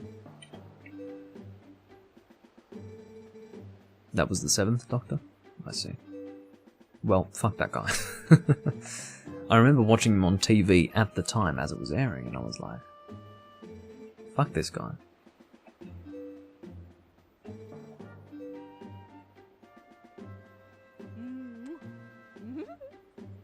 Ooh, wow. The Cursed Child is the worst Harry Potter book / story ever written. I suppose you would say story, because it was intended to be a play. But it's not a huge surprise. I did not read The Cursed Child, and I had no intention to do so. But there you go. It's like bloated fan fiction written by J.K. Rowling. I see. That's a bit of a shame, isn't it? But it makes sense because, really, J.K. Rowling had written the bulk of Harry Potter in the 90s. Really. Like, the bulk of it was written in the 90s. And my guess is The Cursed Child was written post-2010. So it's kind of understandable that it would be a little different and probably not as good. So, weird thing.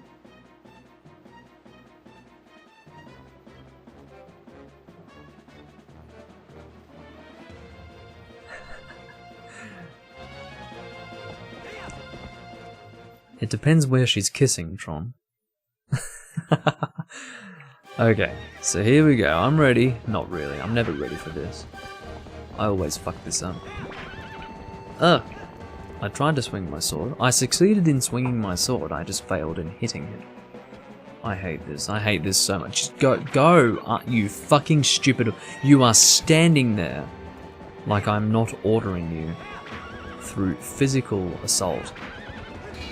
Okay, you shielded my thing. So I think I'm supposed to shoot you with an arrow, is that right? I think I remember this. Just turn around, you stupid cunt. Turn around.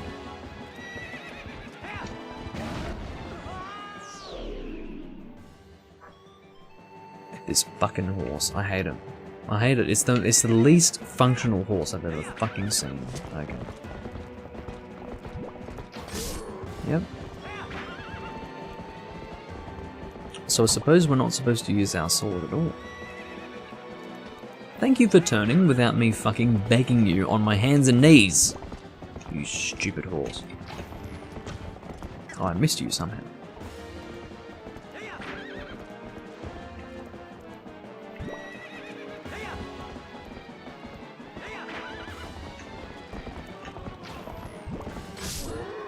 And 2 arrows is all we need, apparently.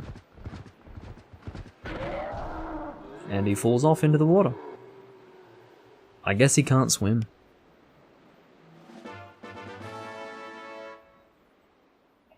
Alright.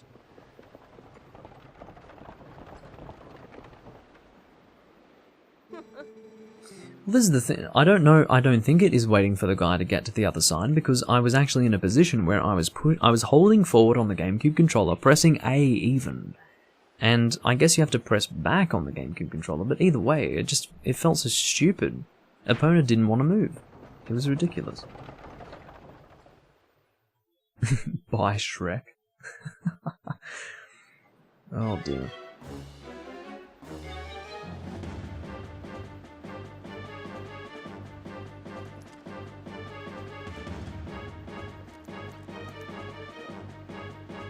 You mean I thought the other doctors couldn't act? Not all of them, but some of them felt like they were overacting, that's for sure.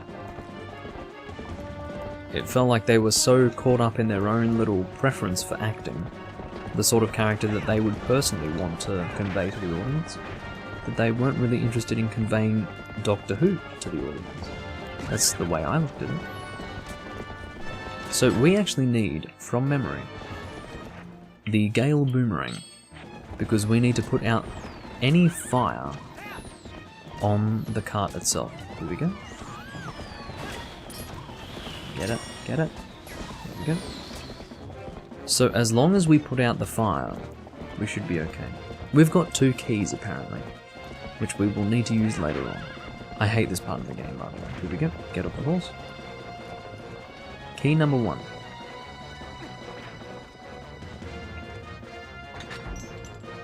There we go. You can see that the GameCube is actually having slowdown issues here. Interesting thought. Onward you go. Horse.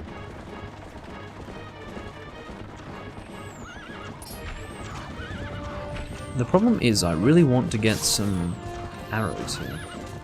My concern is that I won't get any. See, now I've got no arrows. Like, what can I do here?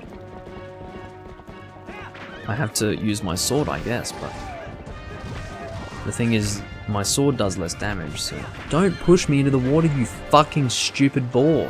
Go around, go. Oh, fuck me. Okay. At least...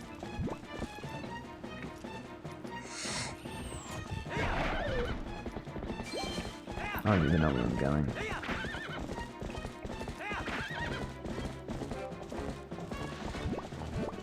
Yeah. Well, I guess the idea is that the wind is so strong that it puts it out. That's the idea. The wind has to be strong enough. It's magic, Tron.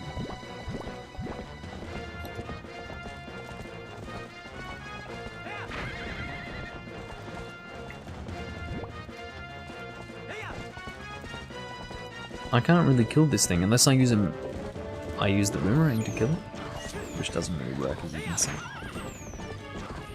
Can you just go to the fucking exit, you stupid fucking woman? If you just went through the fucking exit, you wouldn't have a problem. Oh, looks like she's doing it. Looks like she's doing it. Come on, go, go, go, go, go, go, go, go, go. She got bombed. This is the problem. If she gets bombed, just go. Fuck. Fuck. Just go. Christ. The problem, the biggest issue here is that Epona is totally unresponsive to everything that you want to do. Epona doesn't give a fuck. She just does her own fucking thing. She's a stupid bitch of a whore. Go. Go. Thank you. Shocking. She's actually being responsive. Okay. Hit the fucking moblins, please. I haven't the arrows to do this. I haven't the arrows, however, I do have a big sword that I can swing around. Just hit the fucking moblin. Hit him. Hit the moblin. Okay, here we go again. Why do you go off course? Because of the bomb. You'd be quite fine if you just fucking kept going. Really, you would. You'd be quite alright.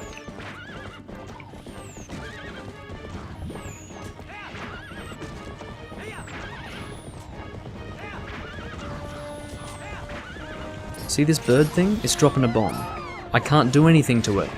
I cannot do anything to stop the bomb from exploding except to take it myself, which ultimately does nothing.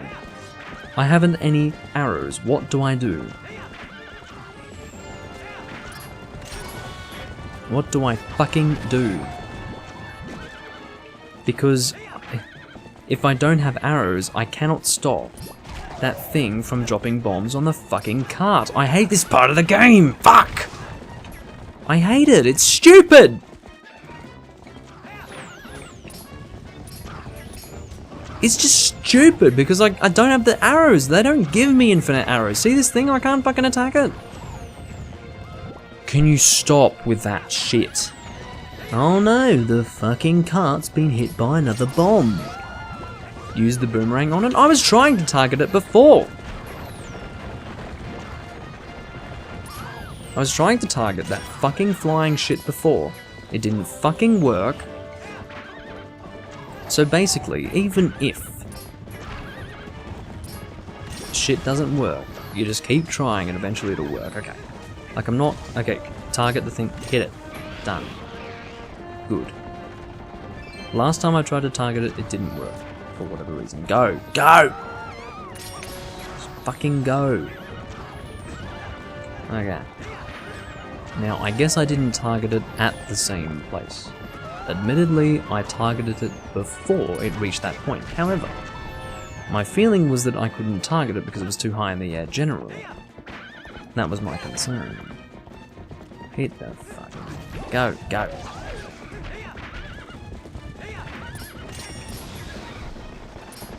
Here we go again. Go, go, go, go, go! Fuck.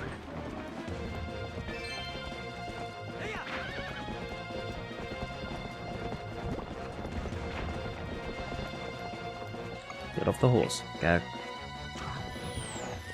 Open the door. If you kill opponent in the meantime, I'd be glad.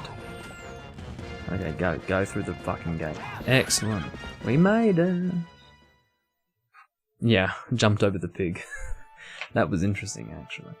I don't care as long as it gets me forward. I really don't care. I don't care if it makes no sense, just get me going.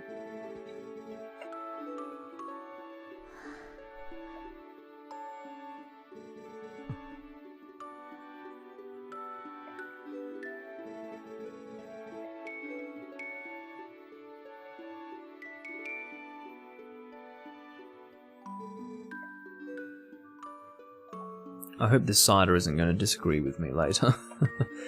I suppose we will find out, but generally cider is a bit nasty when you mix it with other stuff. I don't know what it is, but it's generally not a good time. Generally not a good time. I've finished off my gin. Just as well. There isn't too much more for us to do, but there is a little bit more to do. We need to go to the grave of the Queen, where Prince Rallis is going to be standing by. And we need to acquire the Zora tunic. At that point we can probably end the video. And indeed resume in the next recording, which will be recording number 4.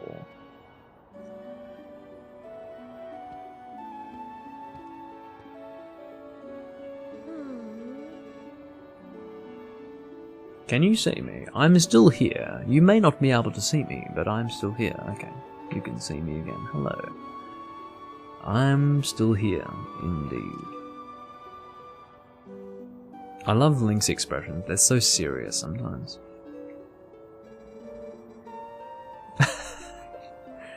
You don't understand, Tron. This woman is interested in the other guy.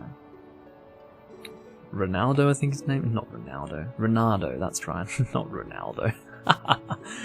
It's Renardo.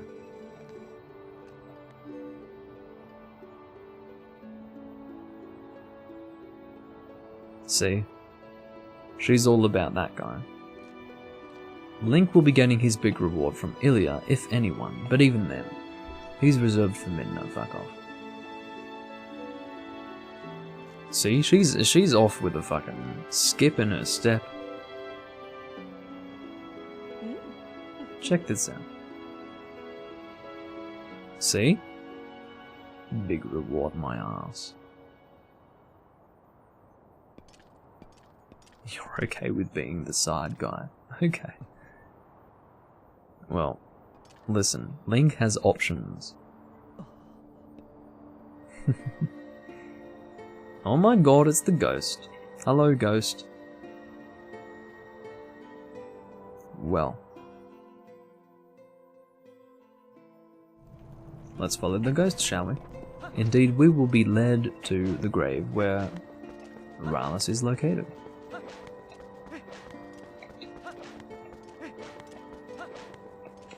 And that is where we will acquire the tunic that we need to access the dungeon.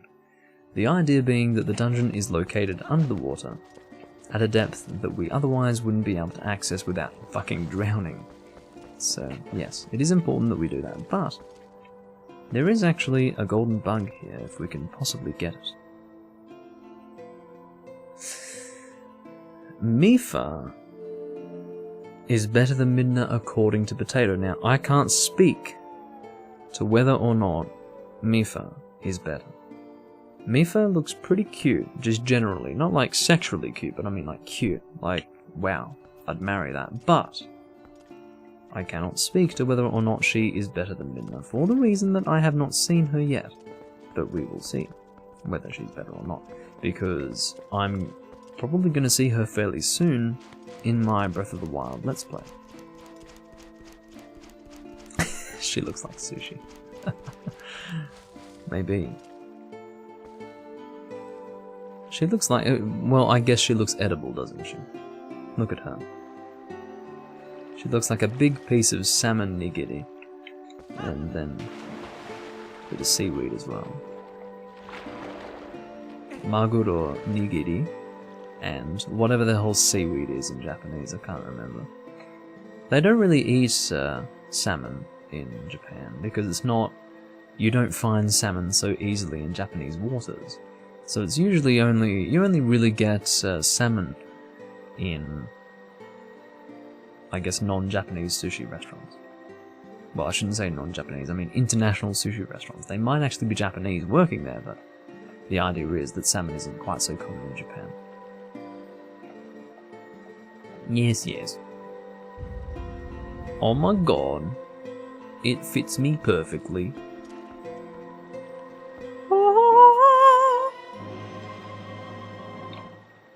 Yeah. Nori, that's right, Nori. Yes.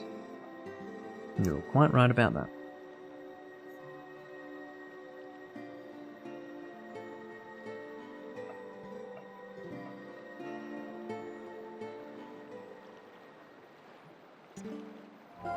Calculating.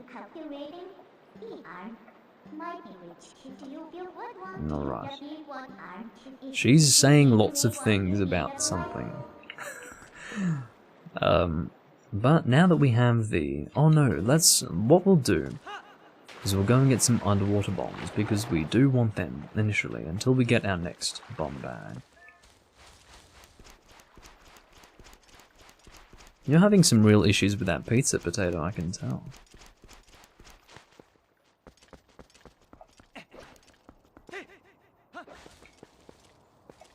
Off we go.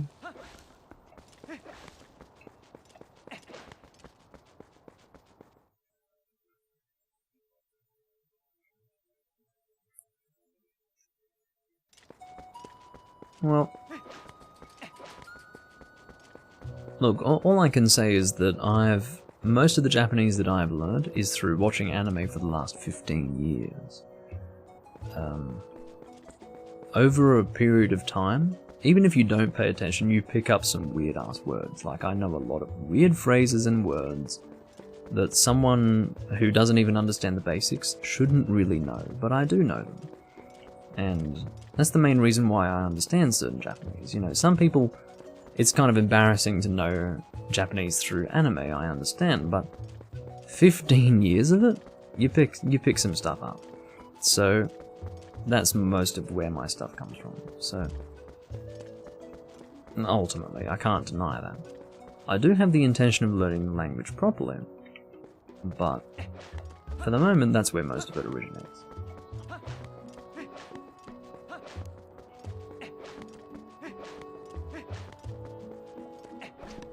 Alrighty. Let's go and get some water bombs.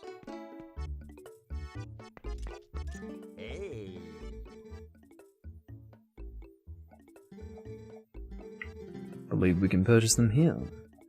Do we have the rupees for it? I thought we did. Oh, I see. We have to swap our bomb bag. Sorry. Come and swap my bomb bag, please. Come on. Thank you. 28? Fucking hell. So, has it swapped my bombs? It hasn't. So you would... Oh, I see. There's a buyback program, I understand. No, stop. I didn't want to buy so little. How many can I hold? Let's just buy another 10. I believe it's a total of 15. Stop. Well, why can't I hold 15? Is it 10? It can't be 10 as a maximum, because I can buy 15 straight up. Okay. Let's try to buy another 5. I can really only hold 10. Okay, well, fine. Whatever works.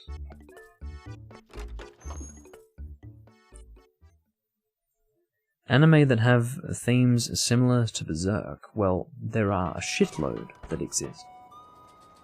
I suppose the one that I would recommend to you would be Claymore.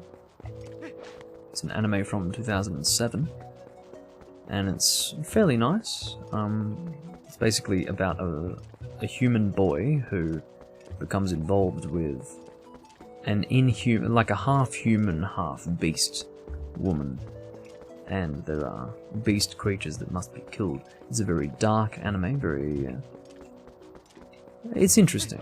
The problem with it is that it doesn't have a clean ending.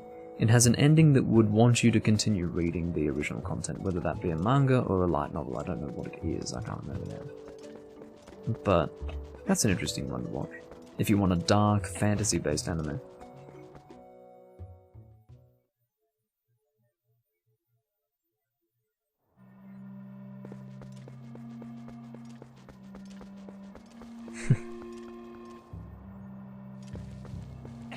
Alright, so now that we have underwater bombs, we can get whatever we can get over here. I don't even remember what it is. Apparently there is a chest that we can get here. I don't even know if I've acquired that here. I don't think I have.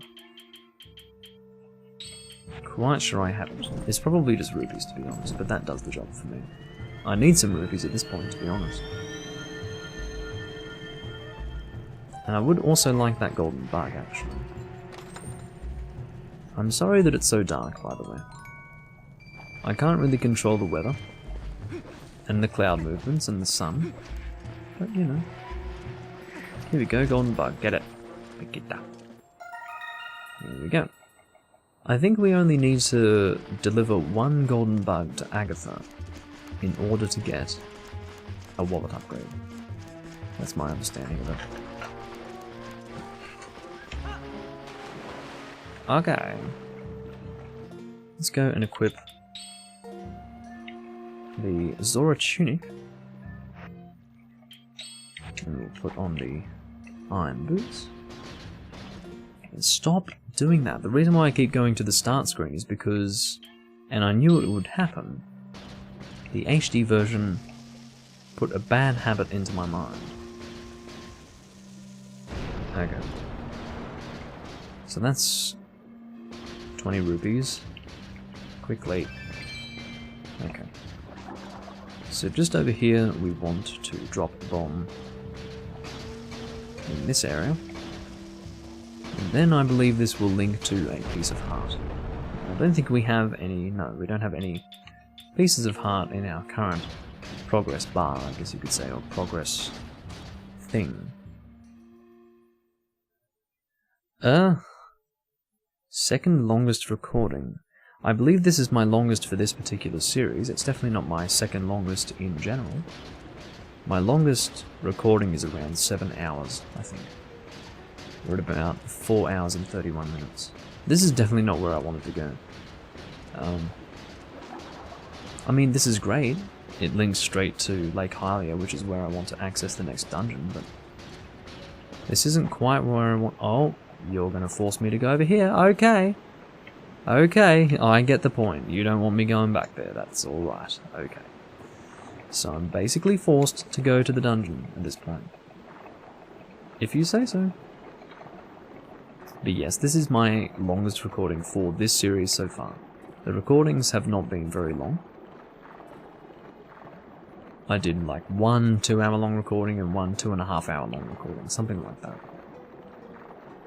But if we go down here, as you can see, we do, the depth is such that if we were to use the iron boots without the Zora tunic, we would just die. So we do want to come down here, and we actually do require water bombs in order to access this dungeon.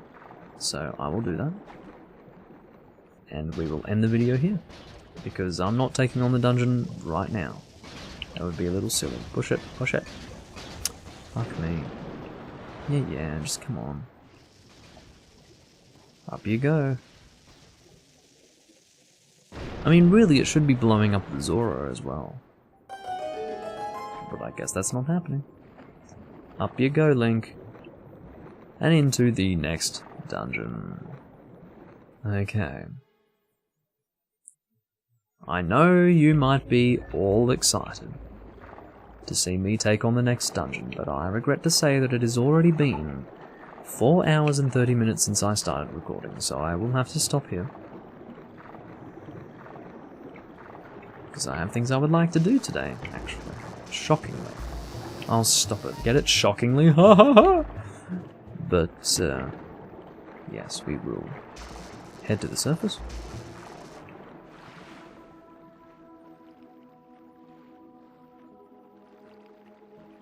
Yeah, the 5-hour recording was for the HD version. I suppose it is a little confusing, seeing as though I did the recordings back to back, basically. Or at least, you know, HD to Twilight Princess SD. That can be the official name. But yeah, I do thank you all for watching. I'll see you in the next recording, where we start straight into the Lakebed Temple. I think well, this is definitely by far the longest recording we've done for the series so far, but I'm glad that I got everything done that I needed to get done in order to access this dungeon. In the next video we will take care of the Lakebed Temple, and we will, I suppose, rescue Midna, because that is our next port of call. After this dungeon, Midna will get all weak and stuff. And then we'll have to, I believe, go to the Sacred Grove or something like that, and draw the Master Sword, something like that. But anyway, that'll be for next time. I hope you guys are looking forward to that. I might do another recording later on this week, but do keep in mind that again, I'll be taking a holiday next week, and I will be gone for about let's say 6 days, or 5. We'll say 6 to make it safe. A little bit under a week, I'll be gone. And with that in mind, I would guess that if you don't see another recording for this week, to expect the next one, not next week, but the week after. We'll see what happens though. It's all about not getting too many expectations, because sometimes I am unpredictable. But yeah, thanks for watching everyone, I'll see you next time. And sit tight for the next Twilight Princess recording. Bye bye for now.